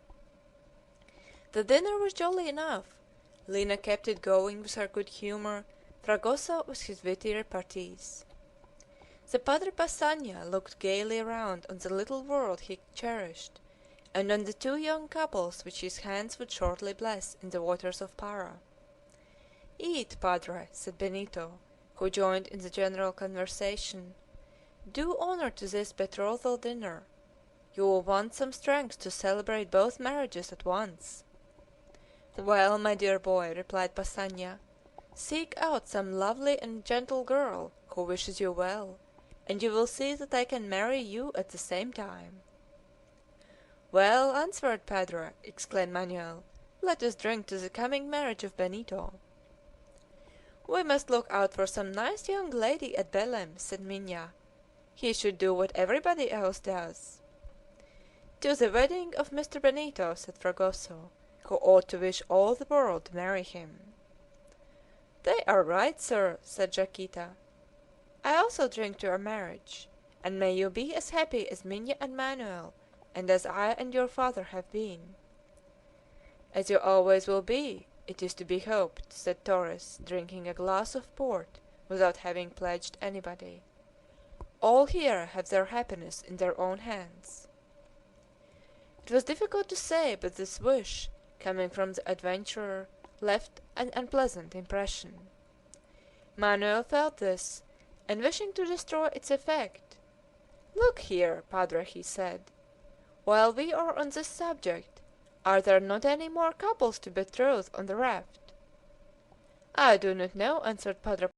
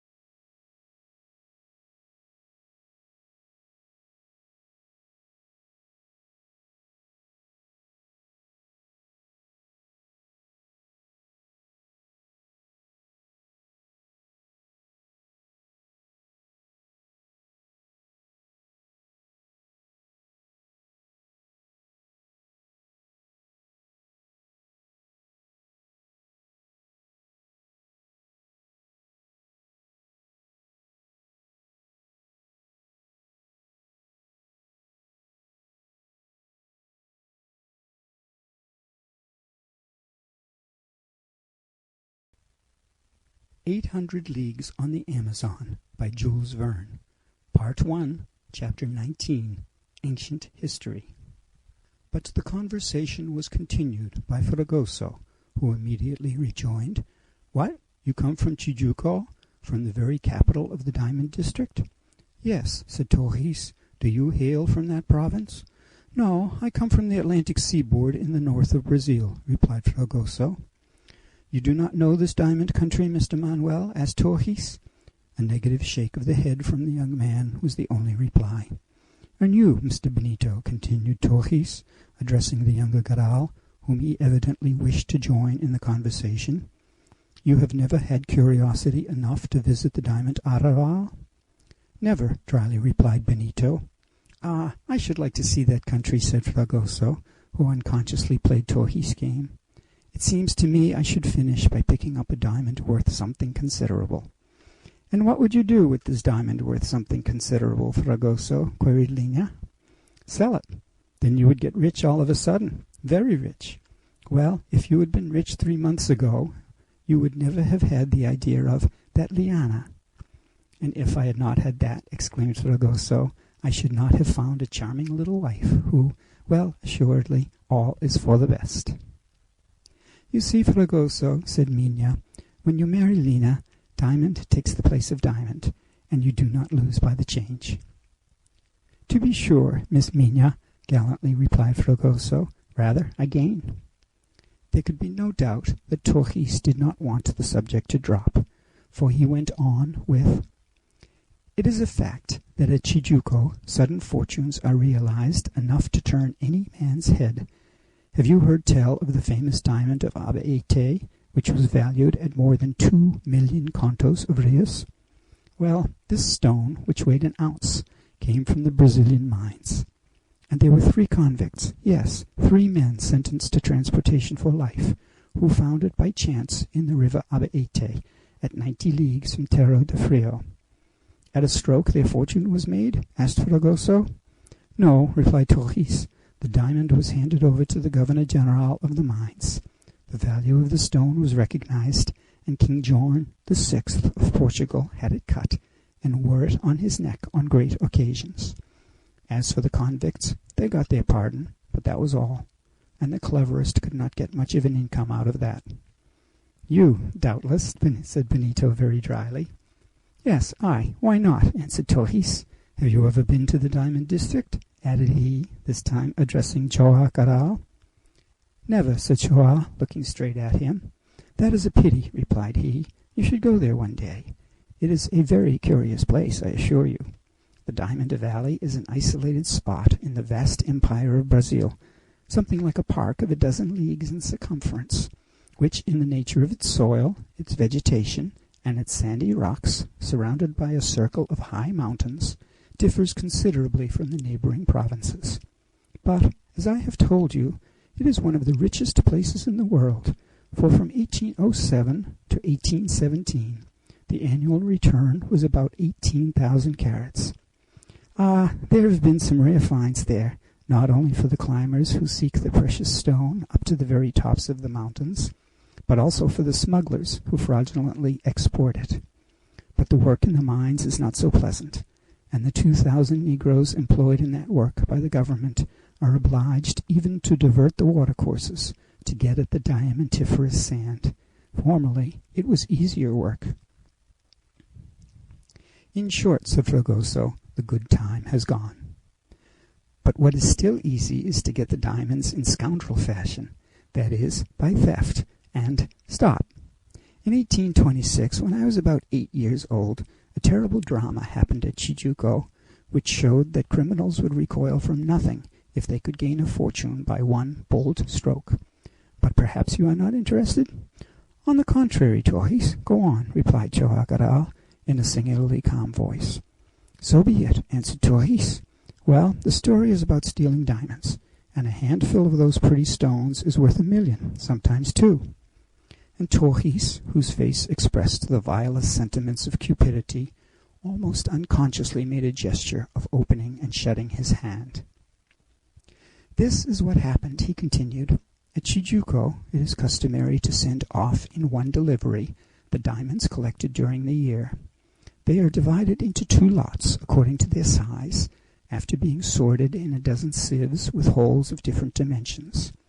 These lots are put into sacks and forwarded to Rio de Janeiro, but as they are worth many millions, you may imagine they are heavily escorted. A workman chosen by the superintendent, 4 cavalrymen from the district regiment, and 10 men on foot complete the convoy. They first make for Villarica, where the commandant puts his seal on the sacks, and then the convoy continues its journey to Rio de Janeiro.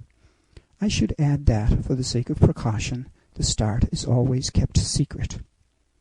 Well, in 1826, a young fellow named Da Costa, who was about 22 or 23 years of age, and who for some years had been employed at Tijuco in the offices of the Governor-General, devised the following scheme.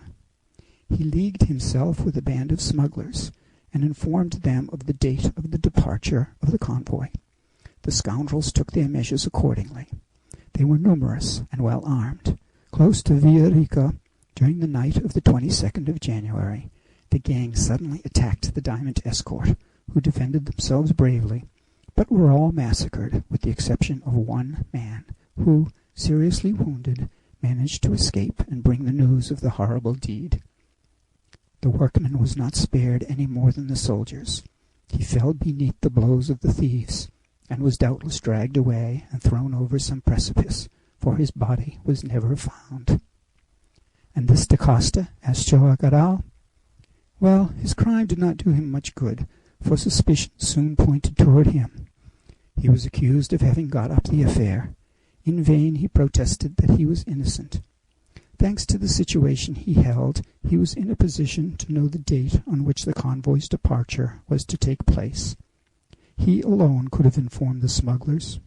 He was charged, arrested, tried, and sentenced to death. Such a sentence required his execution in 24 hours.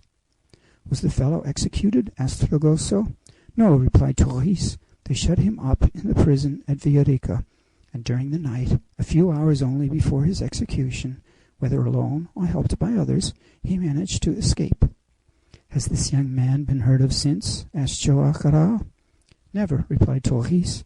He probably left Brazil, and now, in some distant land, lives a cheerful life with the proceeds of the robbery, which he is sure to have realized. Perhaps, on the other hand, he died miserably, answered Joao Garral. And perhaps, added Padre Passanha, heaven caused him to feel remorse for his crime. Here they all rose from the table, and having finished their dinner, went out to breathe the evening air. The sun was low on the horizon, but an hour had still to elapse before nightfall. These stories are not very lively, said Fragoso, and our betrothal dinner was best at the beginning. But it was your fault, Fragoso, asked Lina. How my fault. It was you who went on talking about the district and the diamonds when you should not have done so. Well, that's true, replied Fragoso, but I had no idea we were going to wind up in that fashion. You are the first to blame, and the first to be punished, Miss Lina, for I did not hear you laugh all through the dessert. The whole family strolled toward the bow of the jangada. Manuel and Benito walked one behind the other without speaking. Yaquita and her daughter silently followed, and all felt an unaccountable impression of sadness, as if they had a presentiment of some coming calamity. Torres stepped up to Joam Garral, who, with bowed head, seemed to be lost in thought, and putting his hand on his shoulder, said, Joam Garral, may I have a few minutes' conversation with you? Joam looked at Torres. Here? He asked. No, in private. Come then. They went toward the house, entered it, and the door was shut on them. It would be difficult to depict what everyone felt when Joam Garral and Torres disappeared. What could there be in common between the adventurer and the honest fazenda of Iquitos? The menace of some frightful misfortune seemed to hang over the whole family, and they scarcely dared speak to each other. Manuel, said Benito, seizing his friend's arm, whatever happens, this man must leave us tomorrow at Manaos. Yes, it is imperative, answered Manuel. And if through him some misfortune happens to my father, I shall kill him. This is the end of Part 1, Chapter 19. 800 Leagues on the Amazon by Jules Verne. Part 1, Chapter 20. Between the Two Men. For a moment, alone in the room, where none could see or hear them, Joam Garral and Torres looked at each other without uttering a word. Did the adventurer hesitate to speak? Did he suspect that Joam Garral would only reply to his demands by a scornful silence? Yes, probably so. So Torres did not question him. At the outset of the conversation he took the affirmative and assumed the part of an accuser. Joam, he said, your name is not Garral. Your name is Dacosta. At the guilty name which Torres thus gave him, Joam Garral could not repress a slight shudder. You are Joam Dacosta, continued Torres, who 25 years ago were a clerk in the Governor-General's office at Tijuco, and you are the man who was sentenced to death in this affair of the robbery and murder. No response from Joam Garral, whose strange tranquillity surprised the adventurer. Had he made a mistake in accusing his host? No, for Joam Garral made no start at the terrible accusations. Doubtless he wanted to know to what Torres was coming. Joam Dacosta, I repeat, it was you whom they sought for this diamond affair, whom they convicted of crime and sentenced to death, and it was you who escaped from the prison at Villarica a few hours before you should have been executed. Do you not answer? Rather a long silence followed this direct question, which Torres asked. Joam Garral, still calm, took a seat. His elbow rested on a small table, and he looked fixedly at his accuser without bending his head. "Will you reply?" repeated Torres. "What reply do you want from me?" said Joam quietly. "A reply," slowly answered Torres, "that will keep me from finding out the chief of the police at Manaos, and saying to him, a man is there whose identity can easily be established, who can be recognized even after 25 years' absence, and this man was the instigator of the diamond robbery at Tijuco. He was the accomplice of the murderers of the soldiers of the escort. He is the man who escaped from execution. He is Joam Garral, whose true name is Joam Dacosta."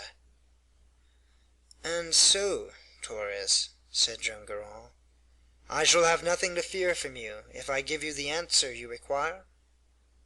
"Nothing, for neither you nor I will have any interest in talking about the matter." "Neither you nor I?" asked Joam Garral. "It is not with money, then, that your silence is to be bought?" "No, no matter how much you offered me. What do you want, then? Joam Garral, replied Torres, here is my proposal. Do not be in a hurry to reply by a formal refusal. Remember that you are in my power. What is this proposal? Asked Joam. Torres hesitated for a moment. The attitude of this guilty man, whose life he held in his hands, was enough to astonish him. He had expected a stormy discussion, and prayers and tears. He had before him a man convicted of the most heinous of crimes, and the man never flinched. At length, crossing his arms, he said, "You have a daughter. I like her, and I want to marry her." Apparently Joam Garral expected anything from such a man, and was as quiet as before.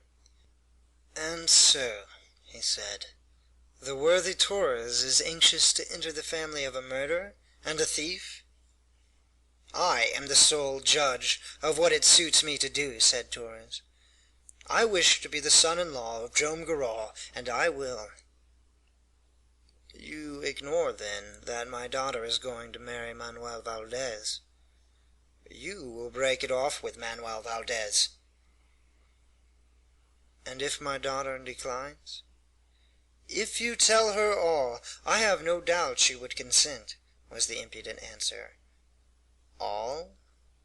"All, if necessary. Between her own feelings and the honor of her family and the life of her father, she would not hesitate." "You are a consummate scoundrel, Torres," quietly said Joam, whose coolness never forsook him. A scoundrel and a murderer were made to understand each other. At these words Joam Garral rose, advanced to the adventurer, and looking him straight in the face, "Torres," he said, "if you wish to become one of the family of Joam Dacosta, you ought to know that Joam Dacosta was innocent of the crime for which he was condemned." "Really? And I add," replied Joam, "that you hold the proof of his innocence, and are keeping it back to proclaim it on the day when you marry his daughter." "Fair play, Joam Garral," answered Torres, lowering his voice, "and when you have heard me out, you will see if you dare refuse me your daughter." "I am listening, Torres." "Well," said the adventurer, half keeping back his words, as if he was sorry to let them escape from his lips, "I know you are innocent. I know it, for I know the true culprit, and I am in the position to prove your innocence." "And the unhappy man who committed the crime?" "Is dead."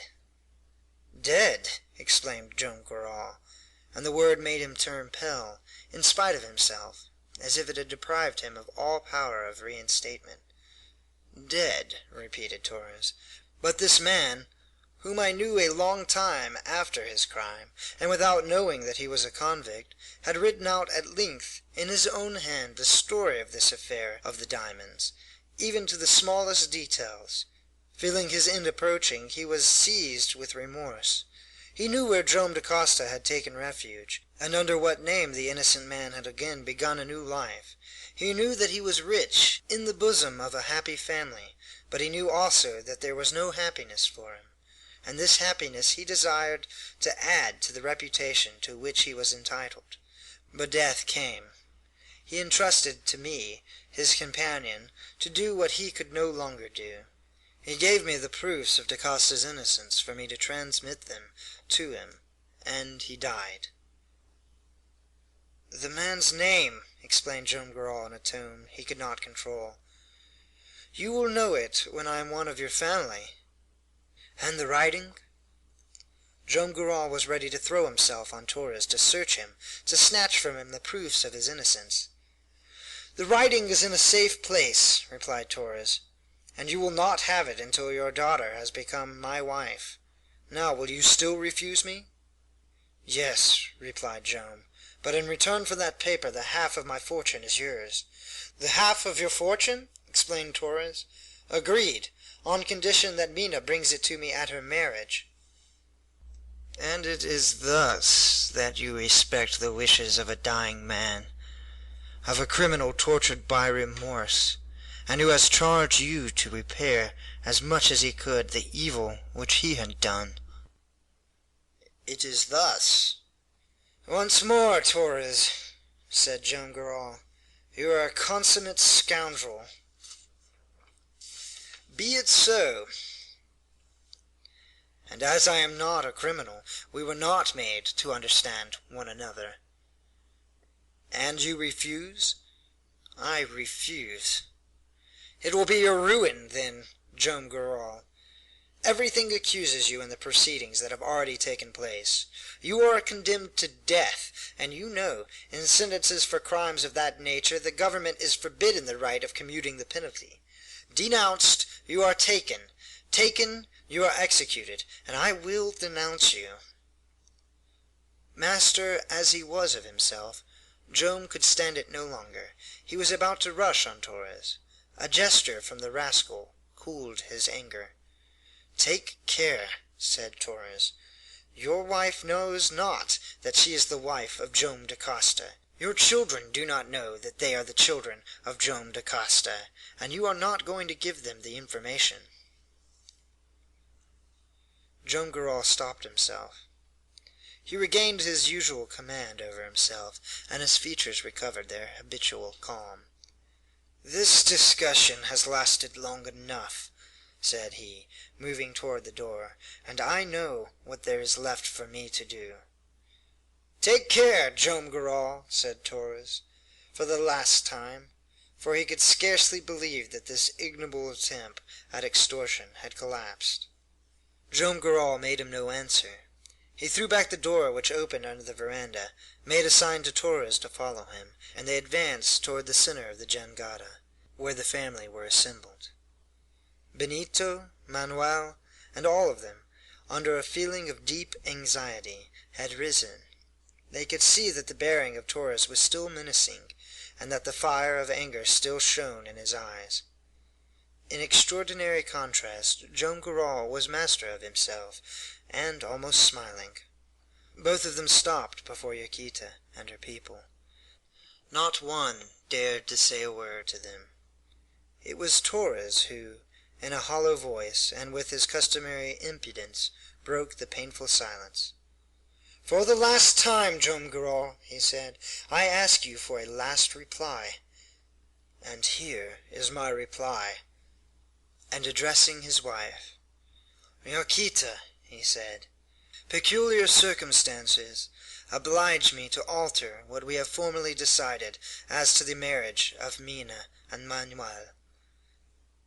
At last! Exclaimed Torres. Joam Garral, without answering him, shot at the adventurer a glance of the deepest scorn. But at the words Manuel had felt his heart beat as if it would break. The girl arose, ashy pale, as if she would seek shelter by the side of her mother. Yaquita opened her arms to protect, to defend her. Father, said Benito, who had placed himself between Joam Garral and Torres, what were you going to say? I was going to say, answered Joam Garral, raising his voice, that to wait for our arrival in Para for the wedding of Mina and Manuel is to wait too long. The marriage will take place here, no later than tomorrow, and the jangada, with the aid of Padre Passanha, if, after a conversation I am about to have with Manuel, he agrees with me to defer it no longer.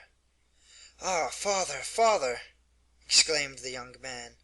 Wait a little before you call me so, Manuel, replied Joam, in a tone of unspeakable suffering. Here Torres, with crossed arms, gave the whole family a look of inconceivable insolence. So that is your last word, said he, extending his hand toward Joam Garral. No, that is not my last word. What is it, then? This, Torres. I am master here. You will be off, if you please, and even if you do not please, and leave the jangada at this very instant. Yes, this instant, exclaimed Benito, or I will throw you overboard. Torres shrugged his shoulders. No threats, he said. They are of no use. It suits me also to land, and without delay. But you will remember me, Joam Garral. We shall not be long before we meet." "If it only depends on me," answered Joam Garral, "we shall soon meet, and rather sooner, perhaps, than you will like. To-morrow I shall be with Judge Ribeiro, the first magistrate of the province, whom I have advised of my arrival at Manaos. If you dare, meet me there." "At Judge Ribeiro's?" said Torres, evidently disconcerted. "At Judge Ribeiro's," answered Joam Garral. And then, showing the pirogue to Torres, with a gesture of supreme contempt, Joam Garral ordered 4 of his people to land him without delay on the nearest point of the island. The scoundrel at last disappeared. The family, who were still appalled, respected the silence of its chief. But Fragoso, comprehending scarce half the gravity of the situation, and carried away by his customary vivacity, came up to Joam Garral. "If the wedding of Miss Mina and Mr. Manuel is to take place to-morrow on the raft—" "Yours shall take place at the same time," kindly answered Joam Garral, and making a sign to Manuel, he retired to his room with him. The interview between Joam and Manuel had lasted for half an hour, and it seemed a century to the family when the door of the room was reopened. Manuel came out alone. His face glowed with generous resolution. Going up to Yaquita, he said, "My mother." To Mina he said, "My wife." And to Benito he said, "My brother." And turning toward Lina and Fragoso, he said to all, "To-morrow." He knew all that had passed between Joam Garral and Torres. He knew that, counting on the protection of Judge Ribeiro, by means of a correspondence which he had had with him for a year past without speaking of it to his people, Joam Garral had at last succeeded in clearing himself and convincing him of his innocence. He knew that Joam Garral had boldly undertaken the voyage with the sole object of cancelling the hateful proceedings of which he had been the victim, so as not to leave on his daughter and son-in-law the weight of the terrible situation which he had had to endure so long himself. Yes, Manuel knew all this, and further, he knew that Joam Garral, or rather Joam Dacosta, was innocent, and his misfortunes made him even dearer and more devoted to him. What he did not know was that the material proof of the innocence of the fazender existed, and that this proof was in the hands of Torres. Joam Garral wished to reserve for the judge himself the use of this proof, which, if the adventurer had spoken truly, would demonstrate his innocence. Manuel confined himself, then, to announcing that he was going to Padre Passanha to ask him to get things ready for the 2 weddings. Next day, the 24th of August, scarcely an hour before the ceremony was to take place, a large pirogue came off from the left bank of the river and held the jangada. A dozen paddlers had swiftly brought it from Manaos, and with a few men it carried the chief of the police, who made himself known and came on board. At the moment, Joam Garral and his family, attired for the ceremony, were coming out of the house. "Joam Garral?" asked the chief of the police. "I am here," replied Joam. "Joam Garral," continued the chief of the police, "you have also been Joam Dacosta. Both names have been borne by the same man. I arrest you." At these words Yaquita and Mina, struck with stupor, stopped without any power to move. "My father a murderer!" exclaimed Benito, rushing toward Joam Garral. By a gesture his father silenced him. "I will only ask you one question," said Joam with a firm voice, addressing the chief of police. "Has the warrant in virtue of which you arrest me been issued against me by the justice at Manaos, by Judge Ribeiro?" "No," answered the chief of the police. "It was given to me, with an order for its immediate execution, by his substitute. Judge Ribeiro was struck with apoplexy yesterday evening, and died during the night at 2 o'clock without having recovered his consciousness." "Dead!" exclaimed Joam Garral, crushed for a moment by the news. "Dead! Dead!" But soon raising his head, he said to his wife and children, "Judge Ribeiro alone knew that I was innocent, my dear ones. The death of the judge may be fatal to me, but that is no reason for me to despair." And turning toward Manuel, "Heaven help us," he said to him. "We shall see if the truth will come down to the earth from above." The chief of the police made a sign to his men, who advanced to secure Joam Garral. "But speak, father!" shouted Benito, mad with despair. "Say one word, and we shall contest, even by force, this horrible mistake of which you are the victim." "There is no mistake here, my son," replied Joam Garral. "Joam Dacosta and Joam Garral are one. I am in truth Joam Dacosta. I am the honest man whom a legal error unjustly doomed to death 25 years ago in the place of the true culprit. That I am quite innocent I swear before heaven, once for all, on your heads, my children, and on the head of your mother." "All communication between you and yours is now forbidden," said the chief of the police. "You are my prisoner, Joam Garral, and I will rigorously execute my warrant." Joam restrained by a gesture his dismayed children and servants. "Let the justice of man be done while we wait for the justice of God." And with his head unbent, he stepped into the pirogue. It seemed, indeed, as though of all present Joam Garral was the only one whom this fearful thunderbolt, which had fallen so unexpectedly on his head, had failed to overwhelm. End of chapter 20.